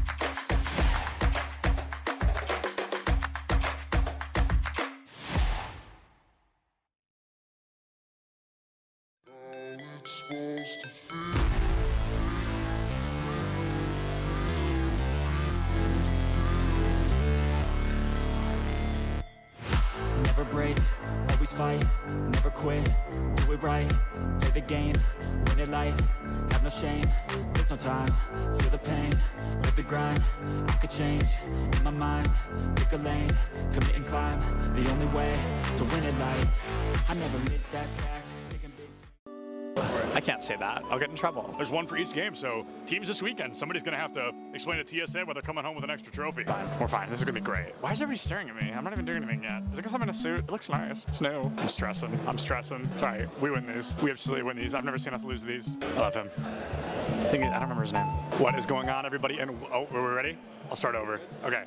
What's going on, everybody? We are here at the Collegiate Esports Commissioners Cup 2022 in Atlanta, Georgia. The players are just now entering the arena for day one. A lot of them had the opportunity to be here yesterday to get jerseys, to get familiar with the area, and to get to know one another. But today, the friendly gloves have to come off, and they are all here. Earlier, I was talking to these guys. This mannequin, when they didn't have anything else set up, I could see it from all the way down there, and I thought it was a person. And I stood there for like 5 minutes, and I was like, why is he standing like that? And I thought it was like a smooth criminal. I thought somebody was giving us like a Michael Jackson impression, and then it was a mannequin. I was really embarrassed to admit that. Oh my God, that's a lot of people. Hold on, let's go over this window. Let's go over this window. It just keeps going. There's so many people outside. There are so many people outside. We're gonna interview people when they come in. I don't really want to go outside. It looks like it's gonna rain, and this suit is new. So, oh, there's Doc Haskell.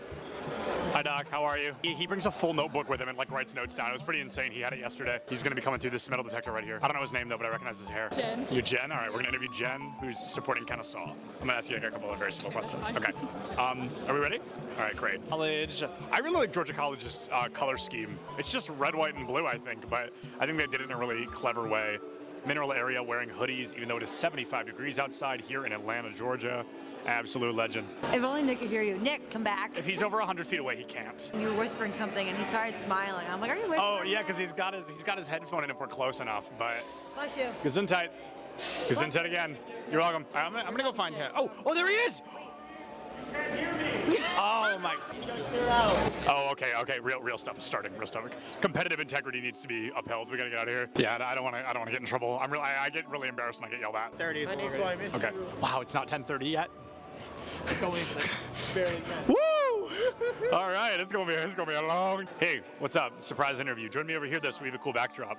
What are we here for? Rocket League. Awesome. I'm not going to ask what school you go to because unless you swapped hoodies, that seems pretty clear. No, you know I got my jersey on with my name on it. Oh, you do? Show us your jersey. Look at John T. Turbo here. Yeah, that's not his name. I just keep calling him that. Yeah. His name is John, but my name is John Turbesi. Yeah, that's not John T. Turbo. Yeah, I get the message that I'm going to Nebraska where I met you. Oh, that's so crazy. So context, if we're probably never going to use this, but I want to talk about it. Turbo and I met at a LAN like over a year ago. That's so crazy. What is going on, everybody, and welcome back to the Collegiate Esports Commissioners Cup. I am Seb Dillons, joined by a man I have interviewed probably well over 10 times. It's going to be my good friend Neb, here from Bay State Overwatch team. Neb looked at me before he started his last series, and he said, we are not dropping a map for the rest of the day. And so far, he has lived up to that title. But Neb, is there anybody you're thinking, we've got to get them out of the way, we've got to take them down? No. No? Just looking at it, each fight's its own, every game, going into it, just taking it as it comes? I have the confidence right now that we're not going to drop a single map. I love Neb because not only is he confident, but he's correct. Bay State is one of the best Overwatch teams I've ever seen. So it's always good to hear. I love the confidence, and I love